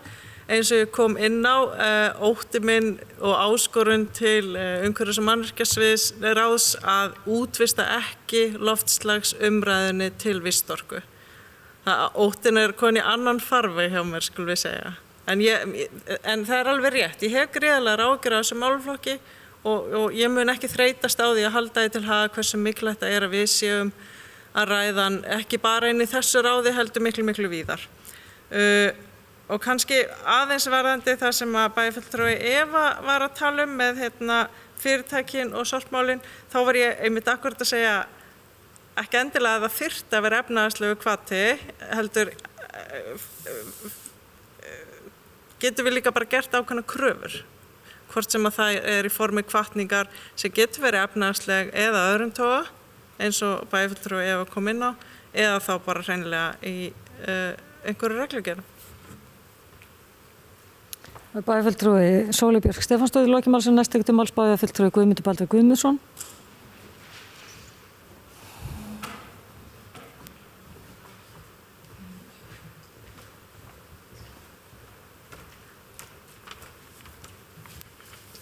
Forseti, ágætu bæjarfulltrúar, þetta bara löngu góð umræða. Þannig að koma ég með þess að skúp hérna inn á fundin með stóra plokkdaginn sem að Sóley bæjarfulltrúi kom inn á. Það sem ég var nú að tala bara að þessi bæjarstjórnarvika og stakk upp á þessu, en auðvitað leggir alltaf til að við tökum öll þátt í þessum stóra plokkdegi, það er ekki spurning, og stöndum okkur vel í því, og ég vona að einhver af bæjarfulltrúum hérna væri tilbúin að koma með mér norður fyrir ánuna. En aðeins þarna skal ég sér að því sem bæjarfulltrúi Gunnar kom hér inn á varðandi stöðuna. Hann vitnaði það að ég talaði hér að afkoma væri svona og svona. Ég sagði réttilega hvernig staðan var hjá á samstæðunni. Hins vegar erum við náttúrulega búin að vera á fundi landsþingsins sjálfbærni sveitafélaga, eða það sem var talað sjálfbærni sveitafélaga, og við þurfum alltaf að huga öllu í rekstri. Þannig ég hef verið aðeins verið að tala það þegar við erum að ræða þessi mál öll sömulega. Við þurfum að hafa svona lengri tíma sín og það fínt. Og við höfum líka talað það að gera 10 ára áætlun, og það það sem við stefnum að. Það búið að setja upp skapalón fyrir það í fjársýslusviðinu, og þegar að við verðum búin að vinna ákveðna vinnu sem að snýr að lengri tíma áætlunum. Mér finnst svolítið skrítið þegar bæjarfulltrúar hér tala það að við séum ekki að gera neitt og menn sé ekki menna framtíðarsýn. Við erum að láta núna vinna fyrir okkur, við erum að setja verkefnahóp stórt mál sem framtíðarsýn í uppbyggingu íþróttamannvirkja, sem stórt mál. Við erum líka, og það talað það að varðandi ráðhús, bæjarfulltrúar tala það að þeir séu lítið þetta. Það kom ágætlega fram í máli forseta bæjarstjórnar Höllum Bjarkar að það væri búið að setja af stað vinnu í þessu, að þarf að greina og þessar upplýsingar yrðu lagðar fyrir. Ég veit ekkert meira það heldur en bæjarfulltrúar minnihlutans.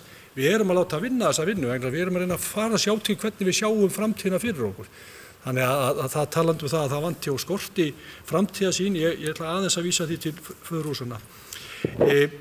Það var eitt sem ég datt í hug af því við vorum að tala einhver bæjarfulltrúi kom með þessa hugmynd. Bæði Andri og bæjarfulltrúi og bæjarfulltrúi Þórhallur töluðu fjallið og hvort það mætti hugsanlega koma upp skógrækt þar. Skemmtileg hugmynd.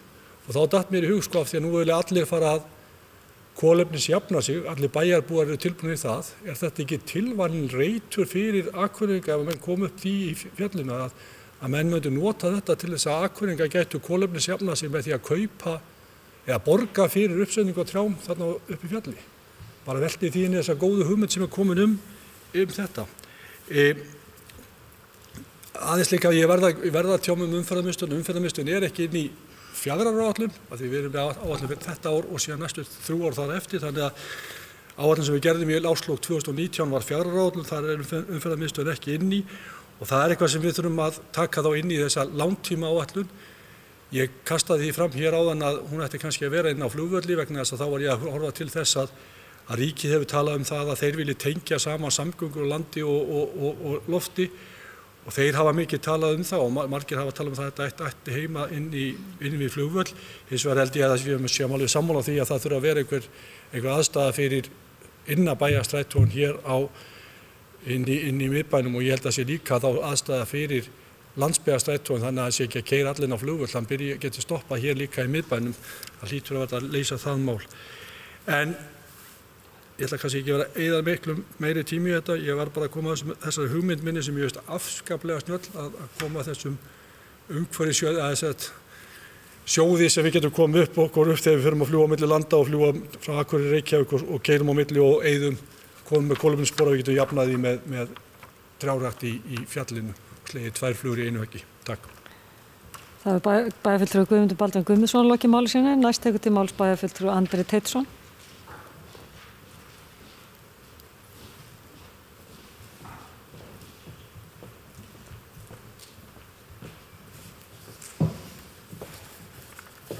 Forseti, ágætu bæjarfulltrúar, koma inn á nokkur atriði sem hefur verið beint til mín kannski meðal annars. Fyrsta lagi samt það sem bæjarfulltrúi Þórhallur nefndi brennslu á Dysnesi. Ég alveg sammála honum að það verulegt tækifæri og mikil þörf á svoleiðis starfsemi hérna á Norðurlandi, og við myndum kannski nýta orkuna til raforkuframleiðslu, allavega þá nýta varman, og á Dysnesi væri til dæmis hægt að nota varman til að skerpa á heita vatninu í lögninni frá Hjalteyri til Akureyrar. Ég vil líka benda á það að þó að allir einstaklingar og fyrirtæki á Norðurlandi myndu flokka í einu og öllu eins og gámaþjónustan eða aðrir mælast til, að þá væri samt hellingur af plasti að fara í urðun, af því að það bara fast við önnur efni eða allt og skítugt til að sé hægt að gera nokkuð við það, svo framvegis. Þannig að það grá upplagt að brenna þetta. Og jafnvel líka plastið sem við erum að flokka með ærinni fyrirhöfn og senda svo til Svíþjóðar eða Kína og guð má vita hvað verður það þar. Það kann alveg að vera að sé bara gáfulegast frá umhverfissjónarmiði að brenna það á staðnum, frekar en að vera að eyða eldsneyti að flytja yfir halvan hnöttinn og svo veit enginn allavega í Kína hvað verður það. Ráðhús,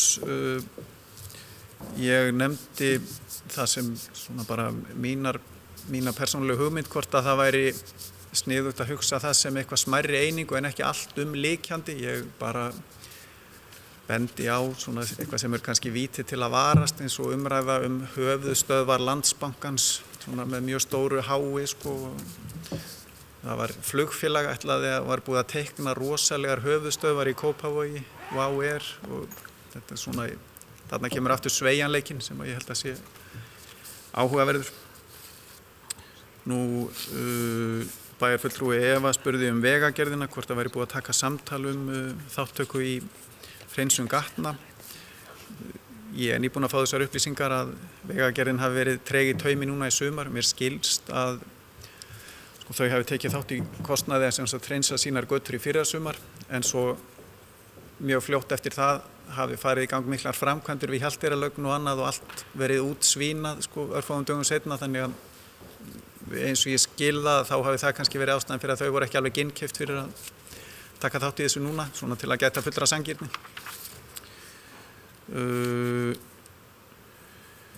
Já, bæjarfulltrúi Sóley nefndi nokkur atriði eða ítrekkaði áðan varðandi Compact of Mayors, að þá staðan eins og ég skil hana svo við erum ekki komin með okkar tölur, við erum ekki komin með kerfi til að safna saman öllum okkar tölum. Þetta brotakennt og ég satt að segja var svolítið eitt spurningamerki bara eftir þessa kynningu og umræðu sem var í vetur í umhverfis- og mannvirkjaráði og kannski þyrftum við að reyna að taka saman einhverja stöðuskýrslu eða eitthvað svoleiðis til að kynna í bæjarstjórn því að þetta var satt að segja bara pínu ruglingslegt. Nú, græn svæði og plöntun innan bæjarmarkanna, við erum aðalega að nýta eigin þekkingu en ég bendi samt á að það til dæmis á vegum landslags, þar eru starfandi landslagsarkitekt, skipulagsfræðingur og svo framvegis og við erum einhverjum tilvikum að nýta okkur svoleiðis sérþekkingu að sjálfsögum. Grænt bókhald, nei, við erum ekki það með neinum heildstæðum hætti sem bæjarfélag. Gangstéttir og stígar, þar erum við með áætlun 2019 sem að stendur núna í 129 milljónum. Hún var 147 eða 49, þetta einn af þessum liðum einn af fáum sem að verða innan við áætlun. Það þá vegna þess að það seinkar framkvæmd í Nesjahverfi. En stærstu tölurnar í þessum 129 milljónum langstærsta talan 50 milljónir fyrir stíginn og brú inn við flugvöll. Sem sagt endurnýjun eða þverun á Eyjafjarðará þar. Og svo næst stærstu liðirnir til dæmis 15 milljónir í rauninni í gangstétti eða hvað maður kallaði það, samgöngu leið meðfram Síðubraut. Og svo aðra 15 milljónir leið að golfvellinum sem í rauninni bara gangstétt, myndum við segja. En þetta ekki nákvæmlega skilgreint í hvað eru gangstéttar, hvað eru samgöngustígar, hvað eru útivistarstígar. En ég vil líka benda á að það að hefjast vinna við stígaskipulag bæjarins og þar sem ég held að verði bara mjög áhugavert að reyna að sjá þetta allt í samhengi og út frá samgöngumálum, útivist og aðdráttarafli bæjarins fyrir ferðamenn. Ég sé fyrir mér að hjólafólk og hlaupafólk muni flykkjast af höfuðborgarsvæðinu hingað til að nota okkar frábæru stíga og leiðir. Þegar búið að skipuleggja þetta, kortleggja og svona matreiða fyrir þau svolítið hvert sniðugt að fara, hvar eru áningarstaðir og svo framvegis. Svo ætla ég að lokum að nefna varðandi samgöngustyrki að eins og bæjarfulltrúi Sóley kom inn á að það eru augljós ávinningur ýmiss konar. Í fyrsta lagi kannski heilsa einstaklingsins sem að við á í hverju tilviki sem að hjóla eða ganga í staðinn fyrir að keyra. Í öðru lagi þá loftgæðin sem að varða þá heilsu allra hinna. Og svo í þriðja lagi álag á samgöngumannvirki sem að hefur verið stór hluti af umræðunni í Reykjavík og örugglega víðar. Göturnar eru bara mettaðar, takk ekki við fleiri bílum þannig að verður að gera eitthvað. Og svo í fjórða lagi þá frá sjónarhóli fyrirtækjana þar sem að fólki starfar að það eru kannski ekki nóg bílastæði og bara ekki pláss eða of dýrt að fjölga þeim, betra að finna aðra leiðir. Og það er gaman að segja frá því að það er komin í gang umræða að reyna þetta hjá Akureyrarbæ og þá er verið að hugsa kannski að reyna að byrja á leikskólum sem dæmi. Annars bara reiknaði með að þá koma ekki upp aftur í þessum umræðum. Þakka kærlega fyrir frábærar umræður, ekki síst áhersluna á umhverfismál sem er greinilega mikill áhugi. Takk. Bæjarfulltrúi Andri Teitsson lokið máli sinni, næst tekur til máls bæjarfulltrúi Sóley Björk Stefánsdóttir.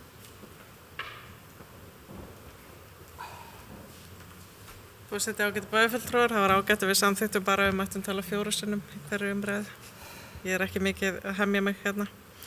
Það eru bara 2 atriði sem ég langaði aðeins til þess að bara hnykkja á að það er það sem að bæjarfulltrúi Andri talaði með plastum og það sem að engi veit hvað verður.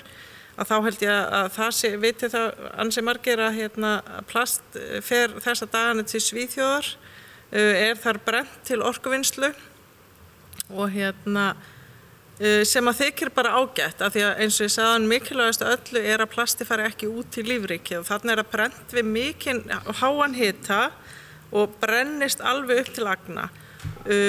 Og ég hef þær upplýsingar að bak við slíka brennslueiningu sé reikna með að ein slík eining geti þjónað 600.000 manna svæði.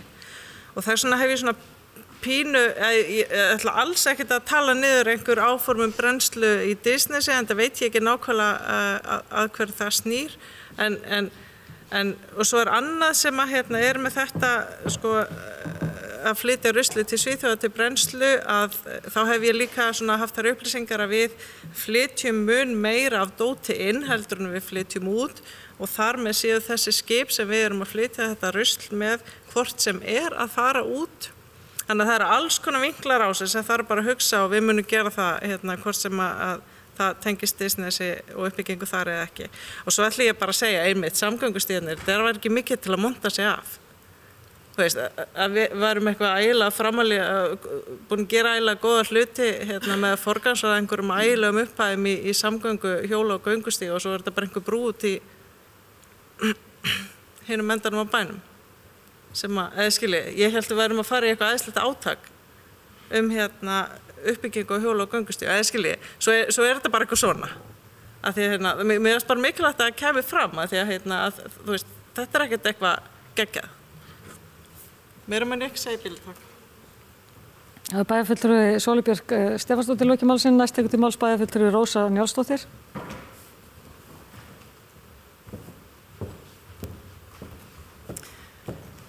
Forseti, ágætu bæjarfulltrúar, að sjálfsögðu veit ég það ekki bara að tala og tala, það margt vel gert.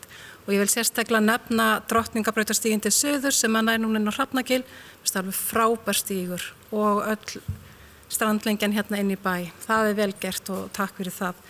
En með þetta tala, ég held að umferðarmiðstöð sé bara skýrt dæmi það. Það er búið að tala hann í mörg ár, hún er ekki eins og komin á 4 ára planið.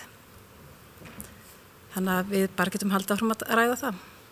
Hvar á að setja hana niður? Ég vil hafa hann í miðbænum. Takk. Bæjarfulltrúi Rósa Njálsdóttir lokið máli sinni og orðið er laust. Það er fleiri hafa ekki hvað sé hljóðs. Þá segjum við umræðu starfsáætlun umhverfis- og mannvirkjaráðs lokið.